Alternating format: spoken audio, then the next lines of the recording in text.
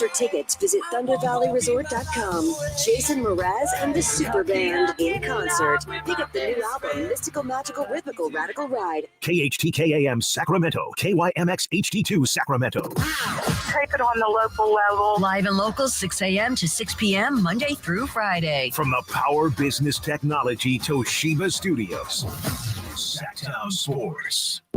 It's time. It is that time. Time for Stiles and Watkins. You can join the show by texting 916-339-1140. Find us on YouTube at Sacktown Sports 1140. It's time for Alan Stiles and Chris Watkins. Yes. Stiles and Watkins, Sacktown Sports, taking you up to 2 p.m. Nate, behind the glass for us today. We have Giants. We have USA Basketball. We have NBA, of course, and your Sacramento Kings. We will have a fun debate at 11 between Boogie and Domantas Sabonis. Who would you take on your squad? And we get into some baseball as well. Chris Watkins, how you doing? Good, man. Yeah, it was a jam-packed weekend, and excited to get this week going. It's I know Dave said last week was the dead period in sports, but man, it really feels like now is we're hitting the second half of baseball, but right. We don't have summer league to talk about anymore. Football is just kind of getting into training camp, so that's in the process of ramping up. Yeah, it's going to be a fun week. I can feel it. We're gonna have some fun. Well, and of course, to end the show, we have a couple right. logistical situations, right, coming up next week with everybody taking off next week from the morning show. Does anybody work anymore? So because of that, we will be revealing our number 7 and number 6 QBs today to make sure that we get to number 1 before all of those logistical changes that we will let you know about later in the week when those are upon us. But yeah, Chris, you said, because you had your dad's birthday, yep. and then you had your girlfriend's birthday. Yep. So then you hung out this weekend to do a combined thing, or was it only girlfriend birthday? It was everything. On Friday, we went out to dinner. That was Saturday. Actually, Mm-hmm. I'm getting everything confused. We hung out on Friday. Saturday, we had brunch, and then we had dinner, and then we did an awesome show. Shout out downtown in Old Sac. They hold these like candlelight concerts. I saw that. Yeah, it was awesome. They do they kind of play like a string quartet with like some violins and I don't know what other string instrument it is. And it was Beyonce themed, so definitely got a rowdy crowd for that. I think typically when you have string quartets, it's probably meant to be, your sipping wine and feeling bougie. But when Beyonce's out, the super fans come out as well, and they can't help themselves. So it was a bit of a rowdier Beyonce show, and that was cool. And then yesterday went on have a friend who has a boat. Went on a boat all day, and then went to dinner with my dad and my girlfriend, and wrapped up the weekend. Man, wow. It was crazy. Didn't get a lot of. Didn't get a lot of Chris time this weekend. Well, you get plenty of Chris time. I definitely do. So, yeah, that sounds like a good time. Yeah, and you went to the fair on Sunday. I went to I had a 5:39. That's right. I forgot time about the tea time. at Bing Maloney. I could not, the first hole, I could not see the ball. Because it was too dark? It was too dark. It was too dark. Couldn't see the ball. And a fox came up to me. A fox. Feels like good luck. Can somebody let me know? Yeah, if there is any symbolism there. A fox comes up to me about 5 feet away, and I'm about to tee off, and I don't know what to do. They don't seem aggressive, right? But it's a fox, yeah, right? Definitely. And it just kind of walked across me. I'm like, is this Narnia? I don't really know what's going on. It was definitely a great time. Did you regret the 5:30 at any point? No, because it was perfect. I mean, we hit the turn at about 7:15. I bet, yeah. And we got, as the sun's getting up. Yes, exactly. We got out of Dodge, played with the father-son duo, so that was a good time. Good. Yeah, and they said they are friends of the show, so they should be calling in. Love that. At some point. And then besides that, went to the fair, and I do love the fair, don't get me wrong, but I am poor. I'm poor now. It was very expensive, and I don't know if I remember it being that expensive. I told you some of the prices. We won't get into it here, but you also said they expand. Like you were telling me things where I was like, you said they have camels. They had camels. They had seals. I was not there last time. They had camels. They had the horses. They had goats. They had Cows, of course. Yeah, a lot. That's insane. Yeah. I mean, I get, they are moving the Sacramento Zoo. Maybe that's like their temporary weekly, or I don't know how much longer the fair is going to be there, but maybe they're just housing one them more there for week, I believe. Next Sunday is the last Sunday. So get out try there. and get in again. I think I got my fill. Okay. I got my fill. Yeah. It was a good time. I mean, yeah, you sounded like you hit the buffet line and everything. That's you right. got everything you needed. And I went to the county fair, and I went to the Alameda County Fair. That's right. So and you got to get your horsies in too. That's right. And the horsies didn't start till 5. So I can't stay that long, man. Yeah. I mean, I got, mortgage has to be paid. Yeah. No, I mean, the fair is fun and all. It is fun. I feel like you could do it cheap though, right? Like if you needed to. Yes. You can walk. Did you walk through any expos, get some relief in terms of the AC? Just it wasn't that bad yesterday. It wasn't that hot yesterday. I guess it wasn't. Yeah, it wasn't. If you're going this week though, be careful because it's definitely going to be a heater. Yeah. Again, I'm a little nervous. I'm going camping this weekend, and I haven't been in a while. So you're going camping now? Like actually camping, like not glamping or anything. Up towards Tahoe. I believe it's called Kyburns. All right, something like that. Yeah. So you're in a tent. Yes, in a tent. I used to do it a lot when I was a kid growing up, but I haven't. I've probably camped like 3 times in my adult life. You know how to pitch a tent? Yes, yeah. I mean, some of them are more difficult than others. Most of them, especially nowadays, it's like you have 2 poles that you need to put together. One goes this way, the other across one. Probably not. No. As I stated, I'm not super not super outdoorsy in that sense. Definitely. Well, you're going camping. I'll probably go kayaking. I got some inflatable kayaks. Probably kayak and just enjoy some nature. There you go. Yeah, just some peace and quiet. Hopefully nothing breaks. That's all I'm not news-wise, obviously. Yes. Not my okay. I thought you meant the tent. Yes, no, not I mean obviously that too, but yeah, I can't have any, DeRozan-esque moves happening. There's been nothing. There's been absolutely nothing, but everybody's going to find a way to cook up something. And we have the Summer League winners and losers, which we will get into around 11 o'clock as well. Xander Schauffele wins the Open. So shout out to him as well, Chris. I could never British courses, man. No, I just look at those bunkers and I'm like, no, it's a little ridiculous. And we'll get into that. Also, Brandon Aiyuk, fair or foul here. Brandon Aiyuk was told to find teams that would pay him. And he did. He did. And the Niners said, just kidding. Cool that you found them. That was great. But we're not doing a deal. I don't think you're at this point with your daughter yet, but like sometimes I'm sure she like annoys you. Maybe like you'll play like a version of but like you'll just tell them something mindless to go do. Yes. Yeah, just go, I don't know. Yeah, go count block. How many dots are on the ceiling? Come back and report to me. And you don't actually expect them to go do it, and then they come back and they're like 5,337, Dad. Yeah. You're like, oh, okay. Like that's what this sounds like to me, where they said, Brandon, like, okay, you want to go get traded? Okay, go ahead. Go find yourself some deals. And he said, okay, here's some actual deals. Here's some teams that are interested. And the Niners said, okay, wasn't expecting you to actually go do that. Does not matter. Did the WNBA crack the All-Star Game code? Team USA versus Team WNBA. Obviously, it would be different, Chris, because I would imagine that Team USA in the WNBA, there's not as many countries involved as the NBA. Right. So some version of that where it's basically the vets versus the young dudes, because that's pride. I think the problem right now is there's no pride with the NBA All-Star Game. And one way to instill pride is we ain't going to lose to these old dudes, or we ain't going to lose to these young dudes. So I do think the WNBA is on to something.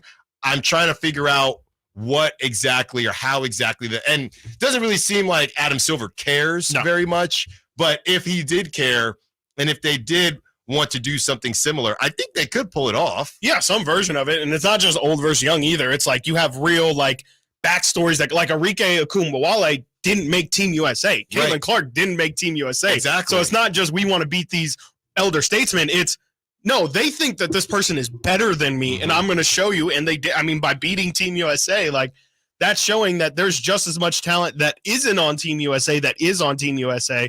Yeah, I mean, I'm sure I'm sure they could figure out something. Maybe you do, all NBA team versus the rest of the. You could probably figure something out because, yeah, you're right. Like, it's the competitive, it's the pride aspect that you need to pull out of these guys, and there's a way of doing it for sure. I mean, we know guys can get super machismo and like, hey, you think you're better than me, and I definitely think you could figure out a way to rile these guys up in some sense, and I think they're trying to do it financially, but I don't think that's really how you speak to these guys. These guys have all the money in the world. An extra $1, an extra $500,000 ain't going to do anything for them. I think you have to dangle a carrot in front of them and say, no, this is a pride thing. This is you got to go out there and show that you're just as deserving as whatever spot that they took from you. And I think there's some way of doing it, but this is kind of like what we have to come up with something. Of course, we can just say there's got to be a better way, but actually figuring that out is probably a process that's easier said than done. Coming up next, we have a conversation about Brandon Aiyuk and those 5 teams. Was it fair or foul what the Niners did after they told him to do something? He did it, and they said, no, we actually don't care. Stiles Watkins, Sacktown Sports. You never know what you might hear when listening to a Sacramento Kings game. Out of Keegan, going for another triple. Man, is he feeling it. Can he do it? Yes, there's number 11, Keegan Murray. Keegan steps back. He just knocked down his 12th three-pointer, a Kings franchise record. He's got 45 points. Never miss a moment of Sacramento Kings basketball with Sacktown Sports and the Sacktown Sports app. Time to check out Capital Casino, conveniently located at 411 North 16th Street in downtown Sacramento. Attention! If you owe money to the IRS, this is an urgent message. The IRS is cracking down by sending out heart-stopping letters, aggressively garnishing paychecks, seizing bank accounts, and putting liens on homes and businesses. They call it enforced compliance, and you better watch out because penalties and interest on unpaid taxes compound daily, making it seem impossible to ever get out of debt. Don't let the tax debt destroy your life. You need to call Optima Tax Relief, the #1 tax resolution firm. They're experts in the Fresh Start Initiative, one of the biggest breaks that the IRS has ever offered. If you qualify, you could save thousands. Optima's resolved over $1 billion of tax debt for their clients. A+ rated with the Better Business Bureau. They'll fight to get you the best deal possible. Call Optima now for a free consultation. Call 800-343-6460. 800-343-6460. 800-343-6460. Optima Tax Relief. Some restrictions apply. For complete details, please visit OptimaTaxRelief.com.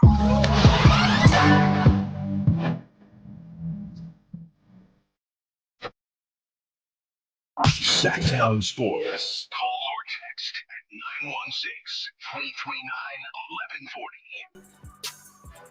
From Curtis Hicks on the Sack Chat, Styles, a fox is a sign of good luck, prosperity, intelligence, and resilience. A pack, on the other hand, is a sign of bad luck, deceit, treachery, and thievery. Dang. So it was just one. I didn't have good luck on the front 9. I did have some good luck on the back 9. There you go. Mm-hmm. What'd you shoot?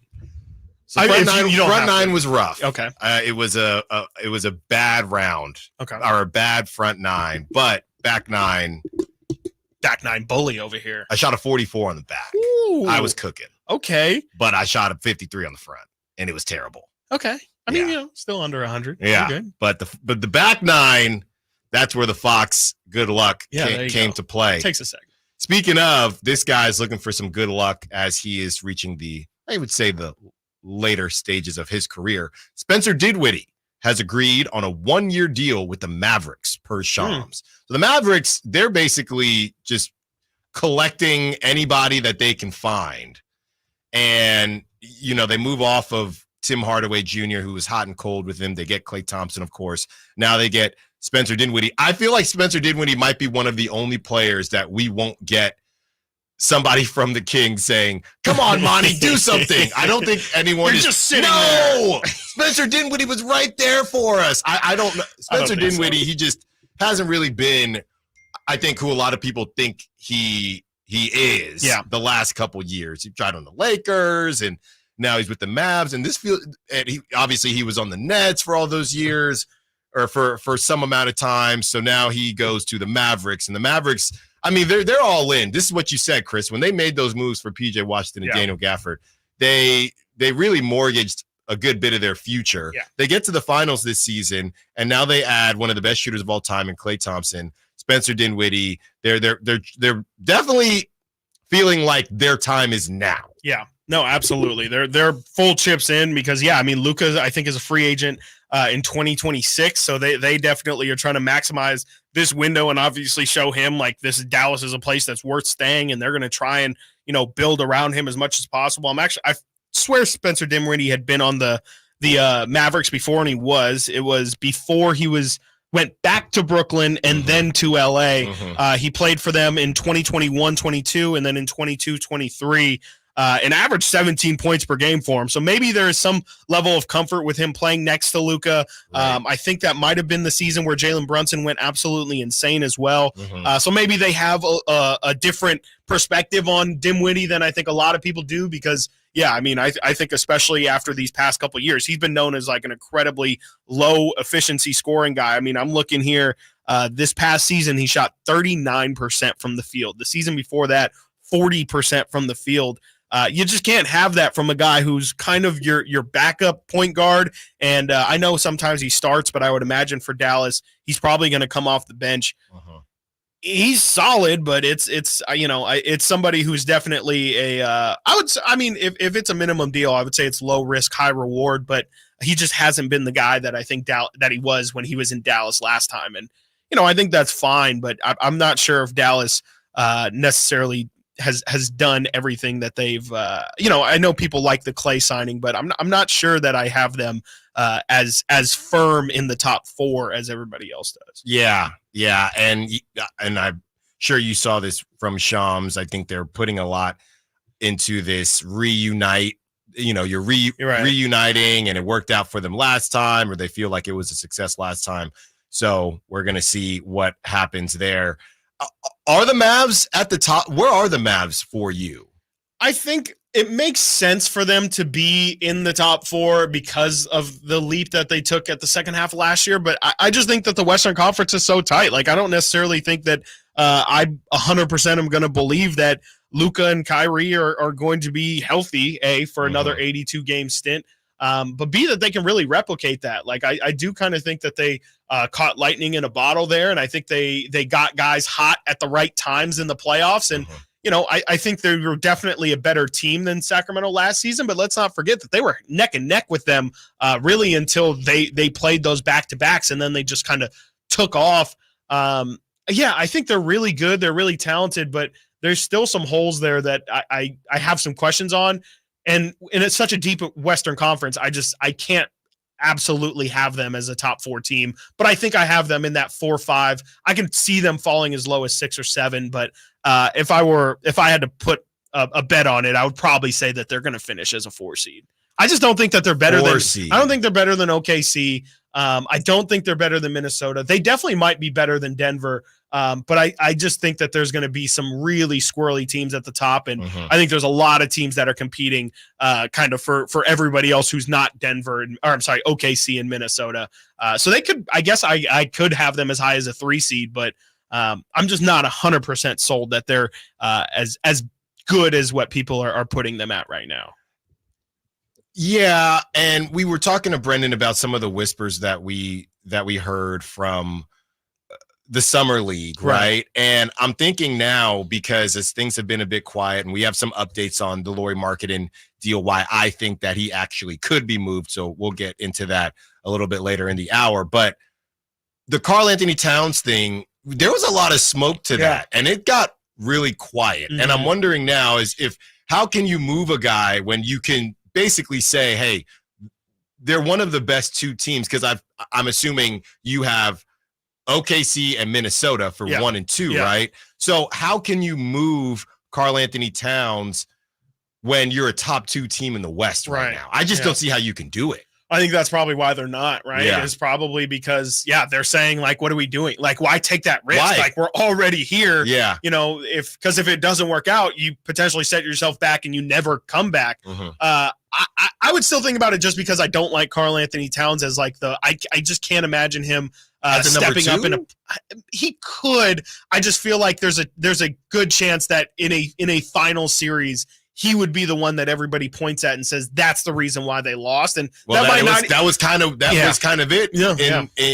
In the playoffs this year. Yeah. It might not even be fair to him in that time, but it feels like he's just going to be always the natural scapegoat for them. Mm-hmm. But I don't see any reason why they can't win with him. Like he is incredibly skilled. Obviously he can, I think, bring out all the potential that people see in him on the defensive end too. But I think if you're a 2 seed, you have to like firmly hit your head on the ceiling multiple times before you make a move like that. I just think that it's too big of a risk to make when you're at this point in the rebuild. Anthony Edwards is still so young.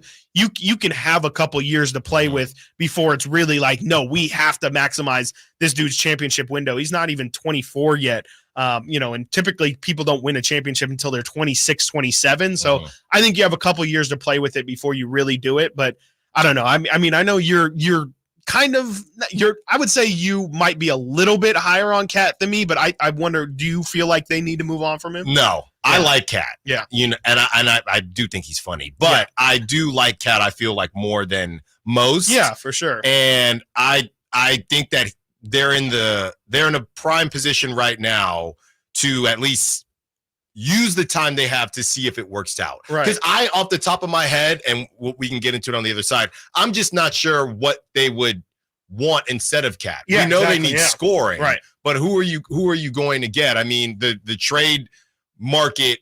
Who is going to return to you what you need? No idea. If it was the Kings, okay, yeah, we need more shooting or whatever. Well, I'm not giving up Keegan Murray for Carlton. And you definitely don't want Kevin Herter, right? Like, you don't want Kevin Herter. That's not enough. So his value, I think, is what's going to – they probably value him. If you value him more than others, you might as well just keep him. Right. And you have to. Yeah. You have to.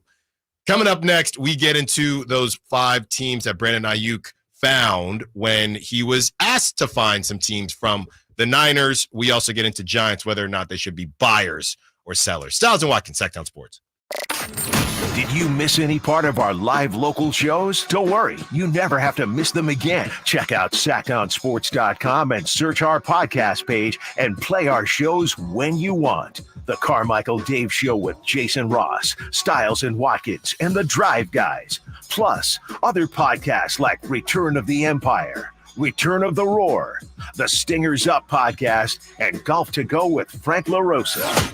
They're all available right now on sacktownsports.com. Hey, what's up, everybody? It's your boy, Kyle Draper. Equip your staff with top-notch uniforms, professionally cleaned and delivered weekly to your workplace by Alsco Uniforms, proud sponsors of the Sacramento Kings Mop Crew. Our services include uniforms, towels, floor mats, mops, first aid supplies, and restroom essentials to uphold cleanliness and safety standards in your business. Discover why it pays to keep clean with Alsco Uniforms. Visit alsco.com to learn more. Again, visit alsco.com. 18 number ones. What was I thinking? Countless ACM and CMA awards. Sold out world tours. And now, Dierks Bentley is coming to Sacramento for Country in the Park 2. September 28th at Hart Health Park at Cal Expo with Parmalee, Dasha, Kelsey Hart, and more. Plus line dancing, food trucks, and more. Tickets available now at CITVFest.com. Brought to you by McKee Brothers Plumbing, Rooter, and Heat, and Dawson Oil Company. When an overwhelmed injury victim calls Ashton or Price, we immediately remove their legal burden and introduce them to the very best medical care in the region. They focus on their health, and we handle all the rest. When they reach the end of their medical journey and are reunited with happiness and hope, we unleash our decades of legal experience to obtain maximum compensation. We are real, local, experienced litigators and snappy dressers, too. Consultation's free, and there's never a fee until we win. Remember, for the best advice, don't think twice. Call Ashton and Price. At aimyourdigital.com, we'll help you target the right audience, build your leads, and crush your quota. Take your business to the next level. Our digital marketing strategies help grow awareness of your product or service, all while building trust in your business. Our approach involves leveraging multiple tools and strategies to deliver exceptional results that are customized to your unique business needs. Don't wait to run out of sales leads. Keep your business growing. Get started with aimyourdigital.com today.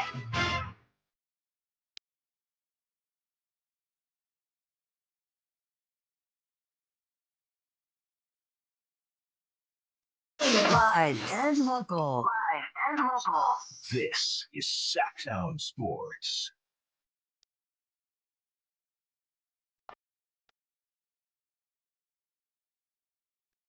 About to get into some Brandon Aiyuk talk. Guys, this is from Michael Silver. Article in the Chronicle, and it's use check. It's nice to have a wife who's kicking butt in the fashion world. It makes taking a pay cut from the 49ers more palatable. Oh.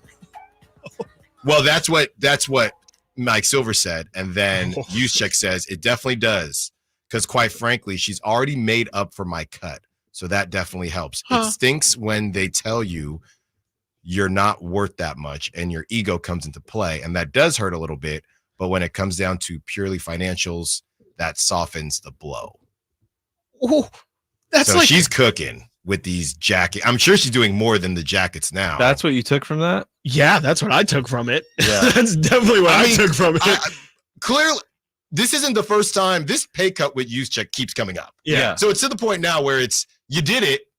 Can you just stop talking about? I mean, if it bothered you that much, Mike Silver who brought it up and he responded to it. Yeah. on a tweet, or how was that? What was this? I'd assume this is one-on-one. I would guess so. I would guess that it's a one-on-one, or so maybe he talked with him at Edgewood. That's not him bringing it up. He's brought it up one time, right? And it was about his book. Okay, well, what did you get out of it then? I got out of it that he's upset that he didn't get enough money and he's still like dealing with that.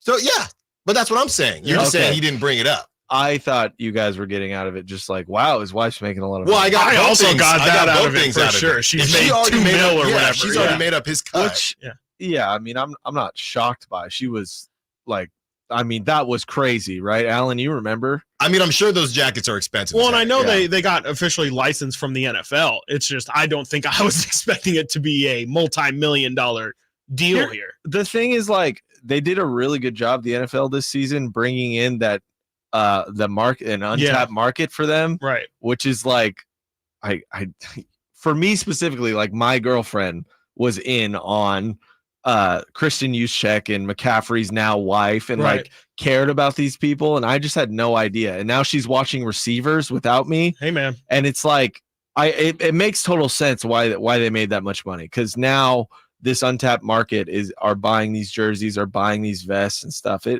can't lie, I want a vest. If she made a Justin Jefferson vest, I'd probably look at it. She probably will. I'll definitely look at it for sure. I mean, yeah, I think they made the Super Bowl ones and they're dope. I mean, I don't really have any. I would love to have some bad things to say about them, but they're dope in the process in which she makes it. Like, I think it's really cool. It's very TikTok, but I think it's cool that she shows her process too. I think that obviously makes it a little bit more special and unique. He was at the dentist when he got a call from John Lynch about taking the pay cut. He's getting a cavity filled. That's a terrible day. Yeah, literally, it's a rough day. That's a bad day, man. It's a rough day. There were only two players asked to give back money. One was Kyle Juszczyk. The other was Eric Armstead. To be fair, Armstead is gone now. Not a lot of people, and and he's injured now. So Eric Armstead, not Kyle Juszczyk. So maybe that was the right move. But not a lot of teams are using fullbacks. Can you guys name 4 other teams that have fullbacks? We have Alec Ingold. Yeah, in the Raiders. Shout out Alec Ingold, friend of the show. Guy. He was so cool. CJ Ham's that guy. Alec Ingold was awesome. He was so cool. No, but I think that's part of it. Juszczyk can be upset if he wants, but again, you're the highest. You're still the highest. Yep. Kyle Shanahan he's the highest paid said, fullback. "Hey, we want you to be the highest paid fullback, but just not by such a large margin." So that was the pay cut. And honestly, this isn't a Brandon Aiyuk situation, right? I mean, Juszczyk, you want to go out? Are you going to get paid more by another team? No. Yeah, no. He's definitely lucky. Definitely. So no it's other very team's simple gonna, to me. And he's not going to get a role like this on another team. So it's totally different from Aiyuk. 100%. Harvard versus ASU, guys. That's what we're talking about. Sure. Brandon Aiyuk was told to find 5 teams, and he did. And this is an article on Pro football talk from NBC Sports. 5 teams were willing to pay Brandon Aiyuk before the draft. This is from Mike Florio. 49ers receiver Brandon Aiyuk recently asked for a trade before the draft. Trade talks nevertheless happened. Negotiations occurred not because Aiyuk wanted out, but because the 49ers invited his representatives to explore whether another team would pay Aiyuk what he wanted on a long-term deal. At the time, the magic number was in the neighborhood of $28 million per year. That quite possibly changed given the market shifting deal from Justin Jefferson. Regardless, there were 5 teams, we're told, who were ready to pay Aiyuk what he wanted before the draft. If they could also reach acceptable trade terms with the 49ers, he would have been traded. That part didn't happen. It's unclear what the 49ers wanted at the time. They rejected an offer of a second-round pick from the Patriots. Other interested teams, and potentially still are, the Steelers and the Commanders. Fair or foul for the Niners to say, go find some trade partners. Aiyuk finding 5 that would pay Aiyuk the money that he wanted at that time. And the Niners saying none of those 5 teams gave us a deal that we wanted. I would like to say, Chris, you were right on the nose last segment talking about counting the stuff on the roof for telling your kid to go do that. I'm going to say it's foul by the 49ers. I don't think this was I don't think it was very cool of them to be like, yeah, go figure it out. What you just wasted your time. We're not doing that. Well, they can just say, hey, none of those 5 teams have a trade pack. But that's the thing. Was it in good faith? Yes, that's why I think it's foul. Was there anything that they could offer that was realistic for them? For a 5? Yeah. I understand, like, hey, we tried with this one team, didn't work. We actually tried with 2 teams and it didn't. It's actually crazy. We almost got there with 3 teams, and it just none of those 3. You still have 2 other teams where it's like there's nothing. You're telling me there's nothing. There is nothing that they sent out that was even close to the. That's where it starts to get all right, man. Like what are we doing again? Like you're sending me on this errand to go find a task. I do it. I come back to you, and you just say, actually, yeah, I know I told you to do that, but. It's just so hard. This is the thing. It's hard to make trades. It's like, no, man. Like, if you're going to send me out here to go find you a deal, I don't give you 1. I don't give you 2. I don't give you 3. This is like LeBron. Not 1, not 2, not 3, not 4, but 5. But 5. We end at 5. And honestly, 5 might have just been a clean number. It might have been more than 5. That he might have stopped. Yeah, he also might have stopped at 5 and said, look, I found 5 quick ones. I can maybe find you 3 to 4 to 5 more other ones. I just think it's disingenuous. That's my problem with it. Is it clearly screams that the Niners aren't serious about trying to trade him, and I guess that's fine because he's under contract, and the Niners are totally in their rights to say we didn't like any of the moves. It doesn't make sense for us. We're not just going to do a move because Brandon Aiyuk wants us to, but at the same time, it's a bit of negotiating in bad faith, and it probably leads to Brandon Aiyuk wanting out even more and feeling even more slighted by this organization. So I just think it's a bad sign in terms of if you want this relationship to truly work long term, this is not how you do it at all. No, and maybe it helps some fans understand Brandon Aiyuk's frustration. Yeah, that's a great point. You don't want to pay me the money. I Right. find teams that will pay the money, and now you won't even make a trade, or you don't think that there's a good enough trade. It almost sounds like the Niners didn't expect there to be this many teams interested in Brandon Aiyuk, willing to pay him that money. And then when they ask him to do the task and he does it with flying colors and comes back with 5 teams, they almost weren't prepared for that and just said, well, ultimately we don't have to do anything. So sorry. Do you think the Niners actually do value Brandon Aiyuk more? Like, actually, not in terms of like trade value, but in terms of, do you think the 49ers, John Lynch, I guess specifically, think that Brandon Aiyuk is a special talent? Or do you think that this is more just kind of becoming clutching your pearls and it's kind of more of a principle of Yeah, I think that they know he has a really good relationship with Brock Purdy. And as much as they like Brock Purdy, I don't know if they're willing to ride with Brock without Brandon Aiyuk. More so than Brandon Aiyuk is a Justin Jefferson-esque type once-in-a-lifetime receiver. I think it's the connection to Brock. And I don't know, as much as they say they like Brock, right? You remove one of those weapons, and we just haven't seen Brock without those weapons for a long period of time. Right. So is now the time where you want to really say it with your chest and say Brock's that dude. Right. We don't even need Brandon Aiyuk. We got Ricky Pearsall. We have Juwan Jennings. We have guys that can fill that void. I just don't think now is the time for them to take that gamble more so than by himself, standalone. Brandon Ayuk's talent means X to us. That makes way more situation. sense. Yeah, that makes way more sense that they just don't want to be essentially left at the altar without a receiver, right? Right. It's not really because in a weird way it feels like they're talking out of two sides of their mouth, where it says, okay, no, we want Brandon Aiyuk to be here, and we think he's a great receiver, but we don't want to pay him more than this $27 million per year is too much for us. But then you get these trade offers in which, I mean, we don't know the specifics of the trade offers, but it seems like you're valuing him from a trade perspective more than somebody who's $28 million per year, because you probably would have accepted that deal if you didn't. If there's a hard line financially, I don't understand why there isn't a hard line in terms of the trade. Like, oh my gosh, this trade is so much better than what we thought. I don't know. It to me feels like the Niners can't make their minds up on which side they want to be on, whether it be Brandon Aiyuk, especially we want him to be here because we think he's a great talent, or versus, look, Brandon Aiyuk is still a receiver and we have tons of other weapons to go to. He's really not that valuable to us because we have so much other. I'm confused. I am confused. Is everybody else as confused as I am? Well, I'm confused because here's the thing. If you remove Brandon Aiyuk, let's say, and I think they probably want a first, and maybe other teams aren't willing to give him a first. It could be that simple. Maybe that is the line. We don't know what. We know that the Patriots offered a second, and they said no. There's been rumors of first-round picks, but nothing concrete. Because if you look at the rest of this skill, if you think Brock this is what doesn't add up, right?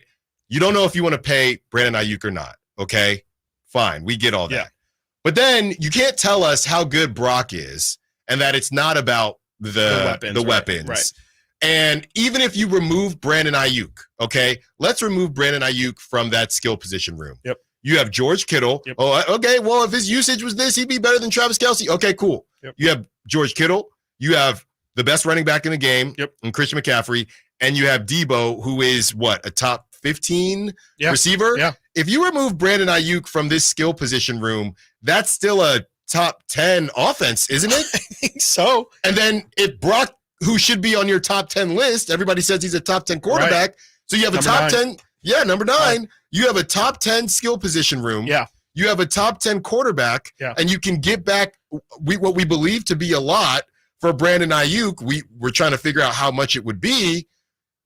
Why deal with the headache? Yeah, they know Ricky Pearsall, who is the steal of the draft. Bust of the draft, right? The busted steal bust reach of the draft. So what are we talking about? I don't know. I mean, you have Juwan Jennings, who's underrated. Juwan Jennings, Super Bowl MVP, should have been. Different universe. So, and I feel like I'm and you have the best coach in the NFL, right? How about that part? That's supposed to make up some ground, right? So do the deal, unless they just have not been good deals in faith. They must be terrible. They must be. Yeah, you know what? Everything you just laid out reminded me of what your friend asked you the other day. So if the Kings have a top 10 point guard and a top 10 center, and now they have a top 5 shooting guard, what are we talking about with first round exits? What are we talking about? No, I mean, I don't know. I don't know. The best offensive lineman in the game. Honestly. We haven't even talked about the defense. Right. A top 3 defense. Sorry. Unless these deals have just been terrible. Right. Or it's just this is what we want. We need a first rounder. It's you know what? It's similar in a different way to marketing. Yeah.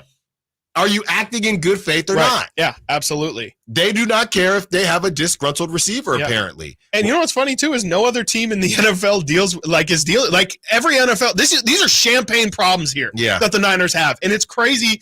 I mean, obviously it's crazy that they haven't won yet, but people are dealing with a lot less than this, and it's just crazy that, I mean, the Niners obviously are still the favorites, but it's just crazy that these guys still, I mean, it's a moot point, but it's just crazy that these guys still haven't won yet. It's time to have an uncomfortable conversation about the San Francisco Giants as the trade deadline approaches.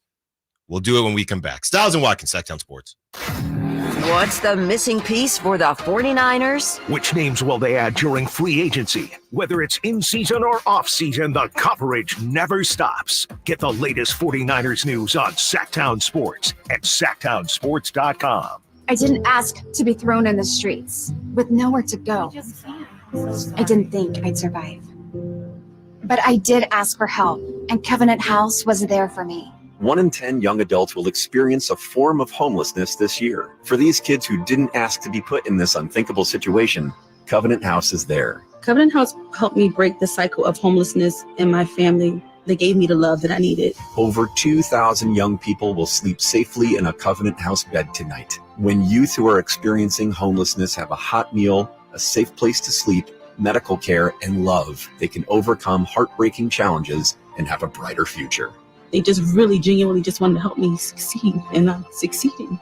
I'm a speaker, I'm an author. Covenant House really helped me and really helped mold me into the woman I am today. If you or someone you love is asking for help, go to safeplacetosleep.org today. I'm Ken Korak with your Green and Gold Report, brought to you by Xfinity Mobile. Connect to the most reliable 5G network nationwide. Well, the A's first pick in this year's draft is Wake Forest first baseman Nick Kurtz. Now, Kurtz, a 6'5" left-handed hitter, has drawn comparisons to Matt Olson and maybe even Hall of Famer Jim Thome. And even though the A's had the fourth pick in the draft, A's scouting director Eric Kubota said that Kurtz was the first pick on their board. Want to save on some of the biggest names in streaming on the network made for streaming? Now through September 21st, get 150 megabit Xfinity internet for 12 months with a 1-year contract. And for just $15 a month, add the new Stream Saver. That includes Peacock, Apple TV Plus, and Netflix for just $35 a month. Switch at Xfinity.com today. Restrictions apply. Requires paperless billing and auto pay to store bank account. Equipment taxes and fees extra. After promo, regular internet rates apply. Currently $54 a month. Actual speeds vary. Stream Saver requires Xfinity internet or TV and price subject to change. I would end the day with sore feet, sore legs. The drugstore inserts that I was purchasing were really not very useful at all. I walked into the Good Feet store and the guy kind of grinned at me and said, I hear that a lot. I was living with chronic pain before going to the Good Feet store. Now I don't really have that problem. I'm able to do the things that I expect to be able to do, even at my advanced age. I feel pretty good about what's going on. The Good Feet store in Sacramento, Roseville, and Vacaville. Some people just know safe drivers save more with Allstate. Just like they know that's the mating call of a blue-footed booby and not a green-footed booby. Yeah, some people know that. And they know if you're a safe driver, you can save up to 40% with Allstate. Ain't that something? Based on the national average premium savings for Allstate customers with a clean driving record versus those without. Savings vary by state and based on how you buy. Allstate Fire and Casualty Insurance Company and affiliates, Northbrook, Illinois. Savings. Now that's speaking the Lowe's language. And when you join My Lowe's Rewards for free, the savings just keep coming. Save money with member-only offers, plus earn points when you shop. More points equal more rewards just for you. Because Lowe's knows you earned it. Literally. Learn more about our loyalty program at lowes.com/MyLowe'sRewards and become a member for free today. Program subject to terms and conditions. Points are awarded on eligible purchases. See Lowe's.com/terms for full details. Subject to change. Hi, Michael Dave here for Capital Casino. Sacramento summertime heat is back. And of course, Cap Casino, Sacramento's #1 poker room, wants to invite everyone to soak up some air conditioning, still with the most variety of table games in the region. And as always, the best food, best service, and the best action, conveniently located in downtown Sacramento. Capital Casino, of course, reminding everyone to please make sure you gamble responsibly. 1-800-GAMBLER. Time to check out Capital Casino, conveniently located at 411 North 16th Street in downtown Sacramento.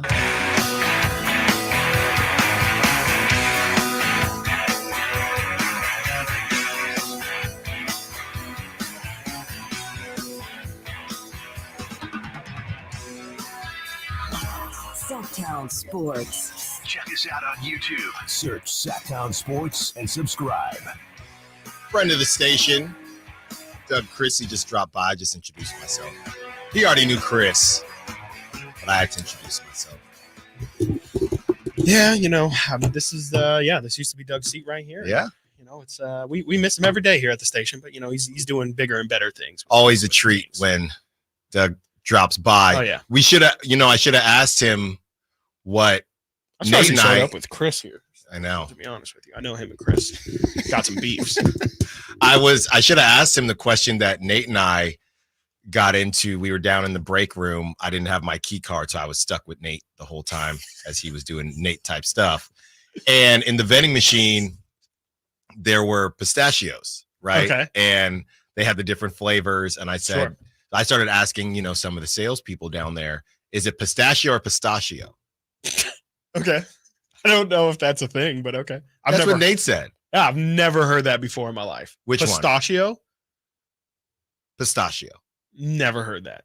Sound like you're putting a little Italian flair on it. Pistachio. You're just being annoying, dude. What First do of you all, you mean? open up the segment trashing me. Nate's doing Nate stuff. What does that even mean? Because you're We're downstairs, getting you're coffee. heating When up he said something. Nate stuff, I don't know why I imagined you like messing with the vending machine. Yeah, he's heating up stuff. Sure. We got a short break and 4 just minutes. a lot. Dude, you're ridiculous. It's just a lot. No one's ever said pistachio. Pistachio. Call in, text in. We'll spend the next hour on it. Yeah. Pistachio or pistachio? I don't, tomato, potato, pistachio. It's all the Nobody's same. ever said potato either. Nobody's ever said. Or- I was or just thinking tomato. that we Say walked tomato. up. Sure. Maybe You know in who UK. says tomato? Gordon Ramsay. Yes, UK Yeah. for sure. Well, a tomato. A tomato. Yes. Let's and go shallots. to Hell's Kitchen. We were supposed to. Did you go to the one in Tahoe ever? No, Oh, but okay. we might go. The problem is when I go to Tahoe later this month, it's going to be a family affair, and I don't know if I want to take baby Stiles to Hell's Kitchen. I just, I don't know. It's like taking them to a sporting event. It's just like, what Dude, are why? What are they getting out of Put this? her on the craps table. It's basically a playpen. Just leave her there. She's boxed in. Yeah. she'll play with the she'll dice. dance for everyone. Everyone will have a good time. That's right. She's a happy baby. She is. Sure is. She is a happy baby. Well, Giants fans aren't as happy as baby Stiles right now with what is going on. The Giants, Chris, they are 3 games back of the wild card, and let us not forget. Doesn't feel like it. A couple years ago, they added another wild card spot, and they're still 3 games back of that last wild card spot. And people are having the conversation whether or not the Giants should be buyers or sellers. They had a pretty good offseason on paper. They go out, they get the center fielder Jung-Hoo Lee, who is out for it feels like it's going to be a very long time rest of the season. They do have Robbie Ray coming back soon. Blake Snell has been injured. He can't figure it out. Some of the moves that they've made, Matt Chapman, I mean, he can't hit water right now. He can't hit air. It's pretty bad. Solaire has been a complete nightmare. Yeah. I don't know why they're hitting him as leadoff. It's a So complete confusing. disaster to me. Lamont Wade, who I didn't know if he was going to be a one-hit wonder or not, between Lamont Wade and Elliot Ramos, I mean, those are the guys that you've been looking at, but Wade can't seem to stay on the field for very long. And the question becomes, should the Giants be buyers or sellers? And there are a lot of names that people have thrown around. Michael Conforto, who I really like Michael Conforto, and some of the other older veterans that you might be able to get some young pieces back for. Marco Luciano has been balling out again in Sacramento, but we've heard that story before. When are you going to figure it out? It took Elliot Ramos a couple years to figure it out. You're still rolling out Mike Yastrzemski, talking about how good his defense is in right field. Okay, cool. Brett Wisely's been nice. Fitzgerald's been nice. That shortstop position, they had the DFA, Nick Ahmed. It is a disaster. And I say all this to say, Chris, as one thing people are always looking for is pitching. And I don't say this in a happy matter at all. I really like this guy. I think that he is going to be a stud. He is a stud. He is the ace right now for this Giants team. But based on the timelines, I do think there should at least be a conversation. And this would mean that, by the way, I don't think they would do this, because if you do this, Farhan's probably gone anyway. Right. So at this point, it would probably be somebody else's mess. So maybe not for this trade deadline, but I do think that assuming Farhan moves on after this season, if it doesn't get better next season, he's 27 years old now. He's about to turn 28 in November. He is a Northern California guy. I love him. He follows me on Twitter. We follow each other on Twitter. So I don't say this with any type of joy at all, but you'd have to have a conversation about moving Logan Webb. Yeah. You'd have to. Yeah, Kings fan Logan Webb. If you Kings fan Logan Webb, if you are moving away from Farhan and bringing in a brand new GM, you got all these 1-and-1 deals, okay, where if they stink, you're stuck with them. If they play well, they'll opt out, okay? So Blake Snell probably is about to opt in because he hasn't been able to get on the field. Exactly. Matt Chapman will probably opt in because he hasn't been able to hit anything, okay? When we go to the Ballers, there's a game, Chris, and you throw water balloons, and first to hit 3 water balloons and they explode wins the game. I don't know if Matt Chapman could do that right now. I don't. So I don't want to move Logan Webb, but I am surprised, maybe not this go round, but if if the Giants don't start to figure it out, there's definitely going to be a conversation because the treasure chest of young talent you would get back for him. I mean, you'd have to think about it in a way. Like it's a Chicago Bulls situation, right? Where it's like, hey, if we're not winning here, like, or I say the same thing about Devontae Adams to an extent as well. It's like if you're not realistically going to be in a winning situation, like why not parlay your star that can make an impact? And he's somewhere a competitor. Else? He wants to win. 100%. He doesn't want to deal with this. 100%. That dude can be a bigger star than he already is. Of course, he's the Giants' ace, but yeah, if he is getting some playoff reps, and we've already seen what he can do in the playoffs too, absolutely incredible.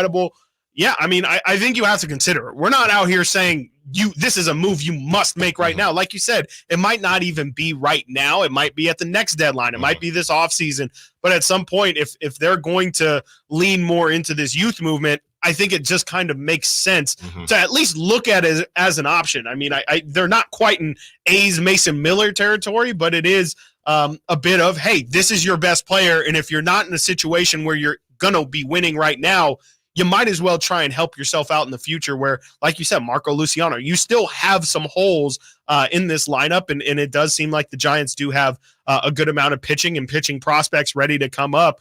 It's something you have to consider. I mean, especially like you said, if you're going to change front offices anyway, it might be something that they're already going to consider because that's not somebody from your regime and you're trying to start a brand new slate. That might be the first place you look. No, they locked him down, and he's not a free agent again until 2029. So if somebody did trade for him, you're getting him for the next 5 years. Yeah. So I would definitely think about it. Not that I would want to do it, and I don't want to do it, but it's more about. It's definitely stamping you're not trying to win. It's less about this trade deadline and more about if you move on from Farhan and you're going to start this thing all over and it's just going to be a complete youth movement, those timelines don't really add up with a pitcher that's ready right now. Because even the Kyle Harrisons of the world, you're bringing up these younger guys, Birdsong, you're bringing up younger guys anyway, so you just randomly have this guy. 28, dude who's entering his prime. You're 3 games back right now, Chris. This was a huge series they had against the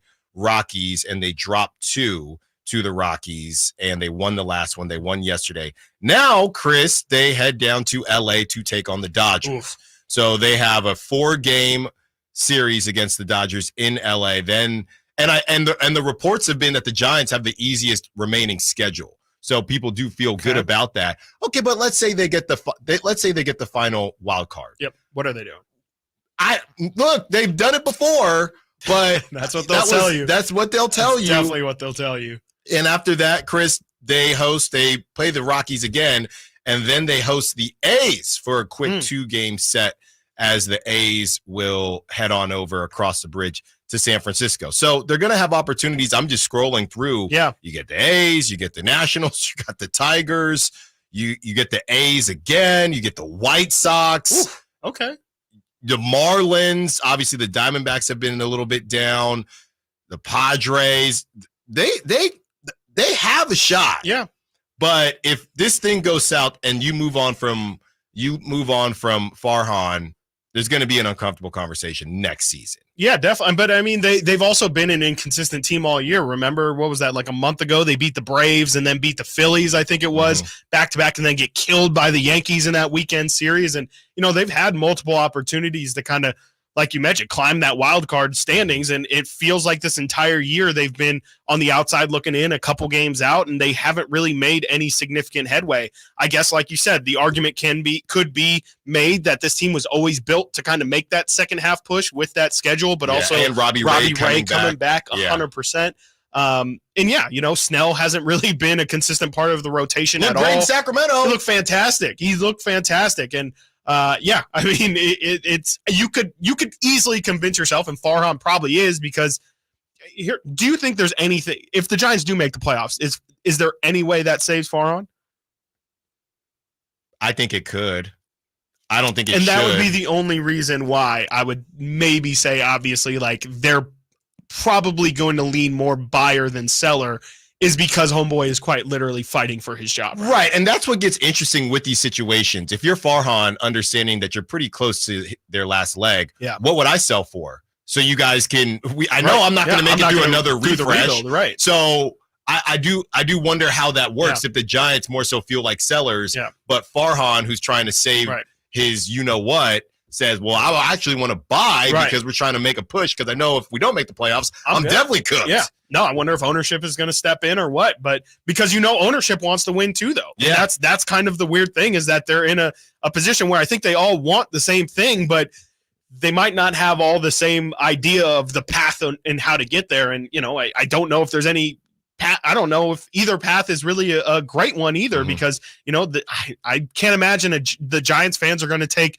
a rebuilding effort in stride. I just kind of feel like that fan base is starting to get, or has been, I guess, starved for winning again. And they feel like they have already been through the rebuild or should have already been through the rebuild. And I don't know if they'll be willing to sign up for it again. From Ian Cohn on the Sack Chat, this is interesting, I'll take Jackson Holliday for Logan Webb. I like Jackson Holliday and the Orioles. They are looking for pitching. Right. I would think about it. I'd need more because Jackson Holliday, I know he didn't do well when they pulled him up. I'd need more, but I might be with you, Ian. Ian goes on to say, but seriously, imagine we get Logan Webb in the wild card game, then Blake Snell, then Robbie Ray, then Kyle Harrison, and you have Jordan Hicks now coming out of the bullpen. Yeah. That would be pretty crazy. That's what we were trying to sell. But you got to get there. Yeah, you also got to get some hits. Besides Elliot Ramos have to get hits. Yes, Soler has to figure it out. They all need to figure it out. Coming up next, we have a fun conversation. Boogie versus bonus. Let's open up the phone lines, 916-339-1140. Who you got? Stiles and Watkins, Sacktown Sports. You never know what you might hear when listening to a Sacramento Kings game. Out of Keegan, going for another triple. Man, is he feeling it. Keegan, can he do it? Yes, there's number 11, Keegan Murray. Keegan steps back. He just knocked down his 12th three-pointer, a Kings franchise record. He's got 45 points. Never miss a moment of Sacramento Kings basketball with Sacktown Sports and the Sacktown Sports app. Power Business Technology is proud to be 100% independent, locally owned, and managed Toshiba copier dealer. Local ownership cuts out the red tape, allowing ourselves to never be too busy to personally answer the call when our clients need us. Recognized for excellence in service execution, training, and customer service, we're proud to be named a 2022 Toshiba ProMasters Elite Dealer. Contact us today for all of your business printing needs at 844-POWER-BZ. That's 844-769-3729, or visit us at powercopiers.com. Jason Mraz and the Super Band live. The mystical, magical, rhythmical, radical ride. Friday, August 9th, the venue at Thunder Valley. Jason Mraz and the Super Band with special guest Molly Miller Trio. For tickets, visit ThunderValleyResort.com. Jason Mraz and the Super Band in concert. Pick up the new album, Mystical, Magical, Rhythmical, Radical Ride. Hey, it's Carmichael Dave for American Energy Heating and Air with a question. Have you recently had a technician diagnose your HVAC system and you were a bit surprised at how much it cost? Or did something seem off about their quote? Because at American Energy, they take pride in giving you honest, straightforward solutions to get that system up and running. Have their qualified technicians come out and give you a free second opinion. It's free. You got nothing to lose but some dollars off of that original quote. They're making the uncomfortable comfortable. They've been doing it since 1981, serving the greater Sacramento area. A+ with the Better Business Bureau. That's why they keep having customers coming back for more and more and more. You can call them and set that appointment at 916-520-9990. That's 916-520-9990 or AmericanEnergyAir.com. Call 916-520-9990 now. There was always a crowd gathered around our dining table when I was growing up. Hi, I'm Frank LaRosa with a word about Naturewood Home Furnishings. Everyone was welcome at my mother's table, so holidays, birthdays, and celebrations always included family and friends. I used to think I was the most popular kid in the neighborhood until I realized that my friends were really there for my mother's incredible cooking. Years later, when I bought my own dining table from Naturewood, I made sure it was large enough to make friends feel welcome. And right now, during Naturewood Home Furnishings' Dine in Style sale, you have an opportunity to find the perfect dining room furniture to help you create your own treasured memories. Choose from casual to formal or anything in between. Visit Naturewood Home Furnishings during the Dine in Style sale Off Highway 50 at Hazel, look for the water wheel. What sets Ashton & Price apart from other injury law firms? I'll tell you. From beginning to end, all important legal decisions are made directly between our clients and their experienced local attorney. A gate agent flying the plane, the receptionist performing surgery, not a chance. There's simply no substitute for the unique power of the direct attorney-client relationship offered by Ashton & Price. And there's never a fee until we win, and between you and me, we win a lot. Remember, for the best advice, don't think twice. Call Ashton and Price. Shop Folsom Lake Kia for special offers right now. I'm Coach Doug Christie urging you to visit my friends at Folsom Lake Kia and save big on your next new or certified pre-owned vehicle right now. Visit FolsomLakeKia.com. KHTKAM Sacramento, KYMX HD2 Sacramento. From the Power Business Technology Toshiba Studios, your flagship station for the Beam team. Should we light the beam? Light the beam, baby. Sacktown Sports.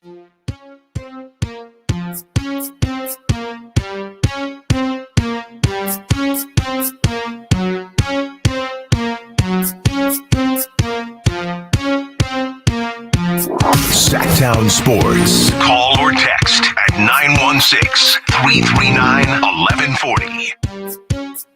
Two polarizing players for different reasons. And as we await the next shoe to drop in the NBA offseason, the trade carousel, and free agency, Kings fans have cooked up quite the debate this weekend as we compare the careers so far between one Boogie Cousins and Domantas Sabonis. Let's have some fun with this one. 916-339-1140. Chris, do you want me to read off the stat comparison, or do you want to go off of vibes first and then get into the stat comparison as you make your pick? Let's go off vibes first. That sounds great. Off vibes, and when you say vibes, I assume you just mean instant reaction, right? Yes. Like, don't give it too much thought, instinct. just gut Yes. instinct. My gut instinct says DeMarcus, and that's mainly because, and this is more on an individual skill basis, is how the initial tweet is, which one are you taking in their prime, DeMarcus Cousins or Domantas Sabonis?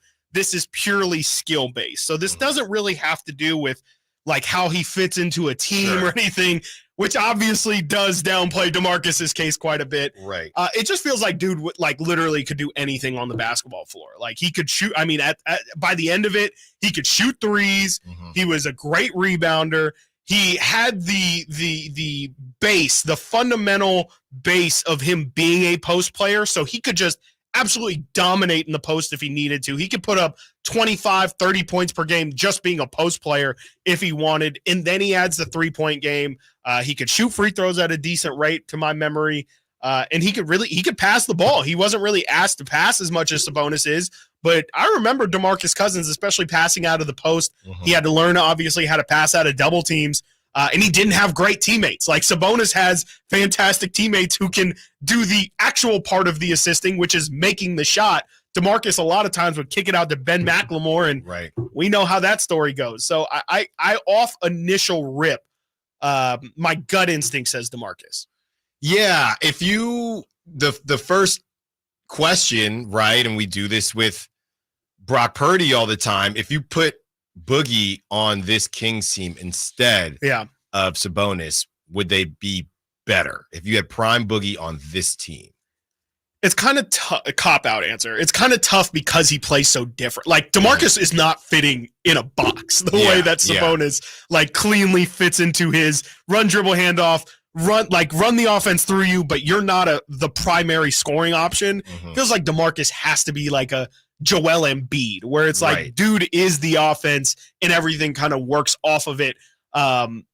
So it's kind of weird. Yeah, I mean, that almost becomes the more philosophical question of, again, individual talent versus what he brings to a team.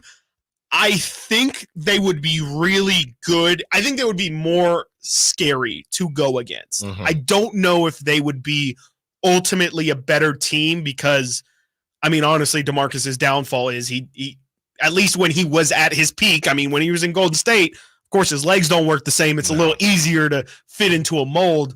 Kind of felt like when DeMarcus was up top, he knew he was up top and wasn't going to settle for being anything less than the second fiddle. So it really ends up coming down to how good do you think a team centered around DeMarcus can be? And I just don't have any history to go off of that says that that's going to work out. So I would say they're a worse team, but you could definitely easily convince me that he, with that talent, with him, DeRozan and De'Aaron, come on. Like, I mean, that's just, we're scoring 130 points every game.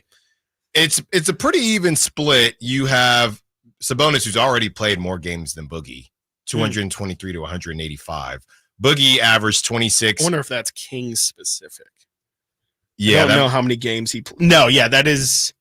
I don't even know what that number is going off of because DeMarcus played 470. Yeah, how is that possible? Yeah, that's from Josh Eberle, by the way. Yeah, that's interesting. Yeah, he's Are those non-Kings games? No, not even. No. Yeah.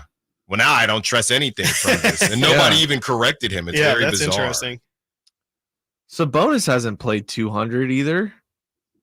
Yeah, no, I'm not sure what that number is referring to exactly. Yeah, but I mean, yeah, career wise, I mean, even still, DeMarcus for his entire career is at, and granted, some of those later years definitely hurt his case, but I can do.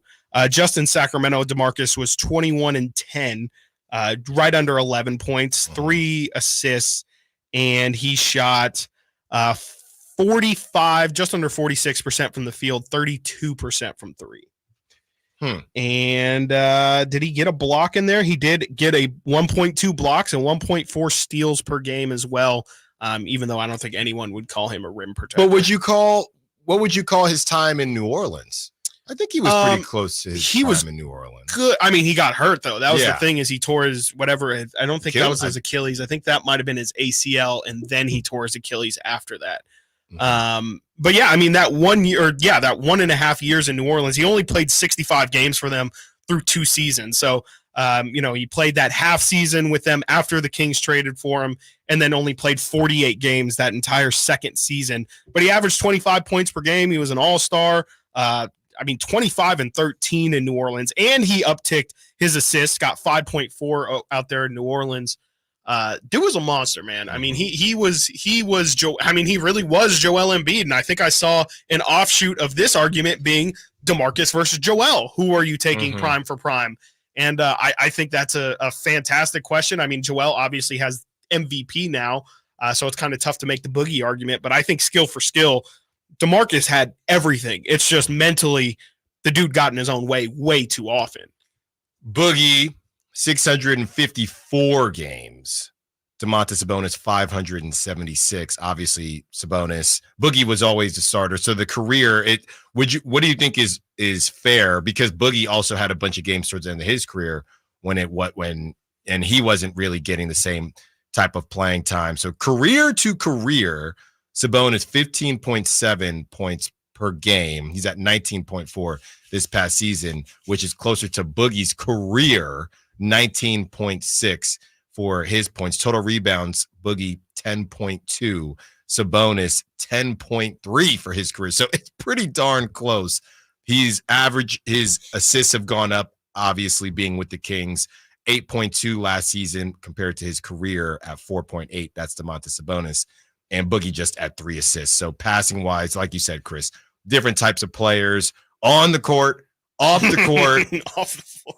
Yeah, I don't want to say that this team would be worse. I don't know if I can say that, though, with Boogie in his prime. Yeah. We just have no clue how they would look. Yeah. Would you consider Boogie to be a dog? Do you think we would not have the conversations that we have about the Kings needing a dog?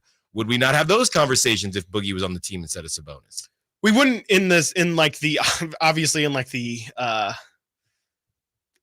who's stepping, hey, someone gets pushed, who's gonna step up to the other team. Not in that sense, but we would definitely have conversation. DeMarcus was a lazy player for sure. I mean, he definitely got away with having so much talent and being the best player on the team that, he would not run back on defense. He was not diving for loose balls or anything like that. But I mean, absolutely, DeMarcus is bringing that edge. However, in the locker room, again, that's where it kind of becomes a problem, and that's where it was a problem. Yes, he brought the fire, and yes, you could say he was a dog and just wanted to win and was only fiery because it was in the sake of wanting to be a competitor at that level or whatever.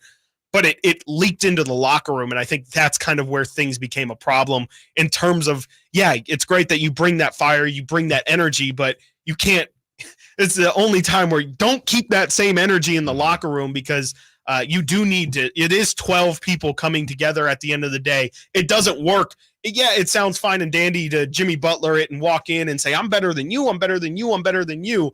But at the same time, is that really always super conducive to a team setting? And delivery is definitely a big part of it.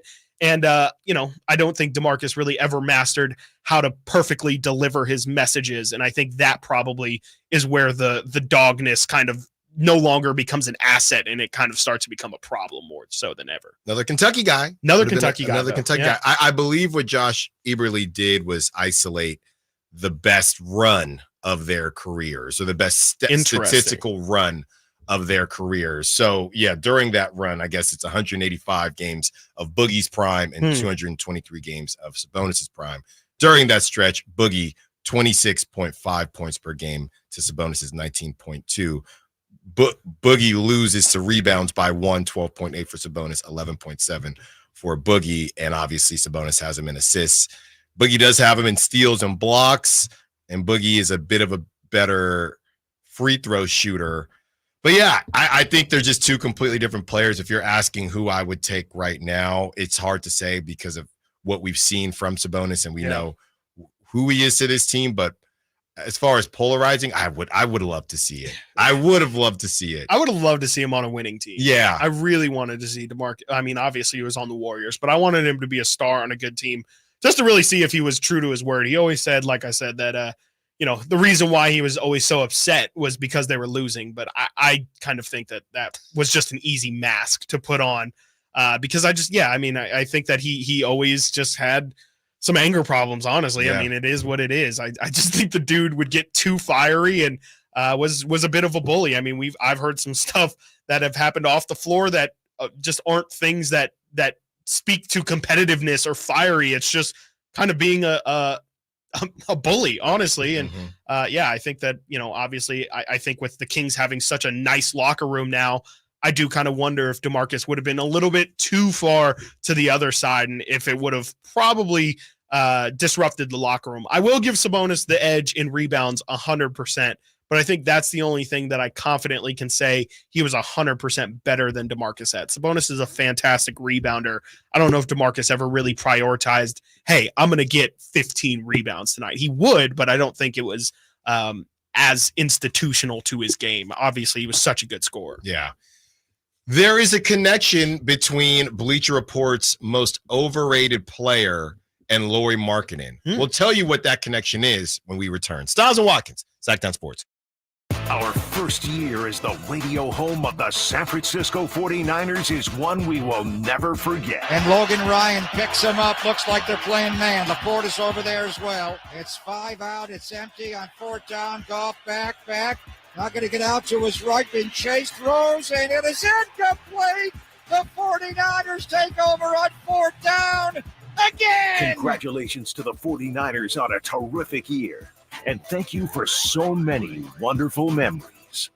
The best things in life, they come in twos. 2 scoops of ice cream, 2 tacos. And now for a limited time, get our best deal of the year. Buy any phone when you switch to Consumer Cellular and get 2 months of service free. That's right, the same fast, reliable nationwide coverage as Big Wireless, now with 2 months free. Proof the best things in life really do come in twos. Visit consumercellular.com or call 1-888-FREEDOM. Second and third month of monthly base service fee waived for new customers with the purchase of a phone and activation by July 31st, 2024. Taxes, fees, and third-party charges will apply. See website for additional details. Tired of hearing scary radio ads about the IRS? Tax Relief Advocates is different. TRA is here to tell you that if you owe money to the IRS, whether it's $5,000 or $500,000, we have a solution. TRA can eliminate or reduce what you owe to the IRS with zero risk to you. We have over 1,000 5-star reviews on Google and an A+ with a BBB. End your tax nightmare today by visiting TRA.com or call 800-583-6580. That's 800-583-6580. Time to check out Capital Casino, conveniently located at 411 North 16th Street in downtown Sacramento.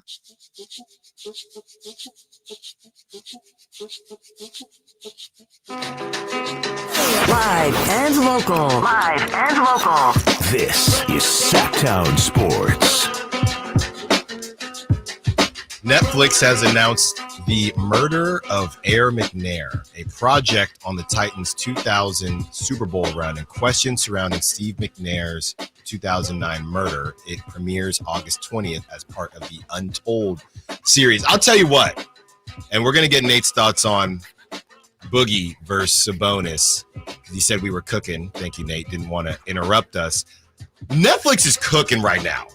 Okay, the shows, the documentaries, they're on fire. And I know I haven't watched Receiver. Do you mean sports-wise or all together?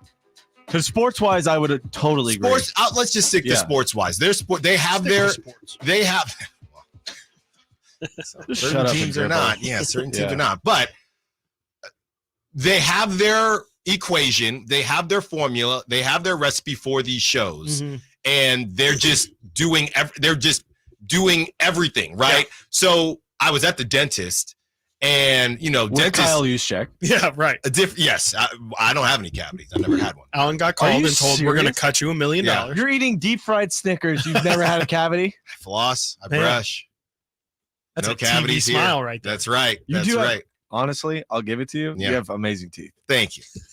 Did not see that on the bingo card, but here we are. My dentist thinks so also. Yeah. But at the dentist, they let you fire up Netflix. It's a really cool. Wow. Yeah. Hey, they have two TVs. Hey. They have two TVs. Your dentist. One when you're sitting up, and then when you lean back, they have another TV for you. So I decided to fire up Sprint on Netflix, which is basically another version of their documentary, but this one is specifically with the sprinters, the Olympic sprinters. If you have not watched Sprint and you like the Full Swings and all these shows, Drive to Survive. Watch Sprint. It's great. We almost cooked the whole thing this weekend. Yeah. It's great, man. Yeah, it's great. I hear amazing things about that, and then funny enough to tie into that too. I think they're starting like a league this I think after the Olympics next summer they're going to be starting like a track league so that we can follow track year round like it's an actual sport, and I think that Sprint has a big factor in that as well.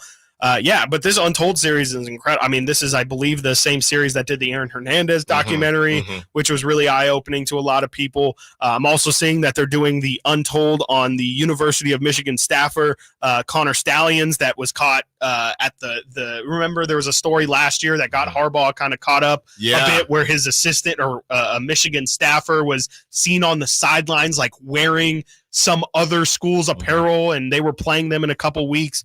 Netflix is absolutely balling right now. And I mean, I haven't finished the Receiver show, but everybody keeps telling me to finish it. And so, I mean, it seems like Netflix Sports is on top. And they have the NBA one. Yep. And that's right around the corner. The NBA one is about to drop. So, great stuff. And during this quieter time in sports, you can get your fill in a different way. And I know people love switching over to HBO Max, but people love what they're seeing from Hard Knocks. It came out that the New York Giants, basically they like Neighbors, but they were in play to get Jaden Daniels. It was either, hey, and they're literally saying it. You imagine if you're Danny Dimes watching this, right? Daniel Jones, and okay. So basically I got one more year to figure this thing out. And they said we're either going for Jaden Daniels, or we're gonna get him a weapon, and they ended up getting him a weapon. Danny Dimes is still hurt though, too. So it's like they're gonna draft a quarter. They got to do something. Well, they got Tyrod. Yeah, dude, how is he? Watch still them ribs, brother. Watch them ribs. Yeah. Oh my, goodness. that was the worst. The worst way to lose your job. Yep. Doctor accident. And that was the Justin Herbert. Yep. Justin Herbert area. The most overrated player in the NFL. And speaking of, we have the most overrated players in the NBA and how that connects to Lauri Markkanen. Wow. Okay, Chris, I'm going to say these names and the list later in the show. And we have the QB list later in the show before crosstalk here. And this is just based on. Can I real quick, just because we teased it, Domas over that's right. Boogie. What you got? It's not even close for me, Domas. Could not stand watching DeMarcus here, especially in the lose. I'm serious. But you just don't like DeMarcus. No, it was just the on the field. Chris alluded to it. Like in the locker room, I don't think he would work with this team. I think like this is all hypothetical. I just don't think it would work with him and Fox. Like they're just clashing personalities. I think Domas, like Chris said, the box fits. It's like putting a square peg into a circle hole or whatever. Yeah. Doesn't make sense. I think Domas on most teams I'm gonna take, and we haven't seen that winning pedigree with DeMarcus on a winning team. But that's not fair though. It's not fair. I'm just saying we haven't seen it. So this is what you're saying. You think this team would be worse if they had prime Boogie instead of prime Domas right now?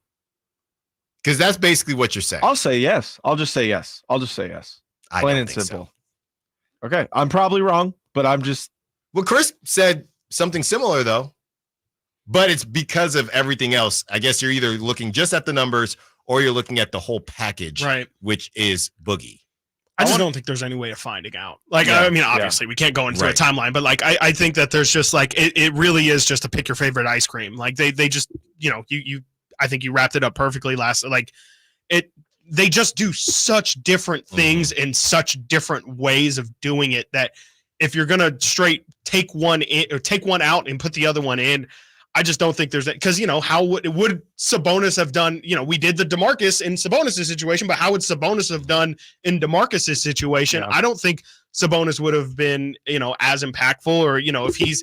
I mean, but again, you're almost asking DeMarcus to lean into what he's good at when he's on a bad team, and you're asking Sabonis to lean into what he's bad at on a good team or whatever. If he's on a really, really bad team like DeMarcus was, he's not a scorer. Yes, he can pass the ball, but again, he runs into the same problems of his teammate missing shots. I don't know if he's elevating that situation any more than DeMarcus did. Even if he is the nicest guy on the planet, I don't necessarily think that it would have helped that team. But that could also be more of a slam on where the organization was at too, because they definitely have taken their lumps because of the DeMarcus years, and I don't think you can get to where they're at now without taking those. I will say last two things I want to say. Mike Brown, I think, would have done a better job with DeMarcus for sure.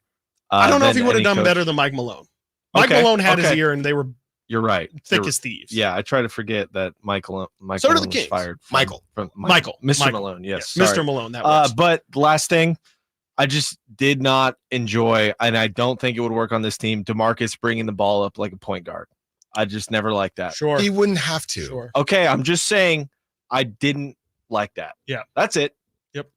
From the SAC chat, remember that time Boogie got ejected, but then was reversed, and he came running from the tunnel like he was in incredible WWE. Incredible. You Scott have Moe killed that moment too. Kenneth Williams. Remember during Boogie's time, we had Tyreek, and after a blowout, he would take pictures of his game day check, new watch, and new shoes instead of being about the team.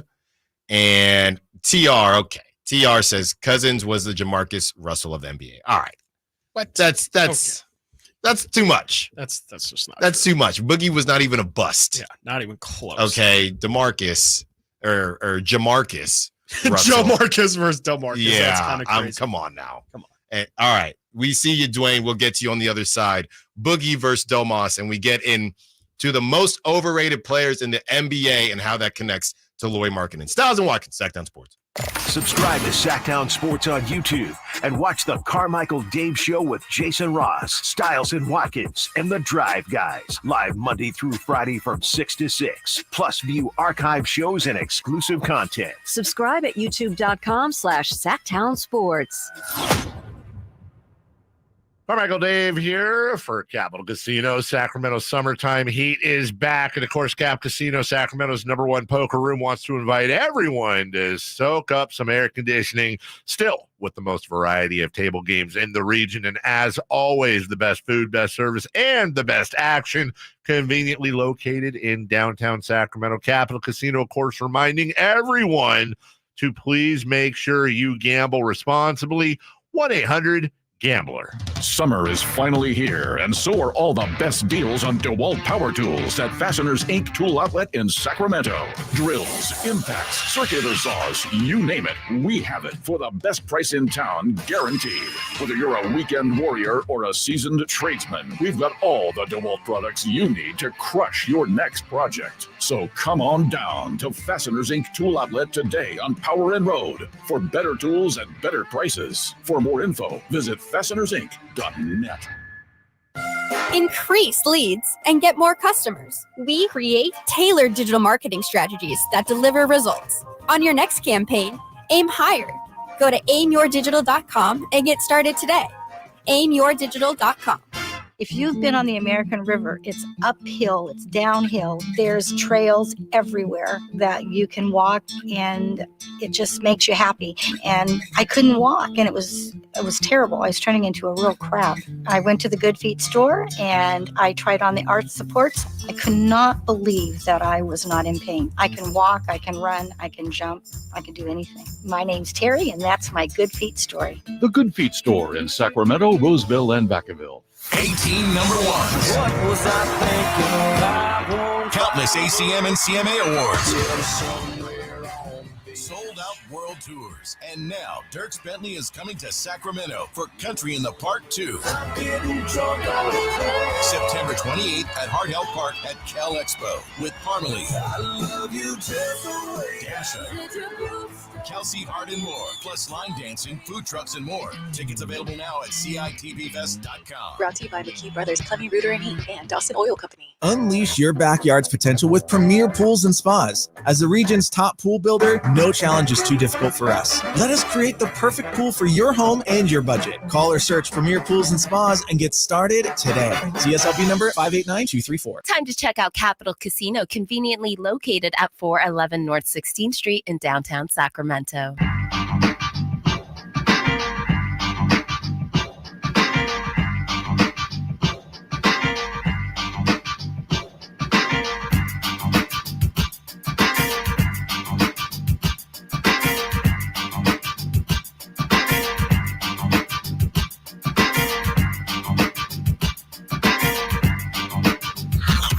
Sacktown Sports. Check us out on YouTube. Search Sacktown Sports and subscribe.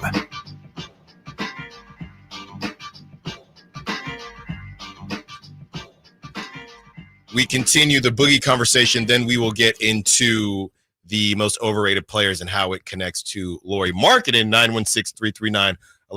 Let's get to Dwayne. Dwayne, who you got? Boogie or Sabonis? Man, this isn't even close, man. Hey, you know it's Boogie. Come on, man. Before he got hurt, he was a superstar, That's bro. what I'm saying, man. That's what I'm Before saying, he got Dwayne. hurt, come on, dog. You know what it is, man. I'm with you, man. Hey, that other guy over there, man, what were you talking about, man? That's exactly what the Kings need. Yeah. It's length. Yep, and Nate some- is and some- tripping. and some meanness, bro. We need some attitude, bro. We need some meanness, bro. We're too nice, bro. So we wind up. What about the pushing crying and around whining? accounts. You know what I mean? Domas is kind of a quiet guy, bro. Yeah. You know what I mean? He's not a 4 that plays in today's game. He's not a 5. He's like a 4.5. And when you're there, that's a bad place, bro. That's like being in the friend zone, bro. So, hey, listen, man, y'all have a good day. Thanks for taking my call. No, great stuff, Dwayne. You know, I really didn't know which direction Dwayne was going because everything that I'm seeing on the text line and the Sack chat is going against Boogie. Everybody is saying Domas. Everybody is saying Domas, and it's not particularly close. So He's really polarizing. That's for sure. Shout out Dwayne. Dwayne's the only one. Or any other? Is it just? And I'm not even necessarily saying it's not close that it would be Boogie, but I just think that Boogie was a talented player. Well, we've now shifted the conversation too. The original conversation is who is individually more skilled, and now we've turned it into who makes the team better. That's right. Well, and I think those are two different answers, though. I do think Sabonis again makes the team better because he can fit into. Or I'm more confident in saying that yes, the team would be better with Sabonis just because DeMarcus brings all of the other things, and he is more of an individual talent than a team-oriented guy, at least from what we saw, which is, again, maybe not fair to him, but we can only go off of that. And I think, if we're talking team success, Sabonis has been in a lot of, not just in Sacramento, like Sabonis was in a successful situation in Indiana at one point. And, DeMarcus just everywhere he went. I know him and AD were starting to figure things out, but and they did eventually make the playoffs as well. But it never felt like DeMarcus could or there was always questions, I should say. There were always questions on even if DeMarcus did get good teammates, which you could possibly make the argument, well, what about the season with Rudy Gay and Isaiah Thomas? Or what about the season with Rudy Gay and Rajon Rondo? You're telling me, I'm not saying they needed to be a 3 seed, but they couldn't even luck into an 8 seed. I think that's kind of where the team and the performance aspects start to play against Boogie, because I think as an individual talent, it'd be really tough for me to switch sides. I just think DeMarcus as an individual is so skilled. Like, there's, again, not a thing on the floor offensively that he couldn't do. Did Boogie get booed when he came back to Sacramento? I don't think so. I'm sure there was some sprinkled in because he, again, was just so divisive of a player. Even when he was here, there was half the fan base that said, much like Nate, I don't think Nate is wrong in saying, like, what about the whining and complaining? That was a massive complaint from a huge portion of the fan base, especially when the team is losing. It's like, well, you can't huff and puff and say, I want to be a winner, and then not run back on defense and yell at your teammates and yell at your coaches and get kicked out of games where, hey, we actually have a chance of winning this. Why are you getting technical fouls? Like, those are the parts where it's tough to say DeMarcus really did ultimately singularly care about winning, because he would do so many things that would get in the way of his team being successful. So it's tough, but I ultimately think that in a team setting, Sabonis has the edge, but individual talent, it's to me, it might not even be close. From the 279 says Domas is literally doing Wilt numbers. That ends the conversation. I'm sure we can find some Wilt numbers from DeMarcus. They go on to guarantee we can. This man had go ahead. Domas doesn't miss games. Domas doesn't leave mid-games. Domas averages more rebounds and assists. Domas doing numbers that haven't happened since 1967, almost 60 years of NBA history, and no one but Domas and Wilt averaged that 19 points and 13.5 rebounds and 8.5 assists for an entire year. Boogie could never. He could, though. Just because he didn't doesn't mean he couldn't. 916-339-1140. Let's get to Rob. I'm gonna guess. Okay, Rob, you riding with Dwayne and Boogie, or are you with Sabonis? Well, okay. I'm a Boogie fan. I love Sabonis. I'm not gonna say I don't love Sabonis. He's a great player. I think we're talking about two vastly different players to start. I think you guys have covered that pretty well too, and I don't disagree with you guys entirely. I'm kind of like I'm like half and half when we're talking about it, because individually I think Boogie's the guy. Like individually, one-on-one, Boogie's going to take him. I think it would be a crazy matchup. It would be one for the ages for sure. But I mean, you're talking about a guy who they were saying was the number one center in the league, and as soon as he entered his prime, we never got to see it. He was robbed of it because of injuries. And then with regards to the winning stuff and who would be better on the team, that's what I've been pushing lately. I think you put Boogie on this team, there's no way we don't do as good. There's no way. With the bonus. That's what I'm saying, Rob. I think it would be different. Guys. But the reason I say there's no way is, I mean, of course Boogie wanted to win. He was in Sacramento dealing with losing for 9 years after being a winner his whole life. So I think that's more of you're talking about guys who've won their whole life stepping into a position that was really toxic franchise, didn't have coaches consistently.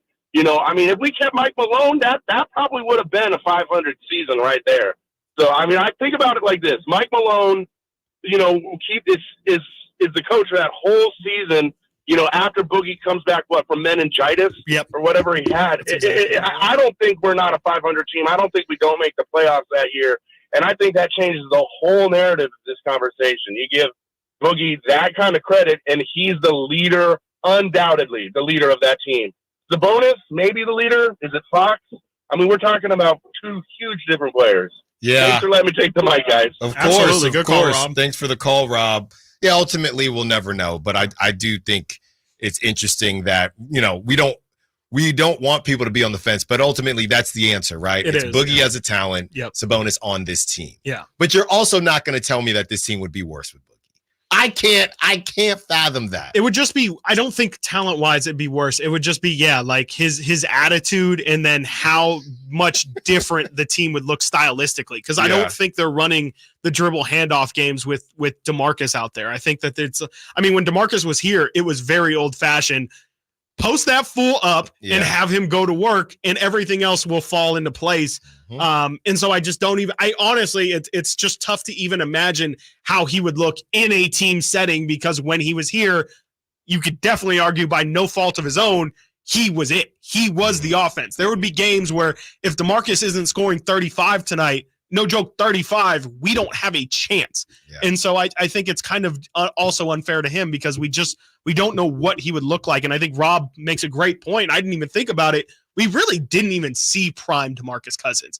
Our definition of quote unquote prime DeMarcus Cousins is actually a what typically would be classified as your pre-prime, because he was not 27, 28 years old going into those situations. By the time DeMarcus Cousins was 28 years old, he was on the Golden State Warriors, y'all. Like, we didn't even see DeMarcus's real, actual, athletic prime. Rob makes a great point. It was taken away from us. So we're really only going off of DeMarcus leading into his prime. Who knows how good he would have been if he could have remained healthy and as a focal figure in someone's offense. I think, and even looking at his Golden State numbers, I had no idea he averaged 16, granted in 30 games. I didn't know he averaged 16 a game for Golden State that year. That's insane. Yeah, he was 20. Injuries have now, this is from 2019, injuries have now fully derailed Cousins' career. He tore his Achilles in 2018, cutting his age 27 season short. My goodness. That's so it was Achilles that's younger. and then ACL. That's he missed a younger whole for season. Achilles too. I know definitely. a draft pick, Deron Holland, just tore his, but Deron Holmes, but yeah, that's pretty young to tear your Achilles. Yeah, and even looking at it, so you say he tears his Achilles. What year was that? 2017? That was 2018. 2018. He then plays the 30 games with the Warriors, then tears his ACL, and that's where there is a hard line of a drop off. So again, I was surprised to find 16 a game for the Warriors. That's still incredibly competent, especially considering he's coming off an Achilles injury. But then after the ACL tear, which takes an entire season away from him, 8 a game, 9 a game, 7 a game, 9 a game, 9 a game, 9 a game. And that's that's his age 30 to 31. He played 2 seasons after he tore that ACL. It's impossible to say what his prime would have looked like, but I think some version of what we see out of Joel Embiid is probably a good comp. I think Joel is much leaps and bounds better defensively, but offensively, again, there's not a thing on the floor that I would say DeMarcus Cousins couldn't do. And he was called Boogie because his footwork was so incredible. He could, I know Nate didn't like it. He could dribble the ball down the floor and he could do whatever he wanted with the ball. He did it well. He did it pretty well. And he was a great he mastered the trail 3 as well. That was a real weapon where the ball handler would bring, a lot of times it was Rondo or Darren Collison, bring the ball up to Marcus looking like he's being lazy, but he's just trailing the point guard. Just turn around, scoop it, and DeMarcus would take that spray 28-footer. Absolutely. Spray threes. I'm telling you. I like Eric S. in the chat says, I don't like Domas bringing the ball up the court either. And I don't as well. I'm just saying DeMarcus Boogie did it a lot. He did it a lot, and I don't want to see that. Domas rarely does it. Well, DeMarcus is better at it also. Yes, yeah. I totally agree. I just don't. I don't. The only center that should be bringing the ball. You don't like Boogie. Yeah, I'm not really a fan. We get it. Okay. I don't know why you're turning on me like this. Why all of a sudden you're...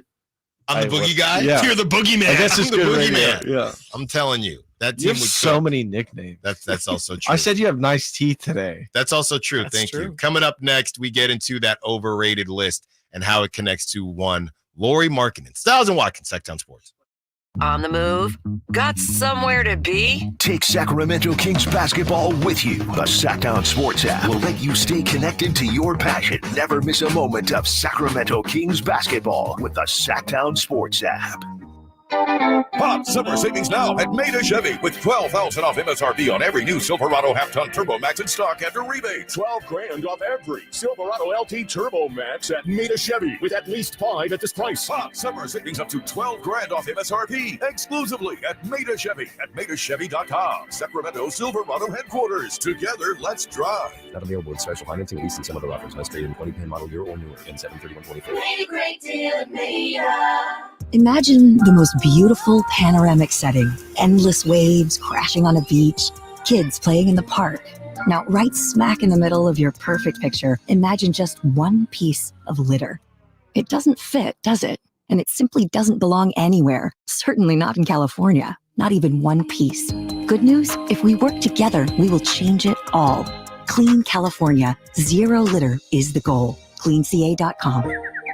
Texting enrolls you in a recurring automated marketing text messages. Consent not required to purchase. Message and data rates may apply. 10. Nice work. Thanks. Taking Nugenix Total T makes a huge difference for me. Nugenix? That's the testosterone booster with TV ads with Frank Thomas, right? Yes. Are they still giving out complimentary bottles? Yes. Nugenix is a great way to feel stronger with more energy and endurance. And as Frank says, she'll like it too. Text radio to 321-321 right now for your complimentary bottle of Nugenix. Text RADIO to 321-321. That's radio to 321-321. Whether you own a local business or a global one, you're always looking for ways to position your operation to create opportunities and move on them faster.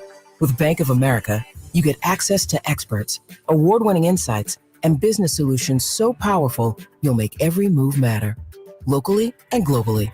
Visit bankofamerica.com/banking for business to learn more. What would you like the power to do? Copyright 2024 Bank of America NA. This is the story of the one. As a maintenance engineer, he hears things differently. To the untrained ear, everything on his shop floor might sound fine, but he can hear gears grinding or a belt slipping. So he steps in to fix the problem at hand before it gets out of hand. And he knows Grainger's got the right product he needs to get the job done, which is music to his ears. Call, click Grainger.com, or just stop by. Grainger, for the ones who get it done. We all know what UV rays can do to our skin, but they can also do damage to your car. Keep that from happening with 303 Protectant. 303 Protectant keeps the sun's harmful rays from causing fading and cracking in rubber, plastic, or vinyl surfaces. From the dashboard to the tires, 303 Protectant keeps your car looking new longer. Get 303 Protectant today at Advanced Auto Parts. Visit 303radio.com for more information.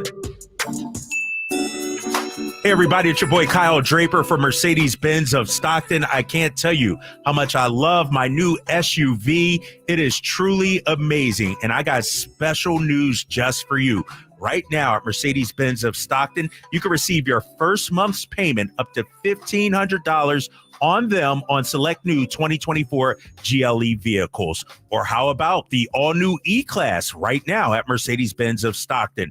They have over 80 pre-owned vehicles in stock, including off-brand trucks, SUVs, and sedans. And they have rates starting at 1.99% APR on select certified pre-owned Mercedes-Benz. And Mercedes-Benz of Stockton has a Vans Fleet Center with rates starting at 4.9% APR plus customer bonus cash incentives on approved credit. Head on over to Mercedes-Benz of Stockton, just off I-5, or online at mbfstockton.com. Insurance companies perform a very valuable service, but they want to keep their money. Although most cases settle before trial, it is paramount that the insurance companies know that if pressed, your legal team has the experience to take your case all the way. For 25 years, Ashton & Price has earned the reputation that if the insurance company isn't fair, we're ready to force them to be fair. My mom used to warn me, wait till dad gets home. Think of us as dad. The best part, there's no fee until we win. Remember, for the best advice, don't think twice. Call Ashton and Price. It's been said an ounce of prevention is worth a pound of cure. And when it comes to a nice, cool summer, it's so true. Right now, get a complete air conditioner tune-up for just $59. Bonnie, plumbing, sewer, electrical, heating, and air. Bonnie.com. Some restrictions apply. License 696-355. Did you miss any part of our live local shows? Don't worry, you never have to miss them again. Check out SacktownSports.com and search our podcast page and play our shows when you want. The Carmichael Dave Show with Jason Ross, Stiles and Watkins, and The Drive Guys. Plus, other podcasts like Return of the Empire, Return of the Roar, The Stingers Up podcast, and Golf to Go with Frank LaRosa. They're all available right now on sacktownsports.com.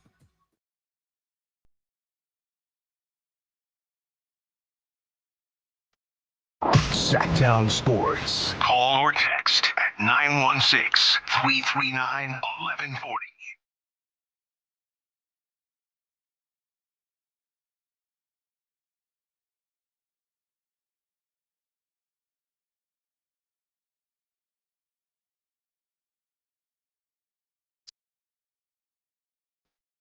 Okay. Stiles Watkins. Better than the song Whitey made me play. Oh my God, anything yes, is better it than is. that. I'm actually very upset. What's great? You can tell Whitey knew. He said, "Thanks for being a good sport." You know I was He's ticked like, off. yeah, okay. That's probably a step. He said, "Okay, yeah." I didn't know. I know where the line is. The song was gonna say "Short people don't deserve to live." Yeah, that was crazy. That was definitely time. That's a Toy Story guy. It A was. simpler time. Yeah. Short people don't deserve They to live. have tiny hands. It was something crazy, especially from a footer too. He's 6 Yeah, feet tall. It's like, that's- brother, you cannot make He this just woke music. up and chose violence that day. Crazy. Yeah. Good song.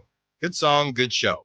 It's about to be a better show as we get into the most overrated players according to Bleacher Report and how it connects to one Lauri Markkanen. Okay, guys, here is the list.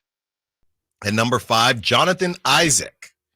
Oh, Jonathan Isaac, okay, as the 5th most overrated player. That's a name that, and it's funny because a lot of these names probably come up a lot when it comes to the Kings should go after this guy or whoever it is. So Jonathan Isaac at number 5, is that a little bit surprising, Chris? I think so. I thought he did a good job of kind of recouping his image after last year, but I guess maybe that's what they're kind of getting at is, yeah, Jonathan Isaac had a great season. How about another one? How about that? How about you play more than 60 games in 2 straight seasons? Then maybe we can give you some hype. So I guess it's not the craziest thing, but if I were Jonathan Isaac, I would have hoped that last year takes me off lists like this. So Yeah. I guess it's okay at number 5. I would have bigger issue if it's like top 3. They say pick your favorite defensive metric. Jonathan Isaac is probably rated at or near the top of it. Yep. The 26-year-old is dominant. Just don't expect him to do it for more than 15 to 20 minutes per game. A slew of lower body issues, beginning with the left knee injury suffered in 2020, have seemingly put Isaac on permanent availability management. He has appeared in only 103 regular season games over the past half decade and cleared the 25-minute mark only 3 times last year. Oof. So that is why they have him there. Number 4, Chris, Jamal Murray. Wow. Jamal Murray. The nutshell case, spicy. where would he be without Jokic? Oh, okay. Mm-hmm. Yeah, and that's really all they put there. It has nothing to do with injuries or anything like that. How can you be overrated if you've never even made an All-Star game? I mean, I guess Jonathan Isaac hasn't either, but who is overrating Jamal Murray? Who is overrating him? Right, exactly. What is he overrated as? Because, I mean, I don't think anybody's really out here having Jamal Murray is better than De'Aaron Fox conversations or anything like that. Like, probably, but they don't.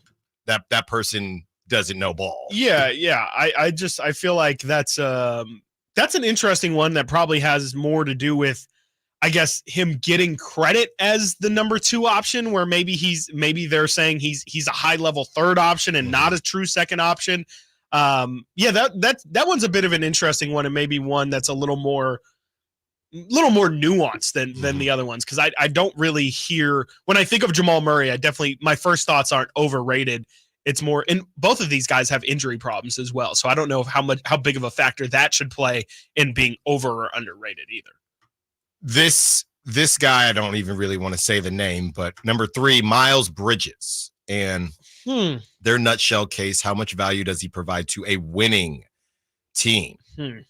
And his I don't know if I agree with that, actually. absence is part of the equation, but he would never be here if it didn't seem like the league at large has moved on. Enough teams reportedly sniffed around his availability before he re-signed with the Hornets that it proved as much, and in doing so reinforced his appeal as a higher impact player. The raw numbers don't do anything to detract from that perception. He just cleared 20 points and 3 assists per game while converting over 50% of his 2s for a 2nd straight season.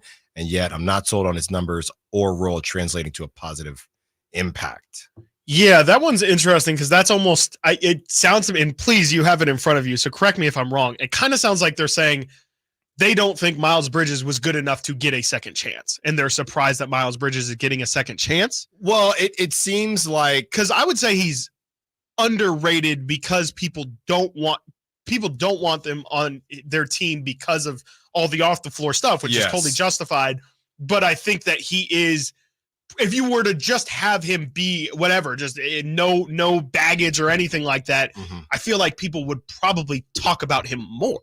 I feel like their stance is kind of what you say about players, the Jeremy Grant thing. Okay. Cooking on a bad team. Okay. And how it would really translate. Or even Lauri Markkanen, you could say, just cooking on a bad team. Interesting. Bridges' offensive portfolio leaves much to be desired. Sure. He still gets to the hoop, but his rim frequency tumbled to a career low rate in 2024. Flickers of self-creation and a jumper are scattered throughout his reel, but he's seldom been a bankable option from the perimeter. He has never shot better than 39% from mid-range, and 2021 is the lone season in which he's maintained league average efficiency from deep.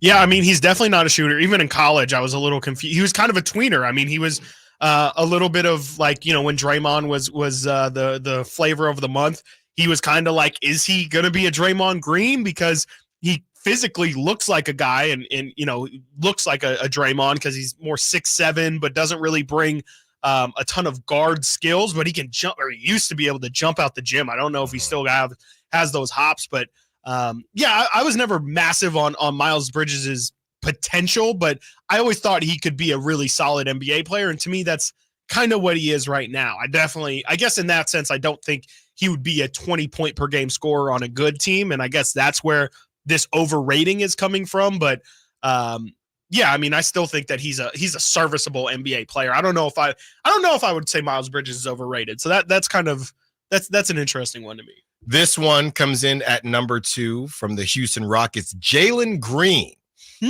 Yes, nutshell case. Okay. The season begins before the All-Star break. Scorers in the earlier stages of developing and perfecting their arsenals can be judged too harshly. Youngsters need time, and Jalen Green doesn't turn 23 until February 9th. Still, the amount of hype he generates for tantalizing closes to the regular season is unlike anything I remember seeing. Take this past season. After a start to the year that had many clamoring for the Rockets to trade Green, Green averaged 27.7 points while knocking down 56% of his twos and 40% of his threes in the month of March. During that time, Houston went on a 13-2 run, and Green notched the league's second highest plus-minus, trailing only Jalen Brunson. That is objectively incredible, but the regular season doesn't begin in March or after the All-Star break. It starts in October. So they just said he is just streaky, it sounds like. He's very streaky. Yeah, for sure. I mean, I think there's a lot of hope that Jalen Green could have been, or even still can be like one of the best rookies from that class, which obviously has Keegan in it. And or actually, am I thinking of the right class? Actually, no, I don't think that's Keegan's class, but there's a ton of potential in his class. And I just don't think he's going to be like a super mega star. I think he's going to be a good scorer, but I kind of think that he's at some point going to top out. So I could see that, but I would probably think Fred VanVleet would be a little more overrated on my list. But people, and I mean, I don't really hear much Jalen Green talk. So maybe that might be a more localized effort from him, because I don't think a lot of people are crazy high on Jalen Green. I think they think he's super talented, but for the most part, I think a lot of people agree with what was kind of initially said there. And he's still young. He's still so young that there's a lot of room for it to either work out that he kind of smooths out his game a bit, or that he kind of shoots himself out of being talked about in that way. Conversation. Yeah. And number 1, how it connects to Lauri Markkanen. Can I guess on this? Oh, no, go ahead. You already said it. No, it's fine. I was going to say LaMelo Ball. I feel like I'm shocked LaMelo's not on this list. Jonathan Kuminga. I thought you were going to say John Collins. Jonathan Kuminga, number 1. Number 1 on the overrated list. Nutshell case. We still need more at both ends of the floor for longer. That's crazy. I mean, I feel like I've been well documented on. I'm still not sold on Kuminga as a potential superstar one day. I think he's crazy athletic. I think he's got a lot of other things he's got to work on, especially his defense, if he's going to be that athletic as well. But I don't know if I would go number one in the league in terms of most overrated. I definitely would say he in which he gets talked about. His production has not been there, with the exception of really last season for those couple months. But I definitely would not say number one in the league most overrated. That's interesting. Yeah, and basically it just comes down to what is he, right? Some of the conversations we've had and how this connects to Lauri Markkanen is that whole idea of Brandon Pajemski being untouchable and Kuminga being untouchable. The report I saw, Chris, was Moody, I think 2 picks and then 2 swaps and then some second rounders and then cash filler. That's not working. That's not good enough. That's not Danny Ainge is laughing. Yeah. There are also reports that Danny Ainge, really the reason the Warriors feel like this could still happen is that they just don't. They're basically calling Danny Ainge's bluff that he's not going to re-sign, which we're approaching the date now, August 6th. They will not offer the extension to Lauri Markkanen because they're not going to pay him during a rebuild, pretty much. I mean, I don't know. I just think, Lauri to Golden State makes all the sense. It's just Golden State is really trying to hold on to as much of their young talent as possible. I just, it's going to be noble, but I really do think Utah holds the cards in that situation. They can hold Lauri. I obviously they want as many picks as possible, but if I'm them, I just don't think that Moses Moody is doing it for me. Like I'm not going to settle for that. I need one of Pods or Kuminga for this conversation to even start.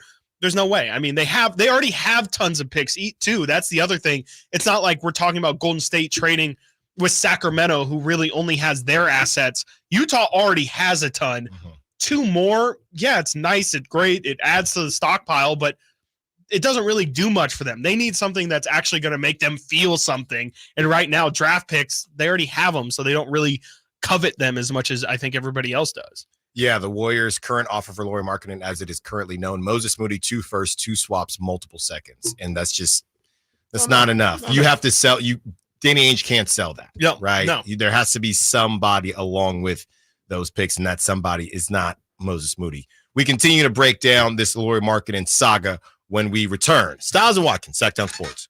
The NFL's leading rusher plays here. Got a handoff to McCaffrey, walks in the end zone. Handoff to McCaffrey, takes it right down to the goal line. He does his thing again. McCaffrey goes in motion right. Backwards pass led by Juszczyk, a block there. Hurdles the man, 10, 5, touchdown! CMC! You can hear all of Christian McCaffrey's touchdowns on your home for 49ers football. Sacktown Sports.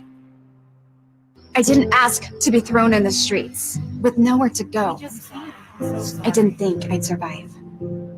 But I did ask for help, and Covenant House was there for me. 1 in 10 young adults will experience a form of homelessness this year. For these kids who didn't ask to be put in this unthinkable situation, Covenant House is there. Covenant House helped me break the cycle of homelessness in my family. They gave me the love that I needed. Over 2,000 young people will sleep safely in a Covenant House bed tonight. When youth who are experiencing homelessness have a hot meal, a safe place to sleep, medical care, and love, they can overcome heartbreaking challenges and have a brighter future.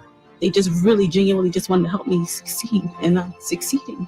I'm a speaker, I'm an author. Covenant House really helped me and really helped mold me into the woman I am today. If you or someone you love is asking for help, go to safeplacetosleep.org today. I'm Ken Korak with your Green and Gold Report, brought to you by Xfinity Mobile. Connect to the most reliable 5G network nationwide. Well, the A's first pick in this year's draft is Wake Forest first baseman Nick Kurtz. Now, Kurtz, a 6'5" left-handed hitter, has drawn comparisons to Matt Olson and maybe even Hall of Famer Jim Thome. And even though the A's had the 4th pick in the draft, A's scouting director Eric Kubota said that Kurtz was the first pick on their board.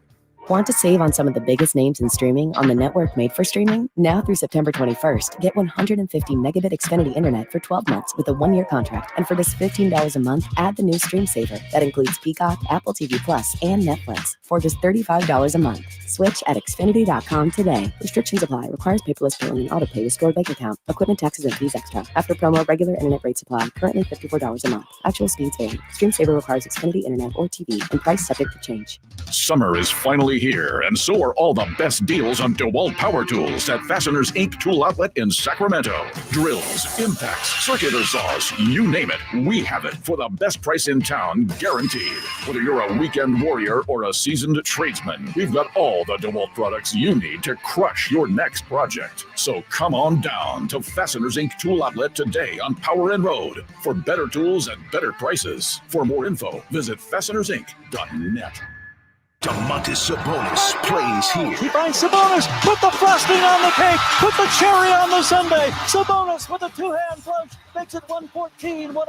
Sacktown Sports is your proud home of the Sacramento Kings. I'm a very active person that likes to move around and go. The pain I was in was really excruciating. It was actually debilitating. I was basically heading towards a sedentary lifestyle. I had really tried everything, but I quickly lost hope with all of the things that we had tried, and that's what led me to the Good Feet store. And when I found the Good Feet system, it really just changed everything. It brought me back to life. I have my active lifestyle back. The Good Feet store in Sacramento, Roseville, and Vacaville. The PGA club fitters at the Hagen Oaks Player Performance Studio know that golf should be fun. They also know that players of all abilities will hit the ball farther and straighter, play better golf, shoot lower scores, and have more fun if they get fitted before they purchase golf clubs. Hagen Oaks delivers the same technology and major brands used to fit PGA and LPGA professionals. See how the game can be even more fun. Hagen Oaks Player Performance Studio fittings are available 7 days a week. Make yours today by calling 916-808-2531. That's 808-2531. Our first year as the radio home of the San Francisco 49ers is one we will never forget. And Logan Ryan picks him up. Looks like they're playing man. LaPorte is over there as well. It's 5 out. It's empty on 4th down. Goff back. Not going to get out to his right. Being chased, throws, and it is incomplete. The 49ers take over on 4th down.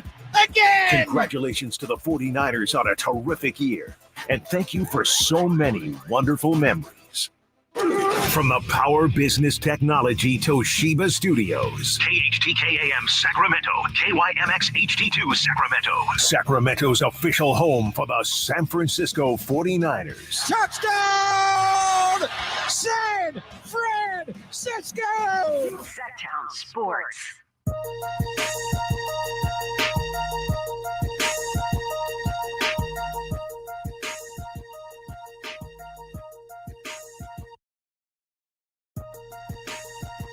Live and local.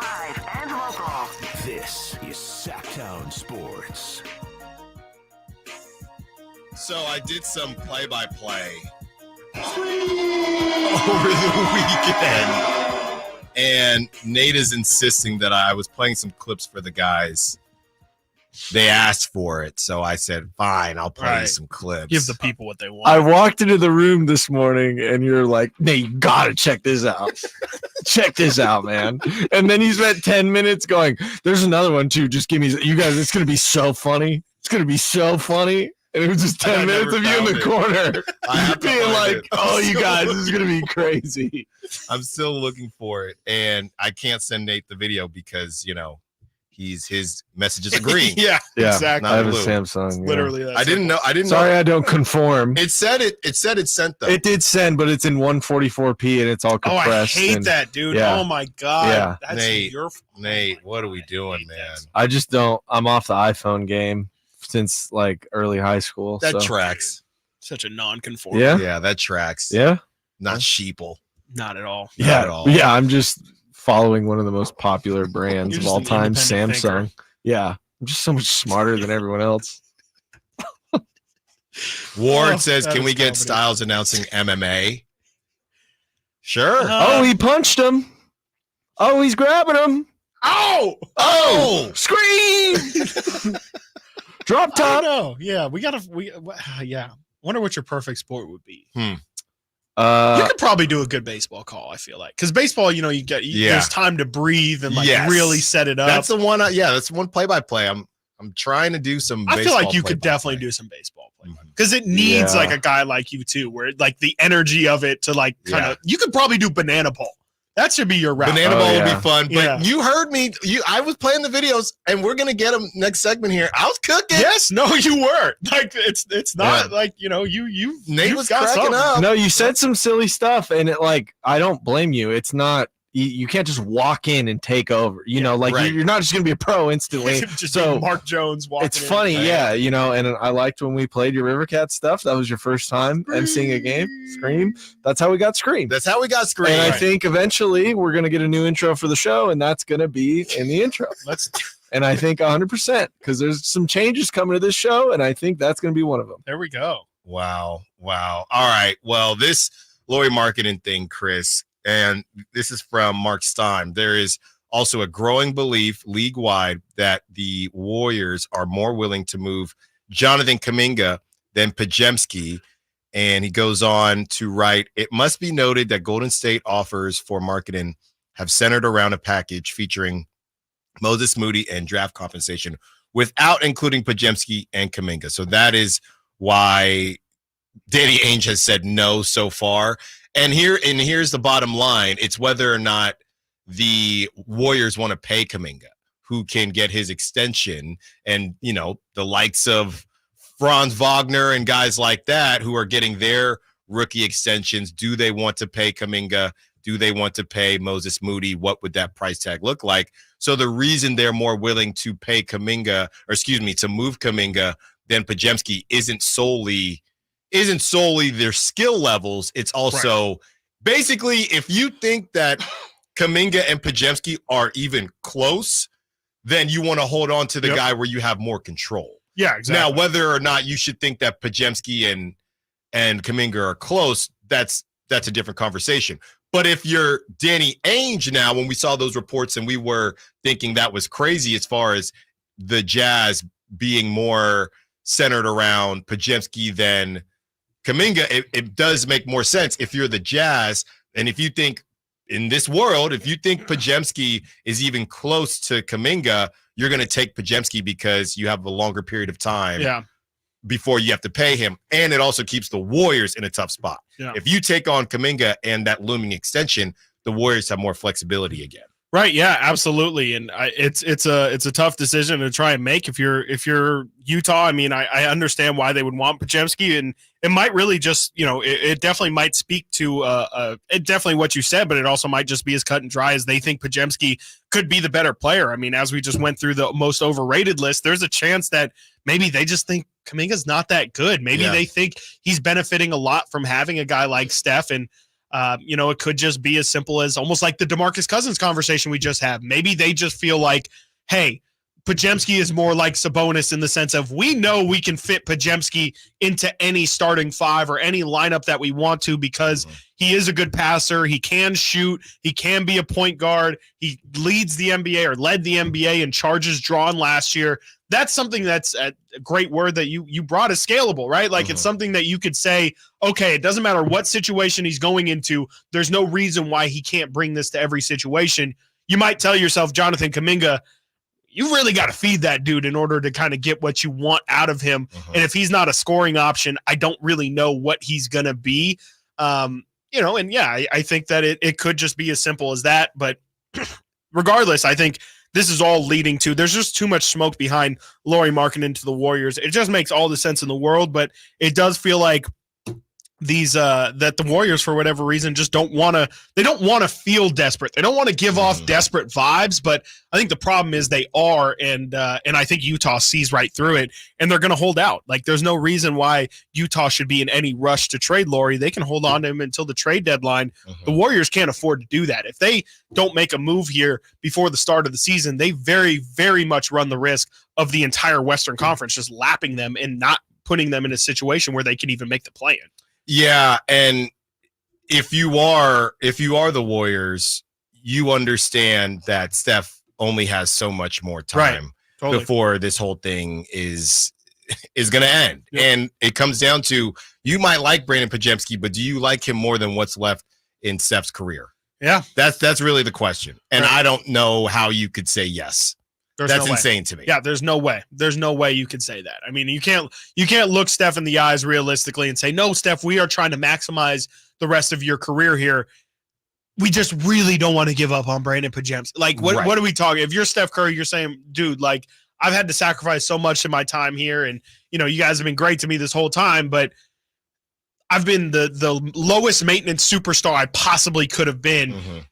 you guys are going to have to get me some more talent, because I'm not just going to sit here and waste away and, have those seasons where he had where Clay and KD were out and, they were just kind of floundering. And of course, eventually ended up getting Wiseman at some point here.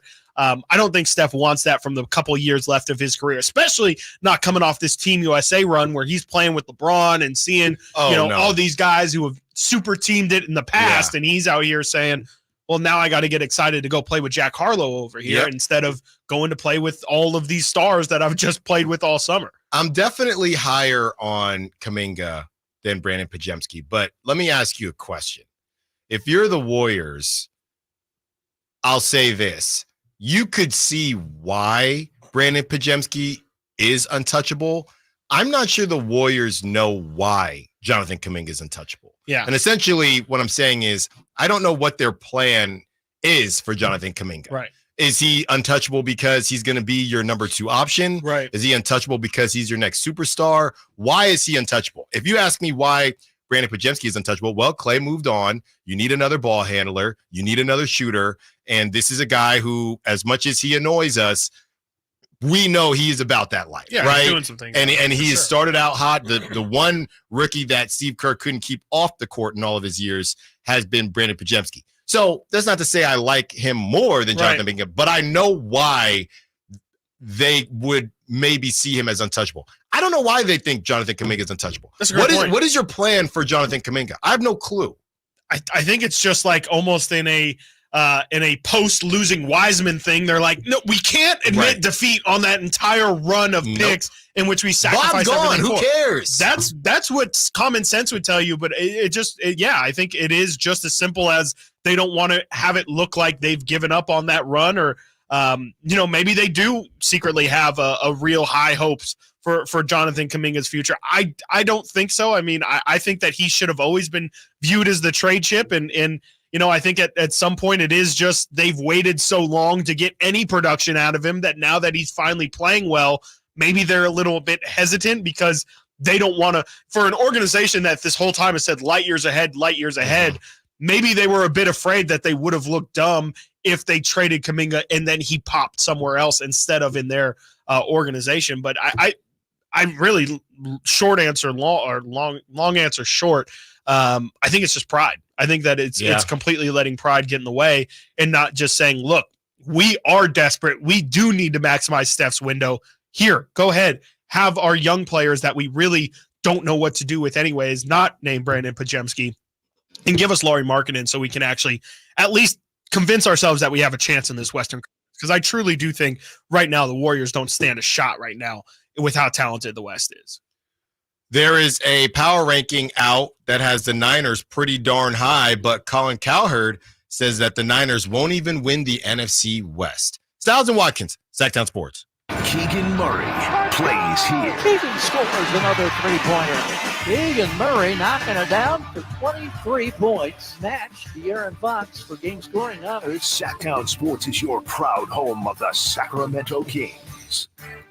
Hey, it's Carmichael Dave inviting you to make the switch to electric this spring and save big with American Energy. Stay ahead of the spiking energy bills this summer with up to $9,000 in rebates on a new ultra-high efficiency comfort system. American Energy is providing huge rebates from SMUD as well as spring specials by installing one of many incredibly efficient AC options available to you right now. Get rid of those fluctuating gas bills in the winter and switch to year-round all-electric with American Energy. Let them perform a free in-home energy efficiency analysis and see where they can help you save for the warmer months ahead. These guys are the best. Been serving the greater Sacramento area since 1981. A+ from the Better Business Bureau. Learn more by calling 916-520-9990. That's 916-520-9990. Call 916-520-9990 now. Sacktown Sports. Check us out on YouTube. Search Sacktown Sports and subscribe.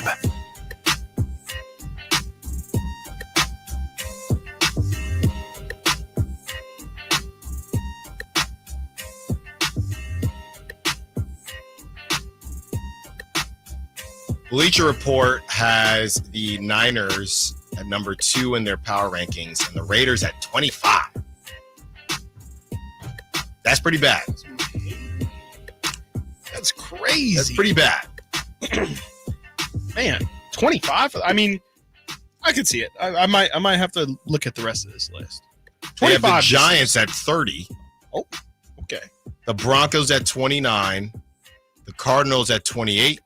Wait, who's the worst? The Commanders, well, it would be the Giants. No, 32. Or, excuse 32. me. 32. The Patriots. Yes. The Patriots at 32.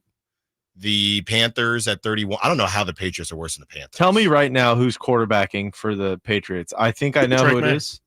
I mean, but who the veteran, quote unquote veteran is there? I have no idea. I believe it's Jared Stidham. So Oh. that's kind of what you're getting into there. If they're just going to roll out May, I think they're just going to roll out May. Yeah. I definitely think Why? I don't With know. Stidham? Well, because I think isn't the general idea, coaches are always like, yeah, we're not going to force him out. Yeah, but This Stidham happens is every not time. that vet, though. I- To me. Yeah, definitely To not. you, yeah, that's not I a mean, Gardner Minshew. Right. Or Andy Dalton was the prime suspect. Normally of that in Chicago. Right, but normally that guy has been a starter in the league. Yeah. Jared Stidham has not.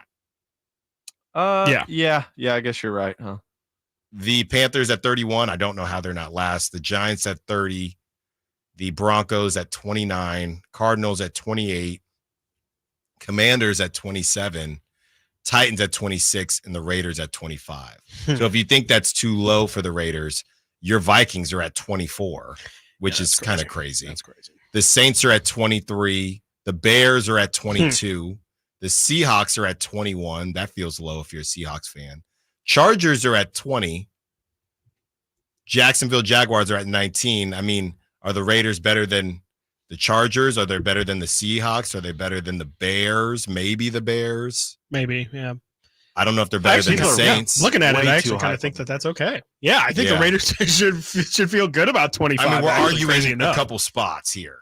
Maybe I don't know that they're better than the Vikings. I don't think Same- they're better than the Vikings. Same tier, but They if you wanna might be argue better than the semantics. Saints. I don't know what to do with the Saints. There's more. Derek Yeah, Carr. yeah. I definitely wouldn't. Yeah, I mean, the tough thing is, the Raiders are convincing themselves of Gardner Minshew and Zamir White right now, and that's just not very exciting. you know? Devontae. Yeah, I mean, for sure, but I mean, It's- that's really your it's the backfield. defense. Yeah. Yeah, I mean, Really, it's the the defense for defense. sure. But everybody's got something in the NFL, right? Like, I mean, I think everybody can tell themselves, as long as you're not terrible, like, some of the teams behind them, like everybody. Like the Bears are a little high at 22. Way too high. A little bit. They caught fire at the second half of last year. I think that's kind of the hope, and then that's also a bet on Caleb, right? Like Yeah. if you Yeah, think different Caleb's going to quarterback. be crazy, then you think that the Bears should probably be a couple wins better than the Vikings. I think if you look at Vegas too, they have the Bears as the third place spot in that division. So it just kind of depends on if you're high on the Bears or not. And I mean, I'm personally not. I don't think they should be higher than Minnesota. But again, we're kind of arguing about a couple spots there. I would probably still take the Bears over the Raiders. I just think it ultimately comes down to your quarterback. I don't know. I just can't bet that Gardner Minshew and again Zamir White are going to win more games than Caleb Williams. I think that I know their defense is really improved in the second half of the season, but I don't see it from the Raiders. I don't see how they're beating teams with those two in the backfield. You have the Jaguars at 19, the Colts at 18. That feels high. That feels high for the Colts. Yeah. I mean, I love Anthony Richardson too, and I think he's going to be great, but he's going to get hurt. I mean, I had him in fantasy last year, and I know he ended up getting hurt for the entire season in week 4, but that man could not finish a football game. He could not finish a football game last year. It don't matter how big he is either, because that's They don't oh have my Michael goodness. Pittman anymore either. Yeah. It's so funny because it's two guys with completely different body types, with one Anthony Richardson and the other being Kyler Murray, who have both dealt with injuries. Right. And the idea is that when you get one of these specimen Massive humans, right, yeah. you're Cam playing it Jackson, safe. right? Yeah, you're playing Lamar it sa- Jackson yeah. and Cam Newton's body. That's Right, what you're he playing it built himself safer, as. but he's almost too big. Yeah. He's almost too big. The Buccaneers at 17. The Falcons at 16. The Browns at 15. The Jets at 14. That feels low, but they said, hey, we don't know what Aaron Rodgers is at this point in time. The Steelers at 13. Way too high. Way too high. Pedigree with what's left. You have no way. Russell Wilson's skeleton and the punt returner and Justin Fields. 13. There's no way. There's no way. That they should be in the category with the Raiders. And I know their defense is amazing, but they need to be in a tier with the Raiders. That's crazy. 13 is way too high. There's no way. Even I know Mike Tomlin, all he does is 8-8 or 9-8 or 8-9 or whatever. But if there's ever, I guess that's a big bet on Russ's comeback, right? I don't believe it's going to happen, but if you're a believer in it, then full steam ahead. I can't see it from Pittsburgh this year. Cowboys at 12. That might be a little low, That feels but seems low. Fair to maybe a little bit low. The Rams at 11. Where's the defense with the Rams? Like, if I'm not mistaken, didn't they lose the best defender of all time this offseason? Yeah. They're just, just still riding Matt Stafford like that. With that Rams said, can I play this Cowherd audio? It plays into number 11. The NFC West, yes, I like the Rams. I thought they had a back-to-back sensational drafts. Finished top 10 in total offense and scoring last year. I really like what they've done with their defensive front in the last 2 drafts. Niners are good, but they're an old, expensive football team. Watch out for injuries. And the Brandon He just goes on to say Brandon Aiyuk situation, but I mean, I don't think that makes the Rams better than the 49ers or the 49ers worse than the Rams. You're basically, like we said, you have a couple years here where the Niners have had an opportunity and they haven't been able to get it done. At some point, you're due for that was a very healthy season. That's why I think it probably, not to speak for Niners fans, but this one probably stings the most because you didn't have the injury issue that you had. I know Drake Greenlaw got hurt in the Super Bowl, but the year before it was Brock's elbow. There's always something going on. Right. You got to help. You went in with all of the Avengers. Debo was good. Aiyuk was good. Kittle was good. They were all good, right? And Greenlaw goes down. We get all that. But this one, I don't know if this one stings more than some of the others, but in all the other ones, it was, Kaepernick, we don't really know if he's the guy. And then you had Jimmy Garoppolo. Yep. You had it all this time. Everything. You had it all this time. 19 and I think hurt more for me, I'll be honest. Wow. 19 did. Me. Yeah. That's just me. Yeah. That hurt. This one, it's happened so many times. And I'm going to cry back here. Get Nate some Kleenex. Yeah. No, I'm with you, Alan. I mean, I think that this to me, I mean, we're the two non-Niner fans, but to me, I don't see how this one doesn't hurt the most because it was all lined up. Everything was perfect. You had an MVP type season from Brock Purdy, who, like you said, I mean, there was questions with Kaepernick. There was no questions, at least in the performance from Brock Purdy last season. You had everyone healthy. You run through everybody with the exception of AFC teams in the entire regular season. You look like the best team. You go against the Chiefs. I guess that's the only part that didn't line up perfectly for you. But even then, you could argue that's perfect because y'all got smacked by the Ravens. Yeah, everybody was saying not the Ravens, not the Ravens. So at what point are you going to get this done? Yeah. Let me ask you this. Because, again, even you mentioned, you correctly did the caveat of, I know Dre Greenlaw got hurt. But, Alan, let's be real. That shouldn't matter. That should not matter. That shouldn't be the difference of you winning and losing that Super Bowl. The Hufanga thing, people don't even know what he's going to be yet. Jameer Brown played great, right? Yeah. If Jair Brown, I'm sorry. Let's say this, because this is essentially the last dance. They're not going to have Debo and Aiyuk past this season. And maybe not Trent Williams. And maybe not Trent Williams. If they don't get it done this season, and I know it's football and any given Sunday, but off the top of your head, could you think of more stacked? What are the biggest stacked teams in the history of sports to not win it? The Niners would have to be top 5 on that list. Yes, they have to be. And I'm not going to say one off the top of my head because I'd have to think about it. The 11 Eagles. But even that, I was thinking the 11 Eagles too. That was all hype. Patriots. That's not even production. Yeah.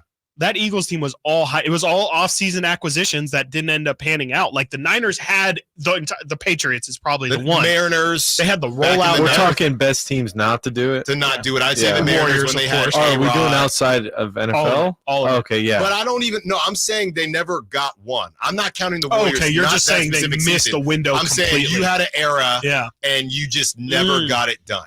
Oh, it would have to be those Bills teams, obviously, continuing to lose in the Super Bowl. Good call. The Dan Marino. Well, I don't even know if it was just Dan Marino. I don't know if team-wise. The 80s Broncos, but then they got one late at the end. I'm saying you never even got one. Yeah. That's a great question. Oh, I hate there's this some Vikings conversation. teams in there I could tell you about for sure. Yeah. 99, 98 Vikings for sure. But not, I mean, what was it? They have what? 5 guys in the PFF top 10? Top 10. PFF is new. I'll say that. Look, but yeah, it's the PFF points doesn't count all the years. Come on. Doesn't count all the There's years. semantics right now. I think they would be the best team in the history of sports to never win the big one. I think that is fair. No, the undefeated Patriots. But to Alan's point, they got one. They eventually got one. In that Okay, run. all right. I'm just okay. All right. But even so, the undefeated Patriots, they were undefeated. But I'm saying on paper, you're saying because they went undefeated, if Right. they did You're not just go saying undefeated, talent-wise. Yeah. Yes. Talent for talent. Yeah, like there's Moss, Brady, obviously, and you get some good defenders, but there's not, the Niners. I mean, this is have crazy. so many all pros, Pro Bowlers, and I think there's definitely an argument for Matthew for Henson, sure. the early 2000s Raiders. Yeah. Yeah, I don't know talent for talent. I would probably take this Niner squad talent for talent, but yeah, I mean, the Raiders got a good shout for sure. Shouldn't have fumbled on the first possession. Probably shouldn't have. Nope. Shouldn't have held on. We want the ball. A crappy kicker. I cannot believe that. Yeah, that's a great point. I completely forgot about the Jake Moody angle. Nobody. I was thinking about this morning. Nobody's talking about Jake Moody at all. Jake Moody Why was is that not on the radar? The biggest talking point. He'll be fine. Literally the entire offseason, I'm not joking. Me and Whitey talked more about Jake Moody than I think any individual Niner not named Trey Lance or Brock Purdy. I don't blame you because he literally lost the game against Cleveland, and he missed some pretty important field goals in the playoffs against Green Bay. As that was the question about We're it, just too, lucky Daniel Carlson's little brother missed it too. I think I told you guys I walked by him after the game. Yes, and you he did, was like head down alone. I'm like, dude, someone's got to give this guy a hug. Give him a hug. Do something. Yeah, give him something. All right, coming up next, 2 different opinions on the robo-ump. Where does Chris fall and where do I fall? Stiles and Watkins, Sacktown Sports.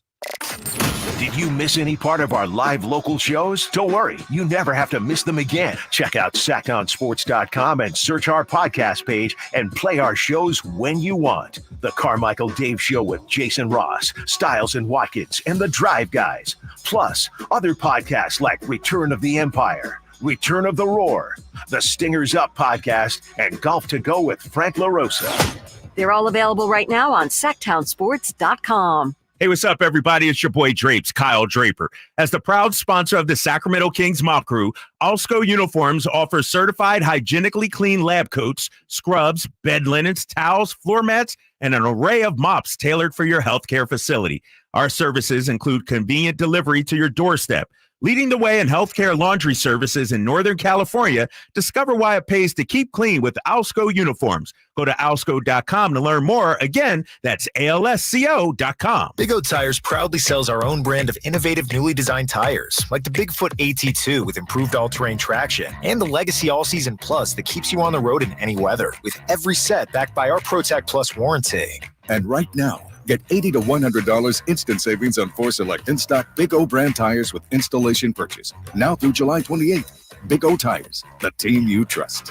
No carry-outs, not valid with other offers. Eligibility may vary. Disposal fees extra and shop fees extra where permitted. See store for details. Power Business Technology is proud to be 100% independent, locally owned, and managed Toshiba copier dealer. Local ownership cuts out the red tape, allowing ourselves to never be too busy to personally answer the call when our clients need us. Recognized for excellence in service execution, training, and customer service, we're proud to be named a 2022 Toshiba ProMasters Elite Dealer. Contact us today for all of your business printing needs at 844-POWER-BZ. That's 844-769-3729 or visit us at powercopiers.com. Keep your family cool and comfortable this summer with Bell Brothers' best summer ever financing event. When you replace your AC system, we're offering 0 payments, 0 interest for 6 months on approved credit, then low fixed rate thereafter. That's right, 0 payments, 0 interest for 6 months on any new AC system. It's an incredible offer on an incredible new AC system, but only for a limited time. This offer is also available on any plumbing, water heater, or insulation projects over $1,000. So call Bell Brothers now. Your family will thank you because they'll be cool and comfortable. But you have to hurry. Our offer for 0 payment, 0 interest for 6 months, then low fixed rate thereafter ends soon. Estimates and second opinions are free. So call now to keep your family cool and comfortable during Bell Brothers' best summer ever event. Our number is 916-444-1234 or find us online at theNoSurpriseGuys.com. That's theNoSurpriseGuys.com. The No Surprise Guys, Bell Brothers.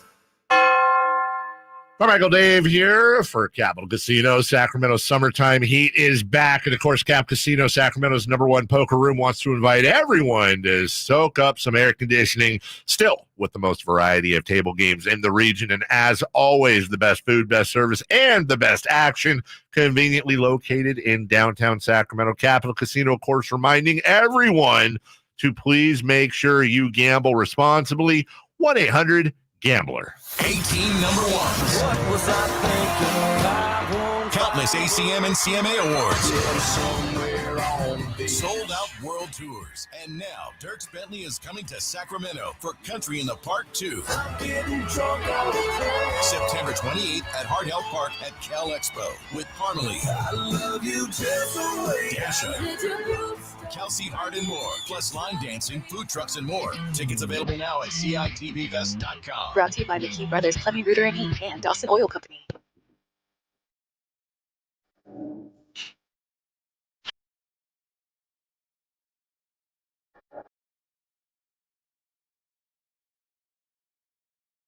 Sacktown Sports. Call or text 916-339-1140.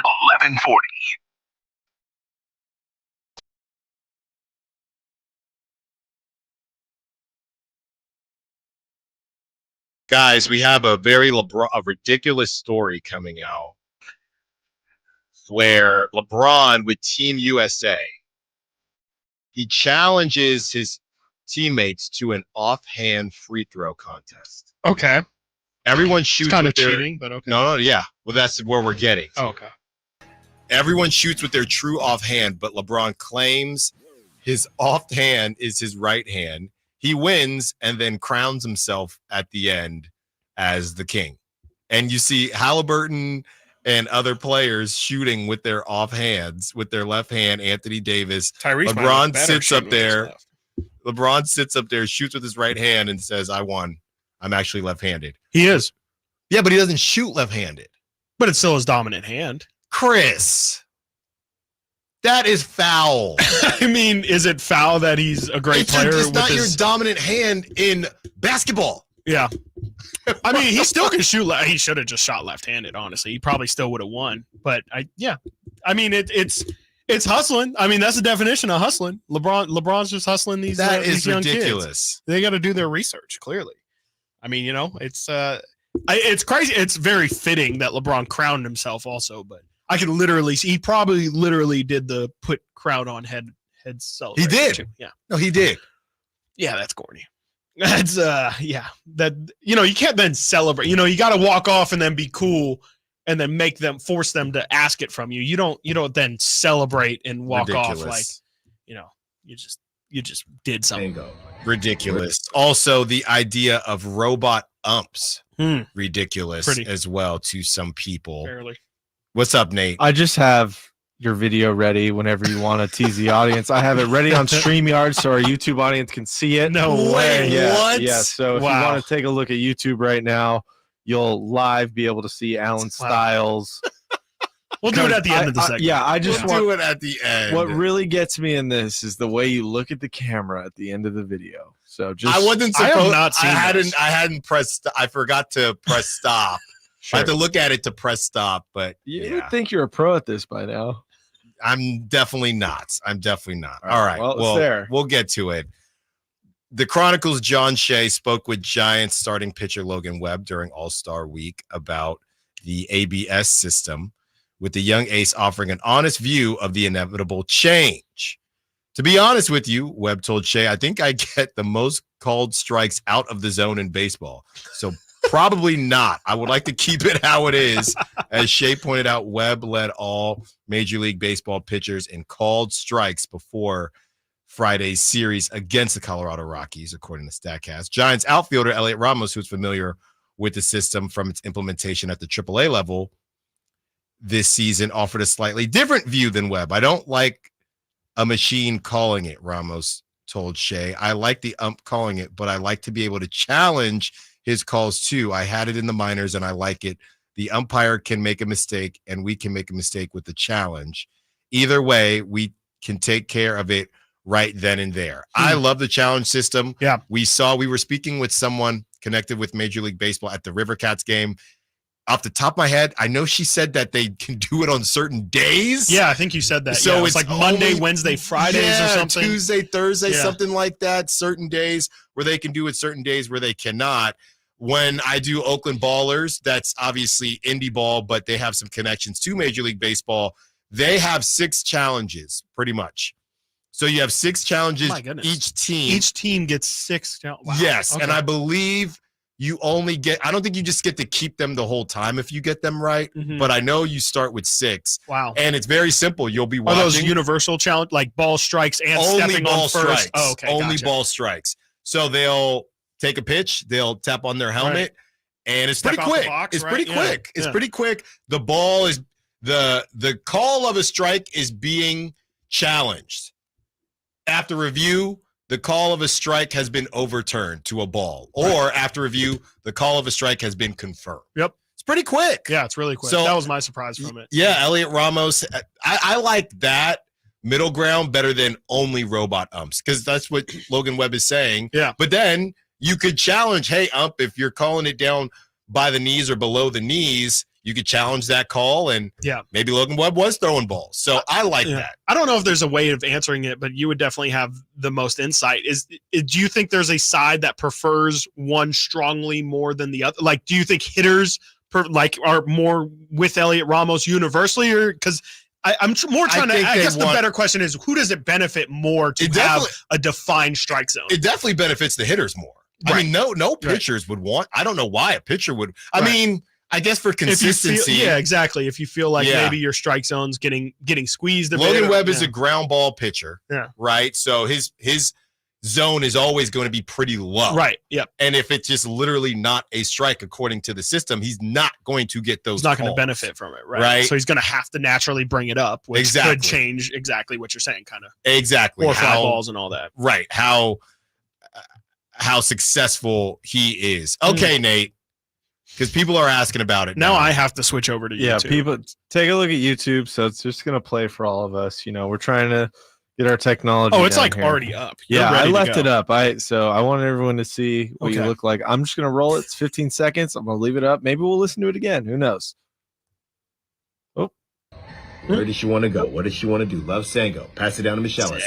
Out to Nicole Berry. Nicole Berry for 3. Got it. It's working. Drop top. Working great. Raindrop. Nicole Berry Don't hear for it. 3. 51-47. You didn't hear it, Chris? Oh, because you're not in program. I heard nothing. I heard it. Okay, let's run it again. Why not? Yeah, why not? Are you in program now, Chris? I sure am. All right. Where does she want to go? What does she want to do? Love Sango. Pass it down to Michellis. Out to Nicole Berry. Nicole Berry for 3. Got it.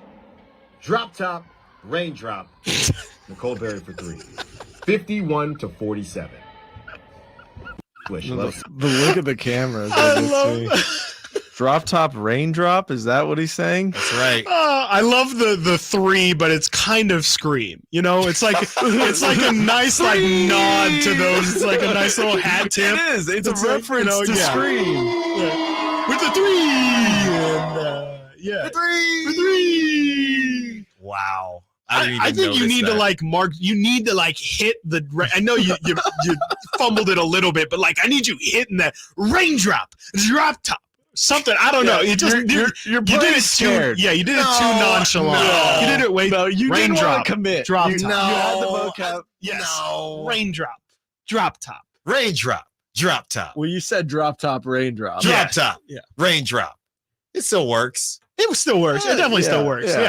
Yeah. I just, it's no scream. Yeah. Because you went all in there. You should have Gus Johnson it. Raindrop. Drop Right. top. Well, that's the thing when you're doing this. It's almost like you have a fear of sounding like other people. That's a super real thing. Yeah, I've heard about that. And you don't want to sound, okay, this guy's trying to be this dude. Right. You're trying to be Mike Breen over here with you. Yeah. Someone in the YouTube chat today said Chris sounds like Joe Rogan. So I don't know what's going on with sound alikes. Yeah, I was like, what are you talking about? It's crazy. Yeah. It's been crazy in the chat today. Wow. But I will be getting drop top raindrop in the mix soon. Drop top. Don't have a raindrop. Yeah.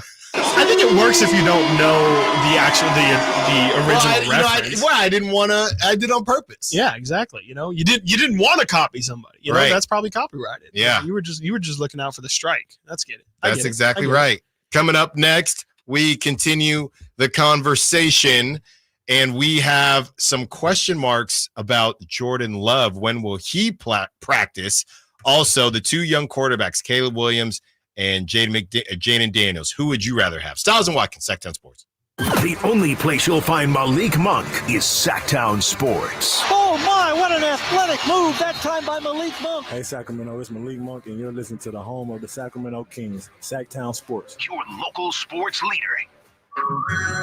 Hey everyone, it's Ted from Consumer Cellular, the guy in the orange sweater, and this is your wake-up call. If you're paying too much for wireless service, you don't have to keep having that nightmare. Consumer Cellular has the same fast, reliable coverage as the leading carriers for up to half the cost. So why keep spending more than you have to? Seriously, wake up and call 1-888-FREEDOM or visit consumercellular.com. Savings based on cost of Consumer Cellular single line 1, 5, and 10 gig data plans with unlimited talk and text compared to lowest cost single line postpaid unlimited talk, text, and data plans offered by T-Mobile and Verizon January 2024. If you love to travel, Capital One has a rewards credit card that's perfect for you. With Venture X, earn unlimited double miles on everything you buy and turn everyday purchases into extraordinary trips. Plus, receive premium travel benefits like access to over 1,300 airport lounges where you just check in and chill out. Open up a world of possibilities with Capital One. What's in your wallet? Terms apply. Lounge access is subject to change. See CapitalOne.com for details. When it comes to my lifestyle and diet, I don't always make the smartest choices. Touchdown! Woo! Hey, how about another round and some more chips? But when it comes to taking care of my liver, I do make one very smart choice. Active liver tablets from New Nordic. I used to have real issues with my liver, and at my last checkup, my doc was concerned about my numbers. But since adding a once-a-day active liver tablet, my gut's better, I feel great, and my doctor's happy. I ask a lot of my liver, so the least I can do to say thanks is a daily dose of Active Liver. You ask a lot of your liver, so give it the support it needs with Active Liver. You can find Active Liver at Amazon.com or ask for Active Liver at your local CVS. Or for a volume discount, visit NewNordicUSA.com. Go to new, NORDICUSA.com. Amazon, or ask for Active Liver at your local CVS. I would end the day with sore feet, sore legs. The drugstore inserts that I was purchasing were really not very useful at all. I walked into the Good Feet store and the guy kind of grinned at me and said, I hear that a lot. I was living with chronic pain before going to the Good Feet store. Now I don't really have that problem. I'm able to do the things that I expect to be able to do, even at my advanced age. I feel pretty good about what's going on. The Good Feet store in Sacramento, Roseville, and Vacaville. Jason Mraz and the Super Band live. The mystical, magical, rhythmical, radical ride. Friday, August 9th, the venue at Thunder Valley. Jason Mraz and the Super Band with special guest Molly Miller Trio. For tickets, visit ThunderValleyResort.com. Jason Mraz and the Super Band in concert. Pick up the new album, Mystical, Magical, Rhythmical, Radical Ride. Sponsored by Xfinity Internet. Enjoy ultimate control of your home network. Personalize your Wi-Fi name and password. Assign user profiles. View and control connected devices and more with the Xfinity Internet app.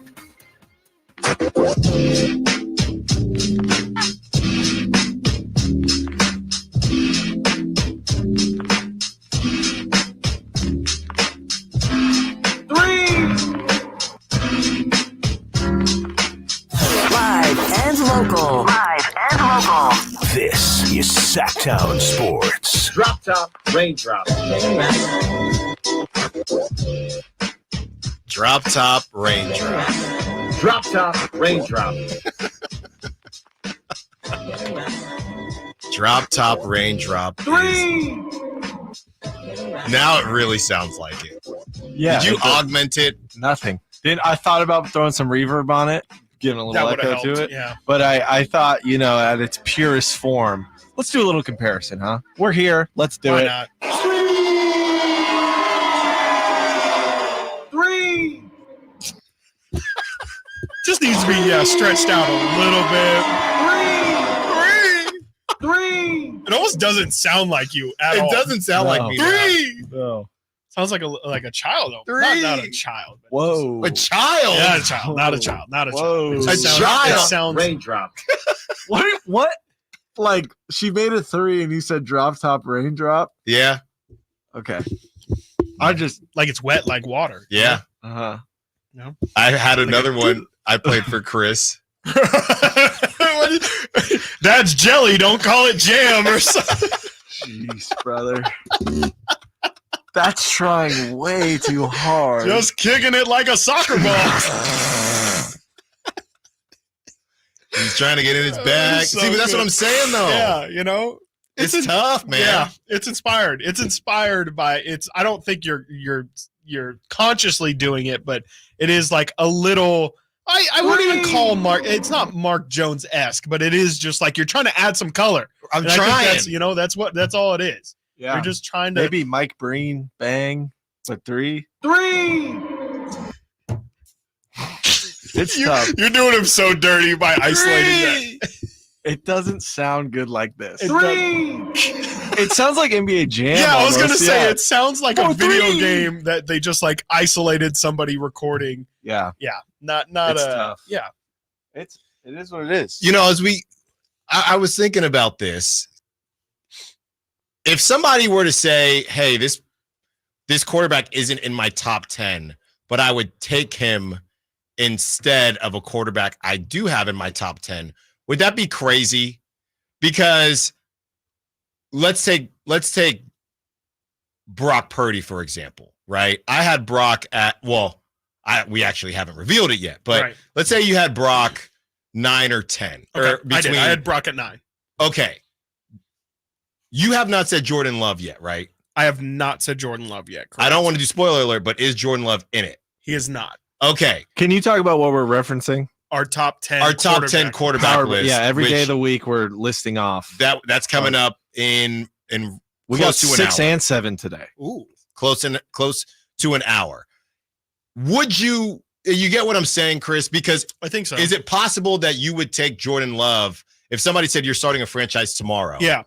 Would you take Jordan Love over Brock Purdy, even though Jordan Love isn't on your top 10 list, but Right. Brock Purdy is? Can I tell you a thought that I had actually that does relate? It's not Jordan Love, but I almost had Anthony Richardson in my top 10.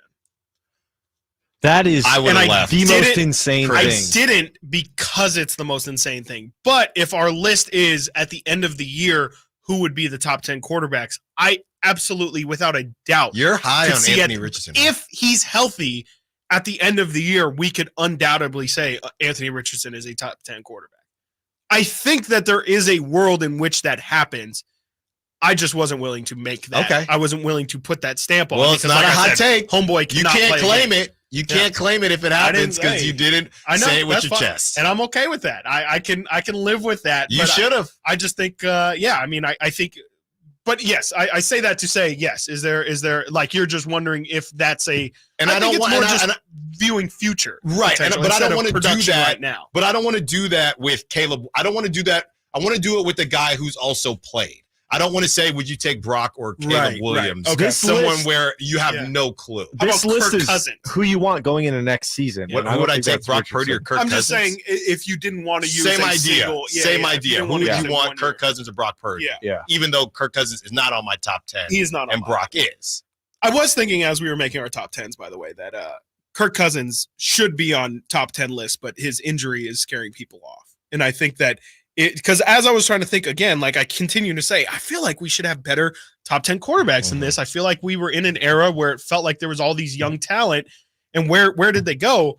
And I just feel like, yeah, why is Jared Goff considered a top 10 quarterback? It's because I think that a part of it is like a guy like Kirk Cousins isn't mentioned because people are, I think, correctly thinking he's 36 years old coming off an Achilles, but we don't keep that same energy for Aaron Rodgers. I think maybe you could say, hey, yeah, we would have Aaron Rodgers top 3 if he were healthy, and instead we have him 7 or 8. Right. But I feel like Kirk went from pretty solidified top 10. If we have Dak Prescott in the top 10, Aaron I'm sorry. Rodgers got I think, MVPs. yeah, he's got a Super Bowl. definitely. Kirk Cousins has none of that. He doesn't, but I would just say he is absolute. I'm so glad Kirk Cousins is not on my football team anymore. Mm-hmm. He's played like a top 10 quarterback his entire stint with the Vikings. He just has. Sure. Yeah. No, and I'm not saying it wrong. I was just saying the difference between how Aaron Rodgers is viewed absolutely and how I think some people might even say Kirk Cousins is top 3. That's with reverb. Worse. Yeah, that's worse. You got to maybe I guess not slow it down. Yeah. You got to figure out how to lengthen it. Yeah. Drag it out. That's in like a big open room. I'm practicing the Yeah, calls. exactly, There's yeah. no one actually playing. In an empty gym, just grinding. With my eyes closed. Yeah, just picturing the play. Yeah. 3. You gotta visualize, man. Totally. Absolutely. Yeah, I did not know you were like that with Anthony Richardson. I just think, he's huge, man. Like there's just not a thing besides staying healthy on the football field that I don't think he can do at the quarterback position. Like he's got an arm. He's incredibly, I won't say inaccurate, but doesn't make the best decisions when he does throw the ball, but he's got a freaking cannon. He's also doesn't have a lot of reps, especially not at the NFL level. But I think if you give him an entire offseason, if he's healthy and you have a good offense set up around him, and I know they ended up keeping Jonathan Taylor even still. I think Michael Pittman, I think I said earlier he left, but he just never signed with a different team. I think he still is on the Colts. He's still on the Colts, Like they have talent around him, I think, to make it work. If Gardner Minshew won 7 or 8 games with the Colts, I don't see why Anthony Richardson, who's more talented, again, big, massive, if he can stay healthy, I just think that we probably would be talking about him and CJ Stroud. You'd probably still be talking about CJ a little bit ahead of him, but in terms of what he brings, I think Anthony Richardson truly is an absolute freakish athlete. Yeah. Yeah, and then they tried to do the same thing with, and I can't remember where he ended up going, but Joe Milton. Oh my gosh. Yeah, he's on Detroit. Yeah, he can throw. Wait. Yes, he is Jared Goff's backup. Joe Milton, the Tennessee huge quarterback. There's Joe Milton. So the Lions have Joe Milton. No, he went to the Patriots. Who am I? No, that's who you confused me with. They were both from Tennessee. Tennessee quarterbacks. The other big dude who's the one he tore his ACL. Yes, yeah, Hendon Hooker. That's who I'm thinking of. Wait, they got both of them? Yes, no. You're completely right. Tennessee completely QBs? right. Just massive Tennessee QBs. Yes, no, you're was completely high right. on Hendon Hooker. I was too. Yes, I was too. I actually wasn't high on Joe Milton. That's so funny. Yeah, Hendon Hooker. Yes, I'm sorry. I thought he was gonna. I mean, he still could, but I thought he was gonna cook. Yeah, so maybe that's our answer to who is Drake May's backup as well. Is they could maybe kick the tires on a Joe Milton if he can throw. He's a big boy, that's for sure. You do not find people who look like Joe Milton very often at the quarterback position, but. Actually Hendon Hooker too. I mean, he had some hype behind him. Yeah, he can move. And that's he the tore whole his thing. ACL, like you said. Right. Yeah. That's the whole thing with the Daniel Jones thing. When I was watching these clips, I completely forgot that he's coming off a torn ACL. Right. And he was supposed to be what? I remember there were some Daniel Jones truthers out there who would say, remember that run where I think he stumbled at the end. Oh yeah, but he clocked the fastest miles per hour in all of the NFL, and that was like his shtick. If you had a Daniel Jones guy, no, dude. Right. I mean, he actually had the fastest miles per hour in the NFL. Yeah, cool, great. What are we supposed to do with that information? Because he can't pass the ball. They're going to be a mess this year. I mean, no Saquon there. I mean, he was pretty much their offense last year, and even when Daniel Jones played well, it was mainly because Saquon was carrying them, and they were killing it in the play action game as well.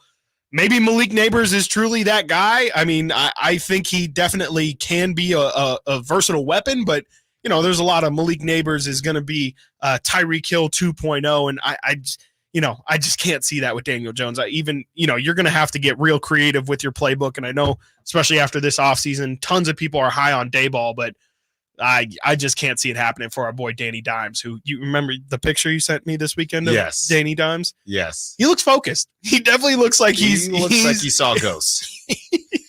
I've never seen eyes open so big in my life. So he looks like Sam Darnold, who just saw ghosts in the backfield. So we'll see. We'll see how that goes for him. I don't think it's going to go well, especially, that division is so tough. Now, Daniel Jones, I think, is the worst quarterback in that division now. I would say so. I would much rather have Jaden at least take the chance on Jaden Daniels over Daniel Jones. So I don't know really what they have working for him these days, because I still don't think they've really fixed. I know they obviously add Neighbors, but I don't think they fixed that receiver room either, which was unquestionably the worst in the NFL. And they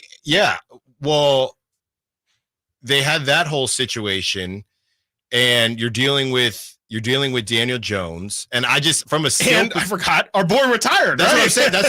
That's what I was saying. Yeah, I forgot Darren Waller retired. Darren Waller retired to become a rapper. That's right. And there's a lot of question marks there. A lot of question marks there. Coming up next, we talk a little USA basketball as they almost blow it to South Sudan. Stiles and Watkins, Sacktown Sports. On the move?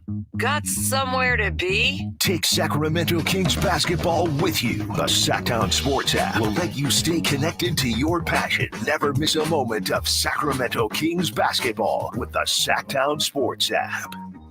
I didn't ask to be thrown in the streets with nowhere to go. I didn't think I'd survive. But I did ask for help, and Covenant House was there for me. 1 in 10 young adults will experience a form of homelessness this year. For these kids who didn't ask to be put in this unthinkable situation, Covenant House is there. Covenant House helped me break the cycle of homelessness in my family. They gave me the love that I needed. Over 2,000 young people will sleep safely in a Covenant House bed tonight. When youth who are experiencing homelessness have a hot meal, a safe place to sleep, medical care, and love, they can overcome heartbreaking challenges and have a brighter future.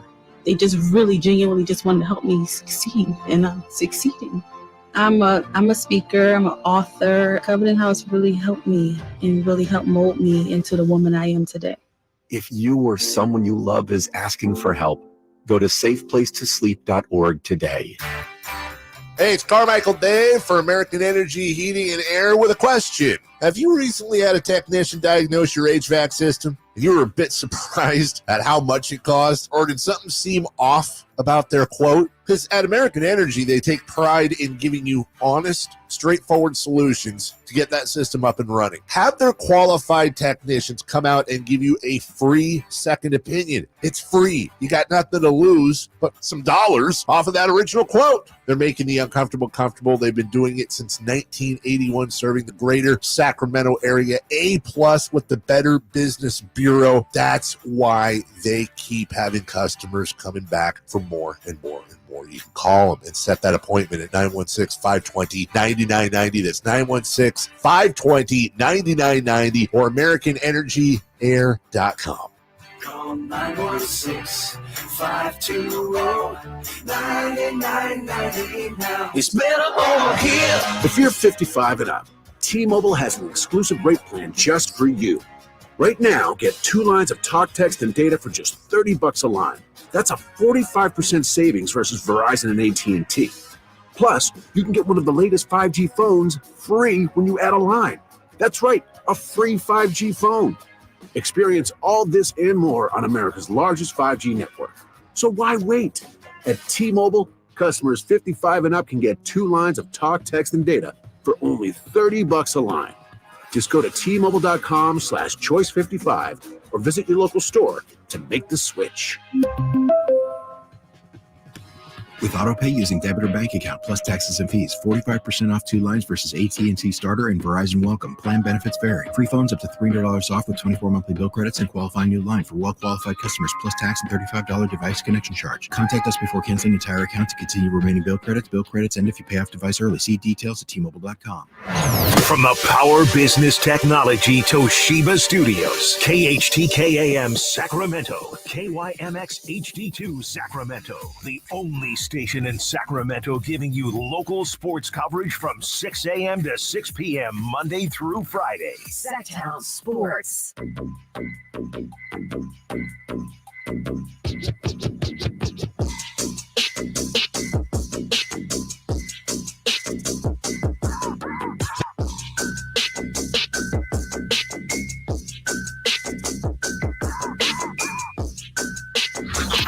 Sacktown Sports. Check us out on YouTube. Search Sacktown Sports and subscribe.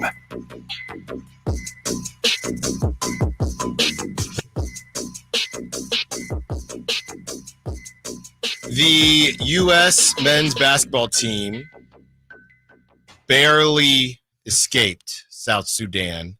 Chris, they were favored by 41 and a half points. Yikes. Now, theoretically, if you were to bet, right?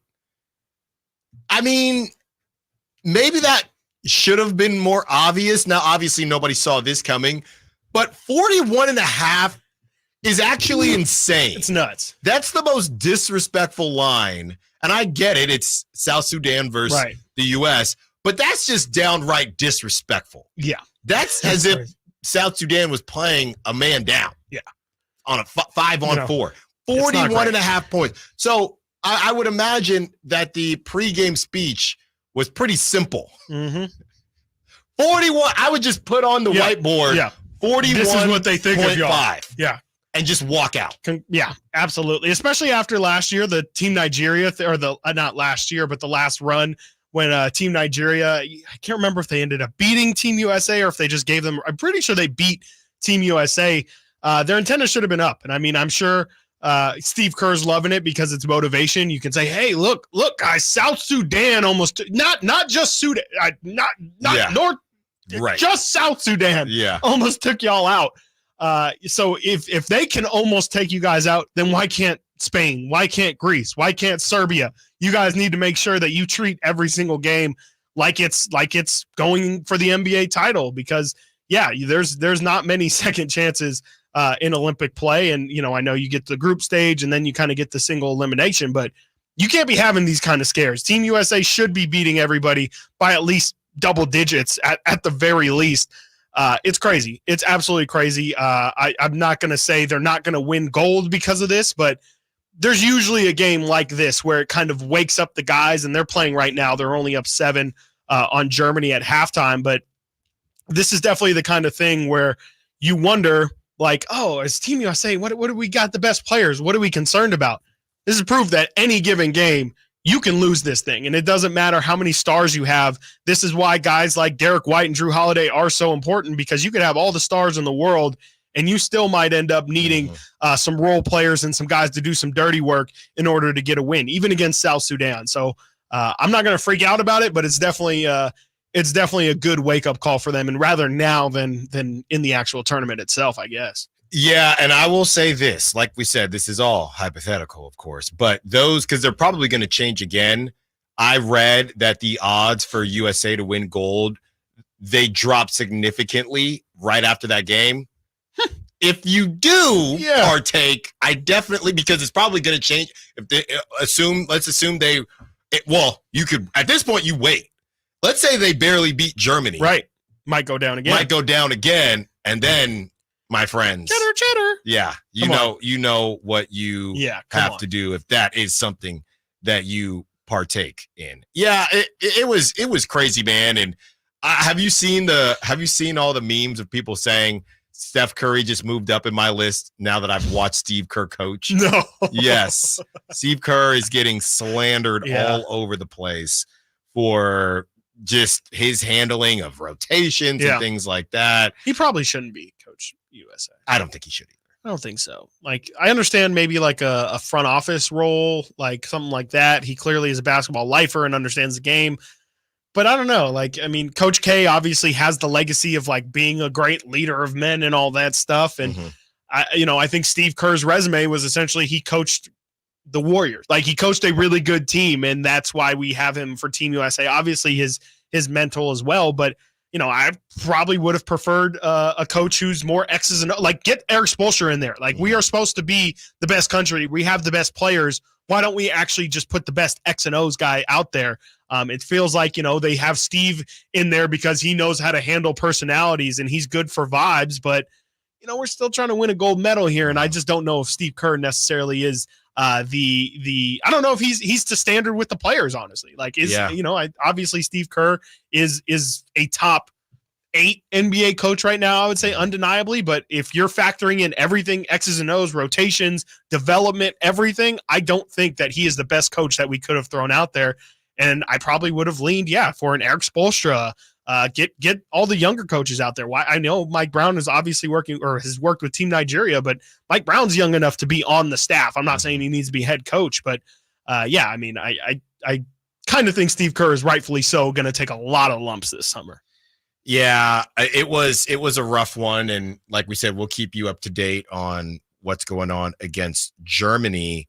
Speaking of LeBron, he's carrying out the flag, right? Didn't I read that? Yeah, he's going to be the first ever basketball player to be the representative to carry the flag. Yeah, he's going to carry the U.S. flag as they walk out. Opening ceremonies, I think, are on Friday, actually. I'll tell you what, I told you about that show, Sprint. Yeah. So basically very similar to what I'm sure they do for F1 and all of these. You get to see the backstories. Right. So when you see Noah Lyles facing off against the guy from Italy or the guy from France, and it's funny you brought up that league. Yeah. Because there's already a diamond league in track where it's just the best of the best, and they just go to all these ridiculous places. Almost like a circuit. Exactly. A circus. Exactly. They go to Paris, they go to different places, and they just head up and race. And it's leading up to the World Championships in Budapest. That's what happened in 2023. So you get to see all the smack talking, and really it's about Noah Lyles, who normally just runs the 200. Yeah. He's going to try to double up and win the 100 and the 200. That's the big story. And you have Sha'Carri, and it's Sha'Carri, by the way. It's not Sha'Carri. No, she literally says Sha'Carri. So now we know. Yes, we will. And and obviously they're both personalities. So I'm excited for the Olympics. I can't wait. I am hyped. I cannot freaking wait. And it can't come at a better time. With nothing. Completely I think I saw our guy Brett Siegel seems to be still stuck in Vegas. Really so he trying just to get wrote out an to Paris? article and he said, while stuck in Vegas, here are some notes and intel from around the league. And I'm going through the article right now during the breaks. But yeah, it's rough right now. It's rough right now. Something needs to break. That's crazy. And I guess what did we have today? You had Dinwiddie. Yeah, we had Spencer. Dinwiddie I was to the going to Mavericks. say Jordan Love. Jordan Love I think that's kind of significant. Jordan Love is holding out. But I think it's just logical. It's for a contract, and it seems like that contract's going to get done. So he's just not practicing. It's technically not a holdout. Can you hear me out on this though? What are the sports where you can basically be, if you time it correctly, being a one-hit wonder can really change the trajectory of your life? Jalen Hurts, the way he timed it out. He balls out right before they have to make a decision. Cash. We have no clue if Jalen Hurts is good or not. Tua, Adam Schefter was on. I don't even know if we can put Tua in that conversation because it also matters where the team is. So I saw Adam Schefter on Pat McAfee. He said they keep on saying the right things, that he's their guy. I guess the issue right now is the amount of guaranteed money they want to give Tua. Dude, that's what I read. The perfect example of this. 6 games, won them all. Jimmy Garoppolo, San Francisco 49ers. Right there. Became the highest paid quarterback for a couple weeks before Matt Ryan took over. But it doesn't matter. Your life has completely changed because you had less than a Jeremy Lin stretch. Case Keenum. Let me tell you. Nick Foles. At least Nick Foles won a Super Bowl. I don't even think I'd count Nick Foles. Brock Osweiler. Was he ever good? Did he have a stretch? He got cashed out in Texas. Oh, they did pay him. Yeah, they paid him a crazy I don't think amount. that was justified, though. That was just the Texans being reckless. They're paying Matt Schaub. He played good enough to change his life. And forever. Jordan Love, good second half of the season. So that's 8 games. Mm-hmm.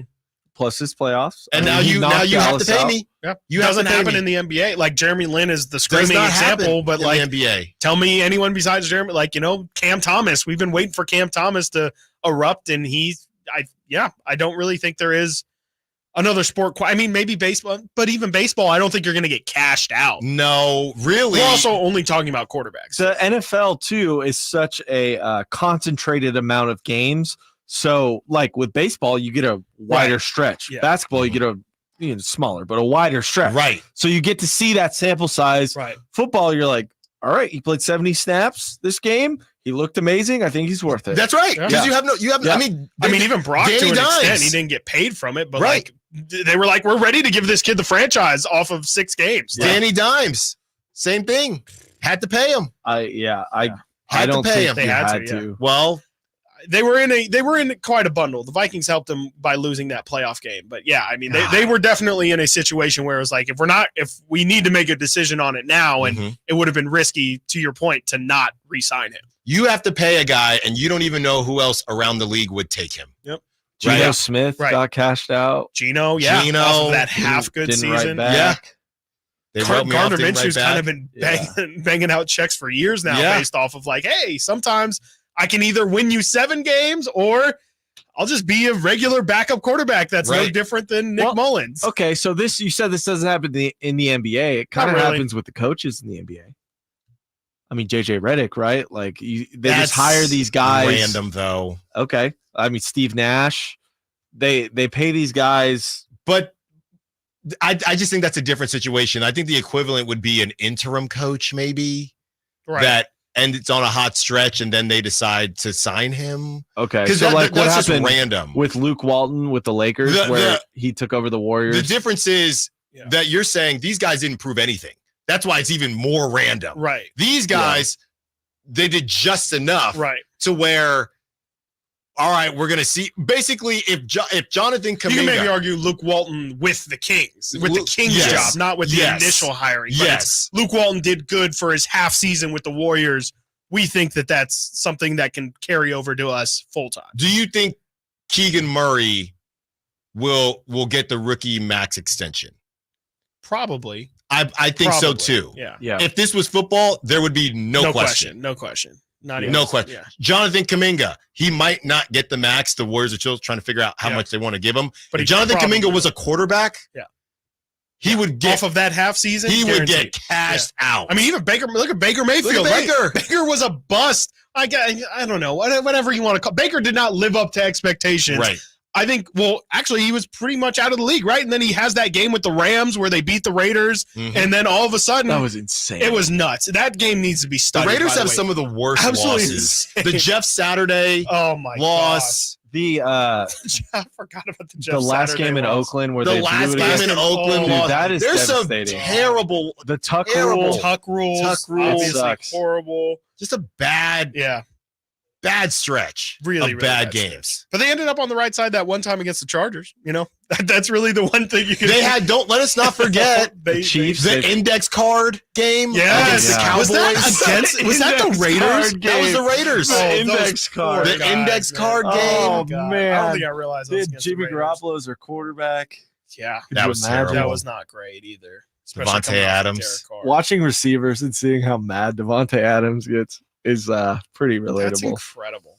Yeah. Coming up next, Kirk Cousins. You played yourself. Sure did. Also, a proposed 3-team trade for Aiyuk. Will you like it? Let's find out. Stiles Watkins, Sacktown Sports.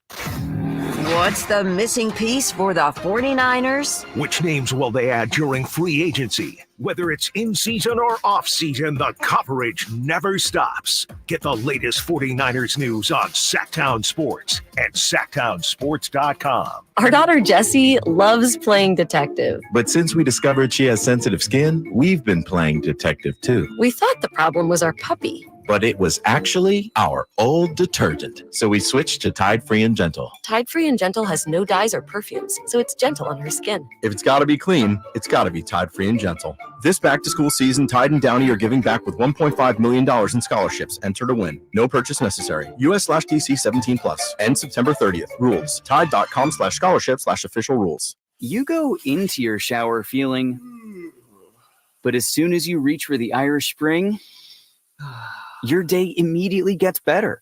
That crisp, fresh, unmistakable Irish Spring scent zings your brain and awakens your senses. So when you finally emerge from the shower, 37 minutes later, because you pay the water bill so you can stay in there as long as you want, you're ready to take on the day and smell great doing it. Irish Spring Body Wash and Bar Soap. Fresh, green, Irish. Shop now at Walmart.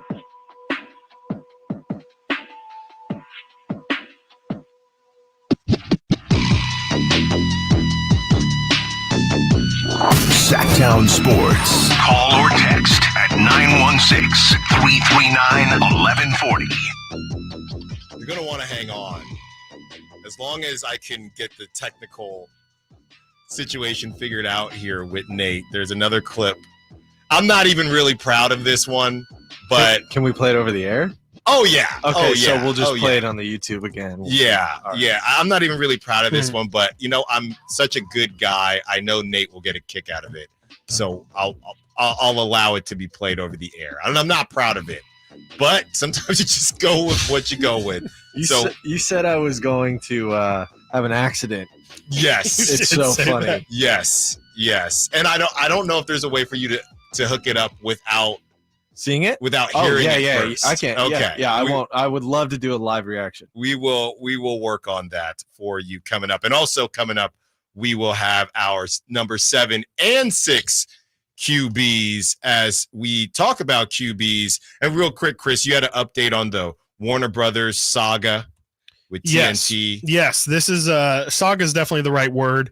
Last week, for those keeping up, they kind of officially announced the NBA was going to have their media rights package with Amazon and NBC and I can't remember who the third one was, ESPN, of course. Mm-hmm. And those were going to be 3 separate packages, and they were going to essentially bid out for all of those individual packages, upwards of $1 billion per package.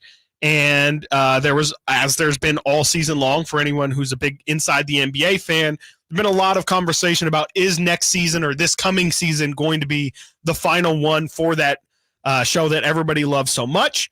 Well, news comes in today that after many, many questions of what they would do, Warner Brothers Discovery is making a play to keep the NBA rights, telling the league it will match Amazon's bid for a package of games. The company said in a statement Monday afternoon, it just got released maybe 15 to 20 minutes ago, that it intends to match Amazon's bid, which, ladies and gentlemen, is only for about $1.8 billion per year.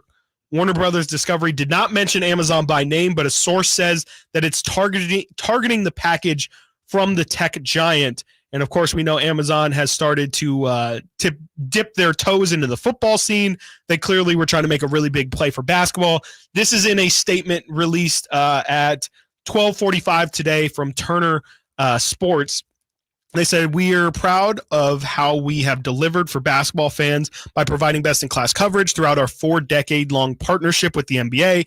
In an effort to continue our long-standing partnership during both exclusive and non-exclusive negotiation periods, we acted in good faith to present strong bids that were fair to both parties. Regrettably, the league notified us of its intention to accept other offers for games in our current rights package, leaving us to proceed under the matching rights provision, which is an integral part of our current agreement and the rights we have paid for under it. We have reviewed the offers and matched one of them. This will allow fans to keep enjoying our unparalleled coverage, including the best live production in the industry, talents we've been building for a proven 40-year commitment, more years. Our matching paperwork was submitted to the league today. We look forward to the NBA executing our new contract." So very, very interesting. And I think it was known that they had some form of a matching clause in their contract, but nonetheless, after all that, we end up with the Bay Area. End up with TNT staying on NBA coverage moving forward, and it seems like Chuck and Shaq and Kenny and Ernie will all be in our lives moving forward. How did it go from, oh, this thing is definitely cooked, to this? I think it was because people assumed that I believe the CEO of Turner's name is David Zasloff. He had kind of made some interesting comments about how they didn't need the NBA to produce a great product and all those things. And then there was during the playoffs, a lot of people are saying the Knicks playoff run specifically kind of changed his tune. He's a New Yorker. He was seen courtside at one of the Knicks games as well during the playoffs, and kind of seeing the energy and the buzz. And then Charles Barkley, who has been very, very, very public about his distaste for potentially Turner losing out on the NBA. I think all of those things combined kind of made them have an abrupt change of heart. And they understood that, man, if NBA isn't on TNT, nobody's tuning into TNT. I'm sorry. Let me ask you a question. Yeah. Because when everybody likes something, I do like to try to find at least one person that has a different perspective. And I'm not saying that you're the one person. Okay. But the show inside the NBA, would you call it underrated, overrated, or properly rated? It's definitely overrated. Properly for me. I love it. I think it's definitely overrated. I think people see the clips. For me. People see the clip. I mean, I think there is a good portion of people who just keep it on TV, but it's really funny, especially for TV. But like, is it? I think that you can replicate it. Like, I think you could too. You just have to find the right person out. Like, I will say, soccer does a great job. Like the soccer foursome of they have Thierry Henry, they have Jamie Carragher, they have Micah Richards, and I can't remember who the host name is. They're hilarious. They're great. I mean, they're about as close as you can get to them, and they're incredibly entertaining. I don't really subscribe to the you can't replicate thing. And Barkley, to me, like he is really funny, but I don't think he's necessary to be there every single game. Like I don't really, the Barkley thing, he is fantastic on television, no doubt, but to me it feels like he's kind of, I can feel that they don't care about the show. Like they know that they can get off on vibes and talent, and it feels to me like they don't watch the games and they don't care, that they're just straight up wrong. The game, they're obviously the analysis entertaining. is secondary. Yeah, exactly. I think that's my problem. Yeah, it's the definitely analysis entertaining, but is secondary. All right, speaking of all-star analysis and all-star broadcasting, Chris, we have up, if you want to refresh now I have your to switch YouTube. over again. Yeah. We do have the second part, and Nate hasn't heard this. Chris hasn't heard this. I've been looking for this all day. I am in program. Okay. And I found it. Oh, Nate's got a camera too? It's not at the beginning. Well, we have to see if I make an accident, like Alan said. It's not at the very beginning, but it's only a 30-second clip. So shout out the Sacktown Sports Polo. That's right. When it happens, you'll know. All right, go ahead, Nate. 1 minute mark. And here we go. After Cooper again. She's made a couple in this quarter, and there's another. Cooper has been red hot, like a flaming hot Cheeto. Another 3 for Cooper. Foul down low. That was it. Sierra Smith can't believe it. Oh, let's listen to is there more? No, that's it. No. There's nothing If I left. were to tell you that Cooper would have 3 threes. You love the word 3. So it's the hot Cheeto thing. That's right. Has been red hot, like a flaming hot Cheeto. That's not bad. That's not bad. Yeah, that's not bad. No, when I initially, we should have started with that. Yeah. Okay, that was better than the problem drop is you top overhyped it. You overhyped it. So it was that better than the drop top raindrop? No, that was way more normal. I like the crazy, like nonsense that you do. I think they both work. Yeah, I think if you would have nailed the raindrop drop top, it would have been great. I think you're good. I think you're good at this. Like I really do. I thought Nate would hate the flaming hot Cheeto. No, I don't hate it.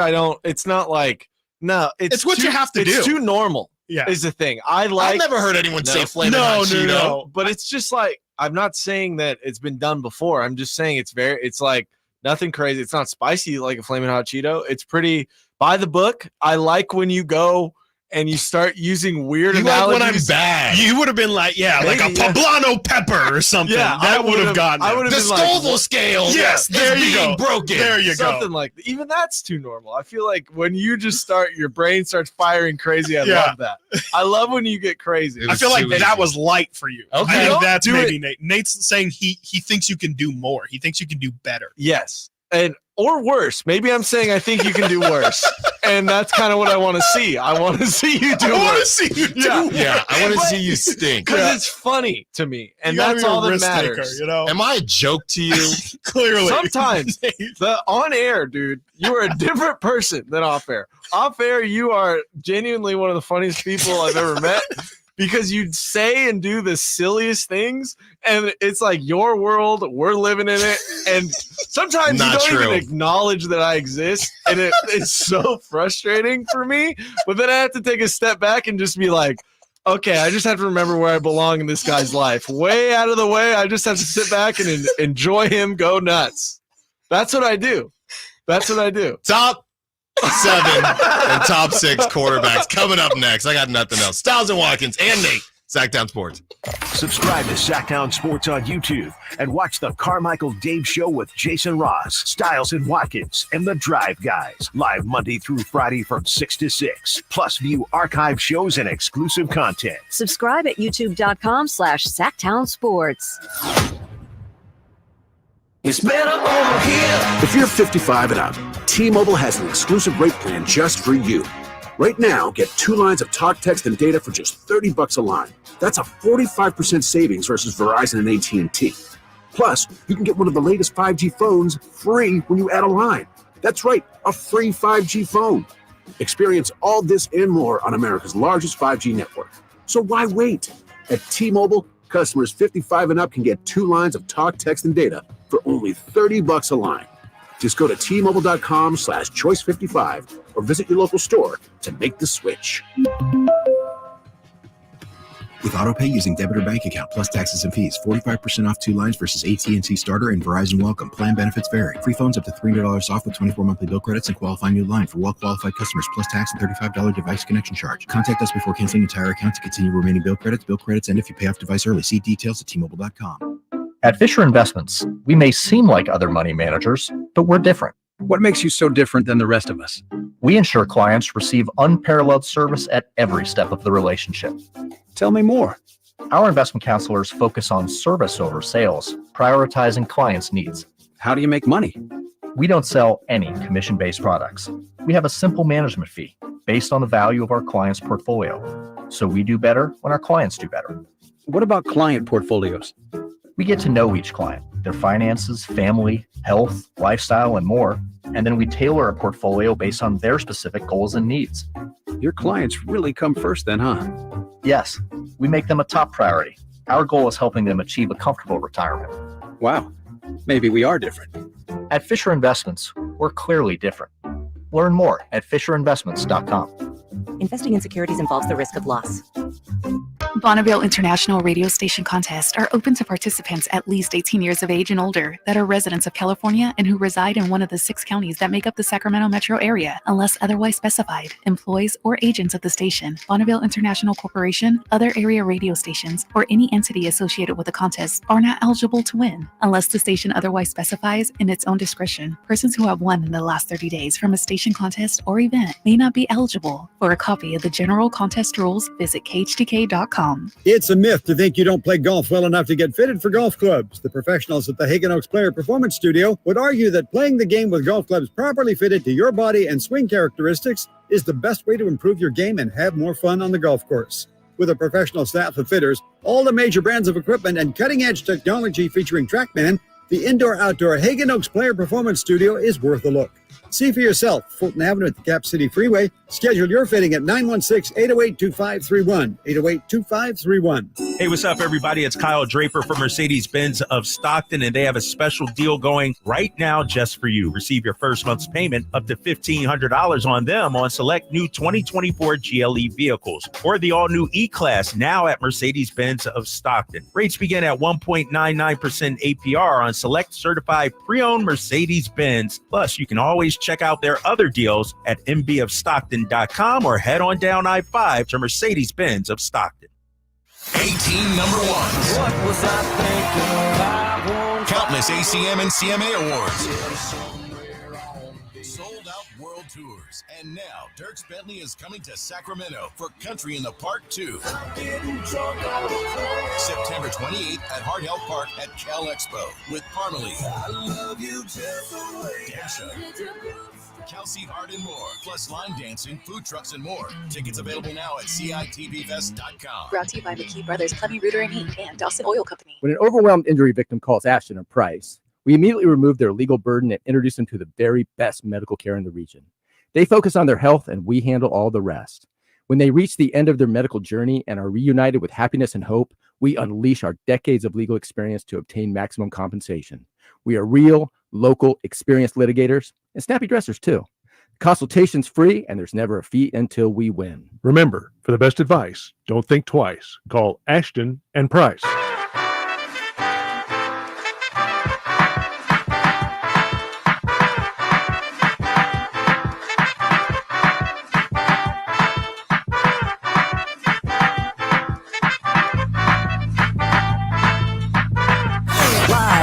Local. Live and local. This is Sacktown Sports. I don't know if Christopher Ladd wants me saying this over the air because, secret spots and everything, but the Sack Chat is talking about banh mi's, and that might be in relation to Friday. Do not mention. When Chris got us some banh mi's. He was the star of the station that day. But, Nate's saying I can't say it, so find Christopher Ladd on social media, and maybe he'll tell you. Yeah, good luck. Yeah, good luck with that. Before we get into our quarterback list, can I well, no, it's fine. You can still play the music. It's just real quick here. Former Sacramento Kings news here. The Raptors have waived Sasha Vezenkov. He will now free him up to go play overseas like he has been kind of positioning himself to do since the start of the offseason. Vezenkov is leaving his entire $6.6 million contract on the table in the buyout per a source. The Raptors will pay him $0, and he has no cap hit any longer. How much did he hate being out here? $6 million. That's how much he, and he wouldn't even be in America. I mean, he'd be in Canada now. But that's how much he hated it. Yep. That's how much he hated the NBA experience. Yeah. Because he ain't getting $6 million back home. See ya. It's interesting for sure. I mean, Alan, are you glad that you're here for you can now forever say, I was there for the Sasha year. 10 years from now, you can this is going to be your real. What a nightmare. You're a Kings fan. Well, I remember Sasha Vezenkov and all the hype that led into it. And then he was out of the league the next year. Let me ask you this question. Does this qualify as running from the grind? Yes, absolutely. Did Sasha Vezenkov run from the grind? Yeah, I mean, he was too old, so whatever. He's 27, 28. You can't stand him. I just can't stand everything around it. Quitters. Wasn't going to work. I already had This is definitely him, running from. I did too. How does that work? Running from the grind. I'm curious. If you are a fan that follows players on your team, do you unfollow them when they are no longer on your team? Did you unfollow Davion? Did you unfollow Sasha? Did you unfollow Chris Duarte? I have so many people that I know in real life that would be probably mad at me muted. I've been muting everyone because their story. Dude, people just post too many things. As a matter of fact, I will unfollow Sasha Vezenkov live on air right now on Instagram. Say bye. Unfollow. See ya, man. There we go. Ran from the grind, he did. I don't know why I said that like Yoda. You know who doesn't run from the grind? Our number 7 quarterbacks. Let's do it. You start this time, Nate. Right. Okay, so let's recap our list. Okay. I had 10, Jared Goff, 9, Jordan Love, 8, Aaron Rodgers, Chris. Well, you weren't supposed to say 8 yet, were you? We're on 7. Oh, we're on 7. Oh my gosh, we are flying through this list. And we're going to be doubling up here because of schedule issues. Right. So. Yes. Number 10 for me, Aaron Rodgers. Number 9 for me, Brock Purdy. Number 8, Matthew Stafford. Okay. Alan, what were your? I had Dak Prescott at 10, Matthew Stafford at 9, Justin Herbert at 8. Yes. Great. All right. Perfect. So we're doing 2 today. Would we like to do 2 at a time or do 1, rotate, and then do 2 at a time? Okay, 2 at a time. So here we go. My number 7 quarterback going into this season that I would want on my team, Jalen Hurts. Dude, the man can rush. What are you talking about? He had one mediocre. I think his year wasn't even that bad. It's just the entry. It's kind of the opposite of Jordan Love, right? They just kind of fizzled out. I think a lot of that had to do with Sirianni. The guy had 15 rushing touchdowns. I think he threw 28 passing touchdowns or around that area. He's a very versatile, very a guy who doesn't really get rattled. I think the dual threat puts him that high on my list. So 7, Jalen Hurts. Number 6, Josh Allen. Similar guy, in my opinion. I do not like Josh Allen. So Jalen Hurts, the way they play, right? You have Josh Allen as number 6? Yes. You are. I don't like Josh Allen. It should be stated, I Nate can tell. said everyone was going to hate him by the end of the list. Yeah. I don't. Okay. I don't like Josh Allen. I think he's very inaccurate. I don't think he's a winner.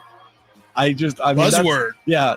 One of those. He's not sneaky athletic. He's just athletic. Like, he'll run people over. Right. I should be saying positives because he's my number 6 quarterback, right? A lot of people say he's a better version of Cam Newton, right? He can run like Cam Newton, but they say he's a better thrower than Cam Newton. Yes. Yeah, sure. But I've also watched him just throw the ball straight into the ground in important moments in the game. I think he might get in his head too much. I think he's overhyped, and they're probably not going to be very good this year. But He's who a knows? gunslinger. I'm not a big Josh Allen fan. That's it. Yeah, I know. They must have taken a rookie receiver, right? They moved off of Diggs. Yeah, I think they. I can't remember which one they got. I think they might have gotten Xavier Worthy. I want to say. No, that's the Chiefs. But by the way, did you see that video? I did see that video. Yes, of the deep ball with Mahomes through him. Brandon Aiyuk would be a great fit for He Josh would. Allen. He really would. Yeah, Anyways. I mean, yeah, I disagree, but I think it makes me more excited to hear who your top Keon 5 is. Coleman. That's first. That's Keon who Coleman. That's oh, who- yeah. I think he went to Texas too. Is that right? No, I'm just gonna stop. I'm just gonna let's just move on. Nate, yeah, I cannot wait to hear who your top 5 is now. Let's see here. I did want to make note that Jalen Hurts threw 13 interceptions last year, 15 interceptions, 23 touchdowns, and fumbled the ball 9 times. Keon I think Coleman, Florida State. Florida State. Yeah, like I said, you know. How many rushing touchdowns? 15? No, those were 15 interceptions, rushing touchdowns. He had he did have 15. He had 15 rushing touchdowns. That's so kind of crazy. if you want to do the college football thing, which drives me crazy, merge their total touchdowns. That's not math I'm doing right now. Yeah. 38. Yeah. No, 38 that's fine. to Okay. turnovers, 38 to 24 total touchdown to total turnover ratio. All right, we got to move on. Yes, we do. Chris. Yeah. I have as my number 7 quarterback Justin Herbert. I think that this is lower for Herbert, and I'm just kind of am going to do the obvious. Yeah, like he puts up numbers, and I think everything about the profile, I understand why he's a very enticing prospect, and I even think, you know, you could definitely sell yourself on. It's not just a prospect; he has real, tangible stats that show that he is a growing product. But I need to see some wins here at some point. Like a lot of these other guys that I have in front of him just are more successful, and they might not have the numbers, but I just can't at some point say Justin Herbert is a top X quarterback, but then he doesn't necessarily lift his team to any sort of success. I mean, it's been okay. He's been decent on the Chargers. Obviously, they went to the playoffs and then, you know, had that playoff fiasco. But I think, I think he's definitely a very capable quarterback of being in top 5, but I just haven't seen it in terms of dominance. Like I have not really seen many weeks in which I felt like Justin Herbert absolutely has taken over the game, and he won it just with his raw talent.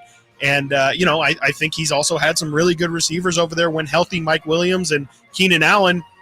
Keenan Allen's out the door, and Mike Williams, I mean, that was fun while it lasted. I just don't think that he's necessarily going to play like a top 5 quarterback moving forward. I just think at some point here, especially with Harbaugh at the helm, I don't think he's going to be letting that thing fly quite like how he's been in the past. At number 6, I have Dakota Prescott. And I think this is being high on Dak, but you look at the numbers and it's definitely been there.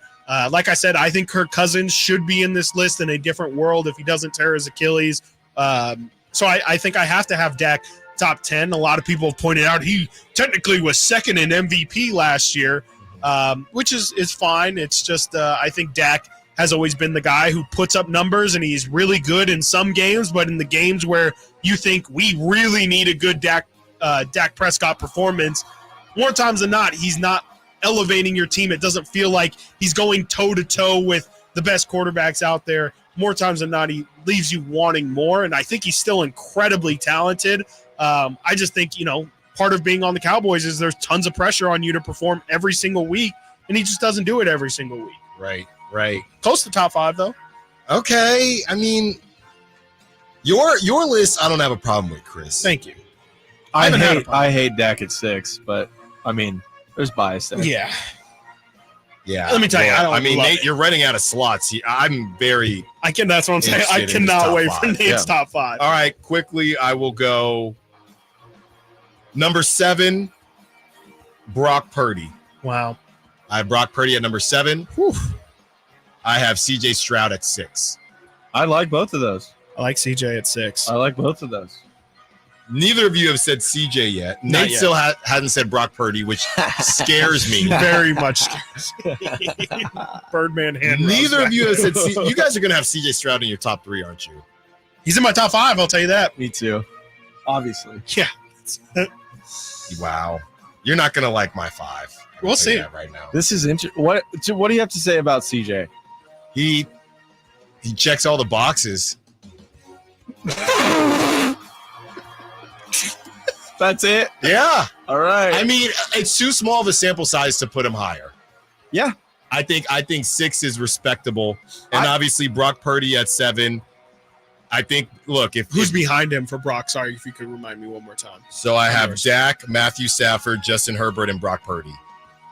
I don't have any. And then CJ Stroud. I think most people would probably have Herbert, and somebody right now is saying if Herbert had the weapons, absolutely. He does. I got him one slot above. I mean, yeah. And again, Herbert had zero Eckler. winner. He had Keenan Allen. He hasn't had a good coach. Yeah. It's crazy because right now I have the best list, but I have the list that makes the most sense, and then Chris would come in second for that.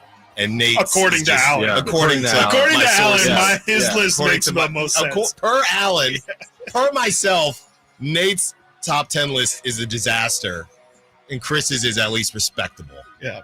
Okay. And it's just going to get worse tomorrow. Yeah, it is. So tomorrow we have 5 and 4. Yes. Oh my goodness! I gotta be careful what I have for lunch. Don't want to lose it. Yeah, you got to be careful because you stink up the whole building. I what don't. You have for lunch. And this is what it is, people. I have to eat my lunch in hallways. Okay, Pat from KNCI says, "Man, what are you doing, Alan? Why are you in the hallway eating?" Because Nate won't let me eat my lunch. If Pat was here that day, he would be on my side. No, because you would have stunk up KNCI. No, he would not have been. Okay. Shout out Pat. Coming up next, Crosstalk with the Drive Guys. Stiles and Watkins, Sacktown Sports.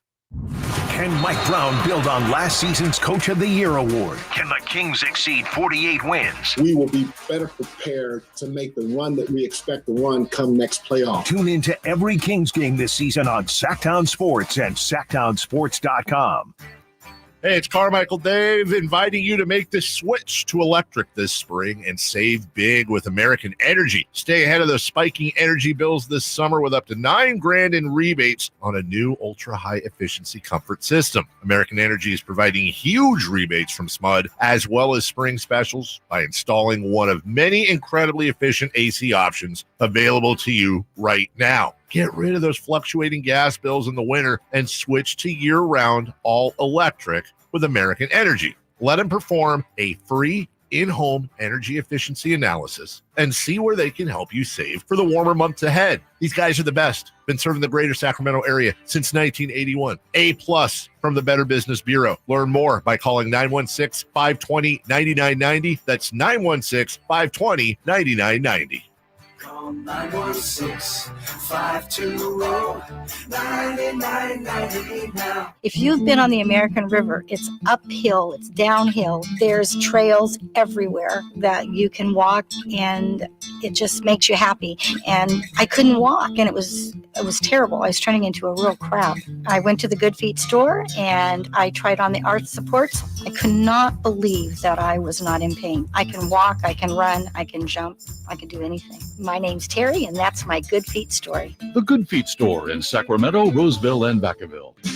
Only one radio program captures the excitement of hunting and fishing as it happens. The award-winning California Sportsman with Sep Hendrickson. Only California Sportsman takes you where the action is, live on the water, live in the blind, and live with the top pros and experts in outdoor sports. California Sportsman with Fishing Hall of Famer Sep Hendrickson is your premier destination for all things outdoors. Sep's Saturday Morning Outdoors. Ultimate Bass and California Sportsman, 5 a.m. to 8 a.m. Saturdays on Sacktown Sports 1140. Big O Tires proudly sells our own brand of innovative, newly designed tires, like the Bigfoot AT2 with improved all-terrain traction, and the Legacy All-Season Plus that keeps you on the road in any weather, with every set backed by our ProTech Plus warranty. And right now, get $80 to $100 instant savings on 4 select in-stock Big O brand tires with installation purchase. Now through July 28th. Big O Tires, the team you trust. No carry-outs, not valid with other offers. Eligibility may vary. Disposal fees extra and shop fees extra where permitted. See store for details. Lead generation is one of the most important aspects of any marketing campaign. Let us help you identify your target audience and market your products or services to them. Go to aimyourdigital.com today. aimyourdigital.com.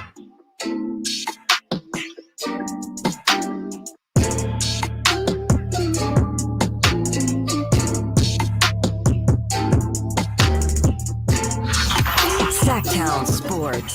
Check us out on YouTube. Search Sacktown Sports and subscribe. So, like we were discussing, if you are someone that partakes in wagers, USA, or you just might not believe in the USA anymore, but the USA Olympic team is losing to Germany 75-71. 75-73. 75-73. 2 points for a basket. They just scored as I was speaking. That's Whitey Gleason, who is making his presence known here. 6 minutes, 40 seconds left. If they lose, I'm going straight to Reno. Or, Chris, do you think it's a bad bet? You think it's a good chance they could lose? Are you taking the field or Team USA?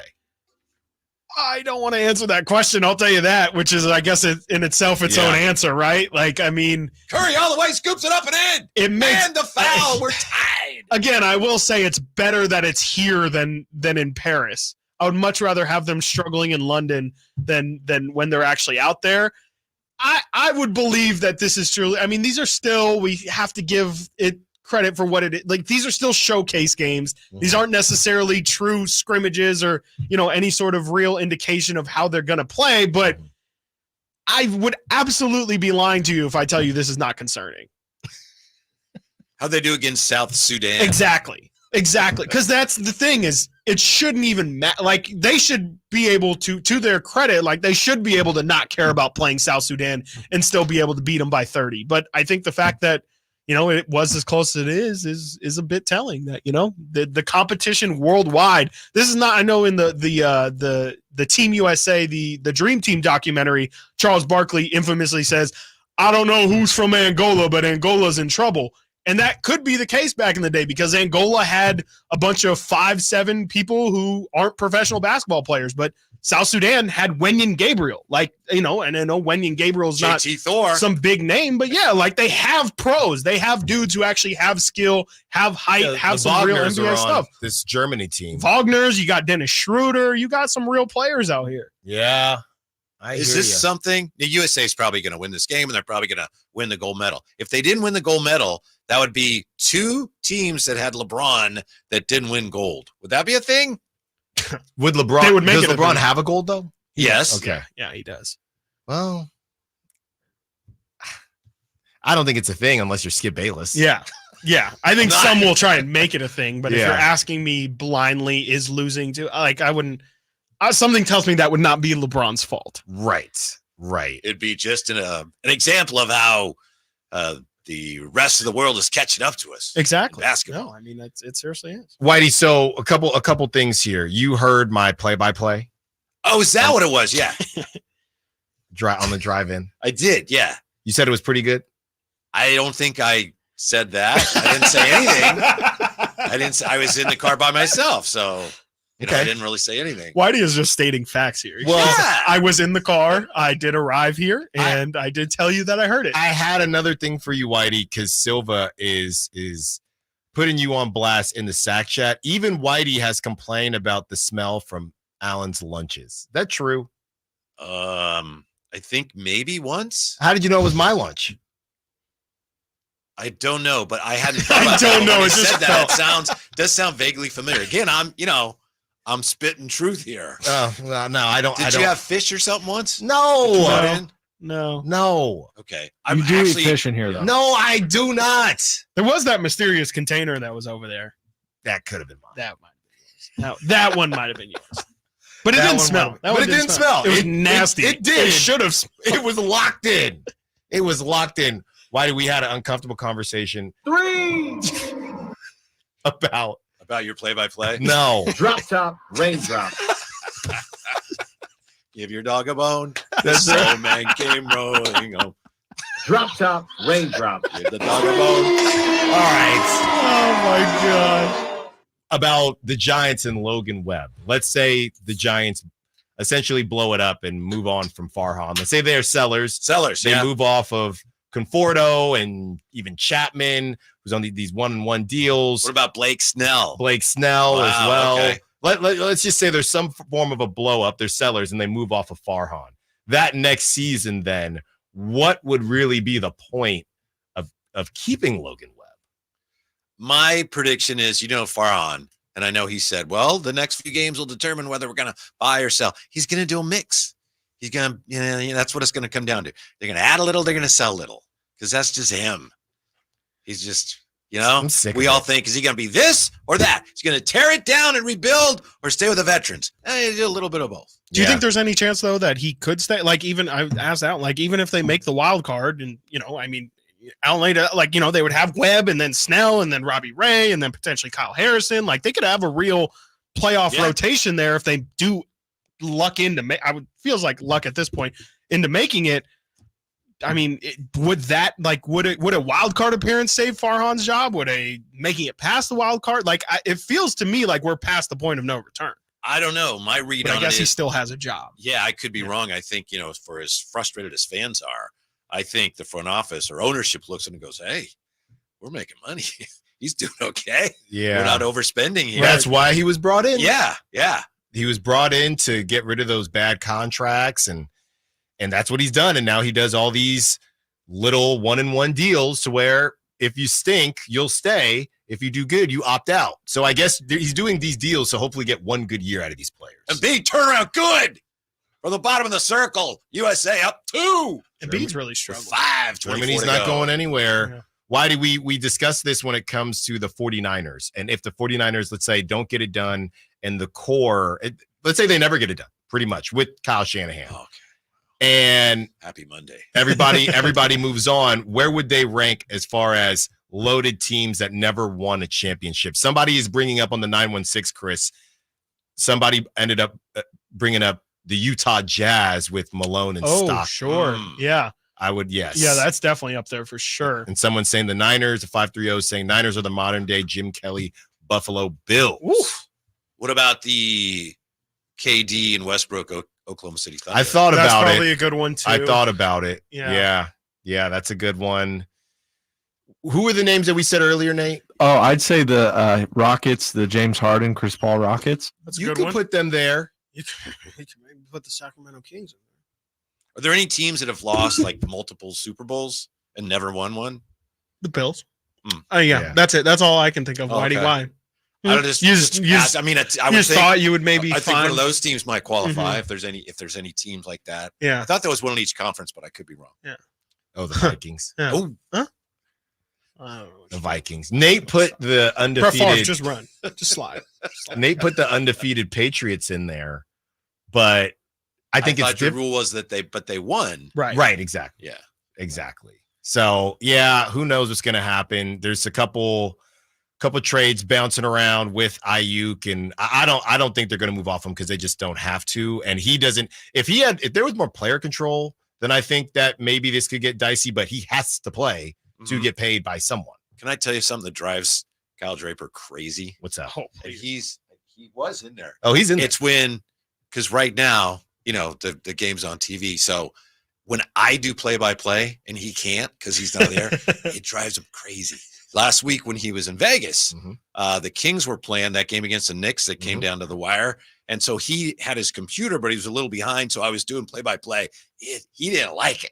I mean, he was nice. I'm not saying he was mean or anything, but you could tell it's like, no, that's my thing. That's your I thing. get to do that. Let the Well, Whitey's doing professionals- play-by-play. I'm doing play-by-play. Yeah. Everybody's doing play-by-play now. What is it now? 82. 82. I'm telling you, man. Ant-Man at the line, first one. Class. And to your point, Alan, I mean, I think it's to the point now where it kind of doesn't matter if USA wins this or not. I think the feeling, I'll just say, not necessarily the O word, but the feeling around Team USA would probably be one that it's a little bit more open of a competition than previously thought. With all that being said, and I know South Sudan definitely doesn't apply here, but Germany's a pretty dang good squad. Like they did just win the FIBA World Cup for basketball last summer, and they have both Wagners right now. Their closing lineup is all NBA guys. They have Daniel Tice, they have Franz Wagner, Mo Wagner, they've got Schroeder, and did I get everybody? I think that's everybody. Schroeder for three. These guys are running. Doesn't go. Oh, I don't know who number It's 7 such a is. bad look when you take a shot and then you're running after it. Trying to get like, has Steph Curry ever done that? In the old days, follow your shot, son. Yeah, that just tells me that you think it's a clank. LeBron all the way to lay it in with the left hand. USA up 1. Right now, and by the the steal. way, This man LeBron is on one also. minus 500. It's crazy. Odds for the US. That feels low already. Yeah. Wow. Canada is plus 1100. Did you guys see That's what probably the sexy pick. LeBron did to the poor guy from Serbia that tried to draw a charge? No, Oh, I didn't. yeah, Did he it was just third run quarter. through him? Yeah, and the guy slid what you over. should do. LeBron knew it's like, that's a foul on you, but I'm not going to stop. And he just kind of buried his shoulder. Yeah. And it was like a car wreck. And the call was, it's a block. Right. And the poor guy got down and just kind of, shrugged from his fanny. Yeah, He that's got when rocked. coaches won't like that one because you want to reward the guy for standing there because Lord knows if I take a charge from LeBron and then I get the block call, I'm not doing it a second time. He was sliding. It was a pretty easy call. Well, I'll tell you what, I'm sliding out of the way next time. I'm not Exactly. sliding towards LeBron James if I didn't get the call the first time. Yeah. And I don't think you'll get it the second USA time. up 3 now with I don't Bron know going to what's line. happening here.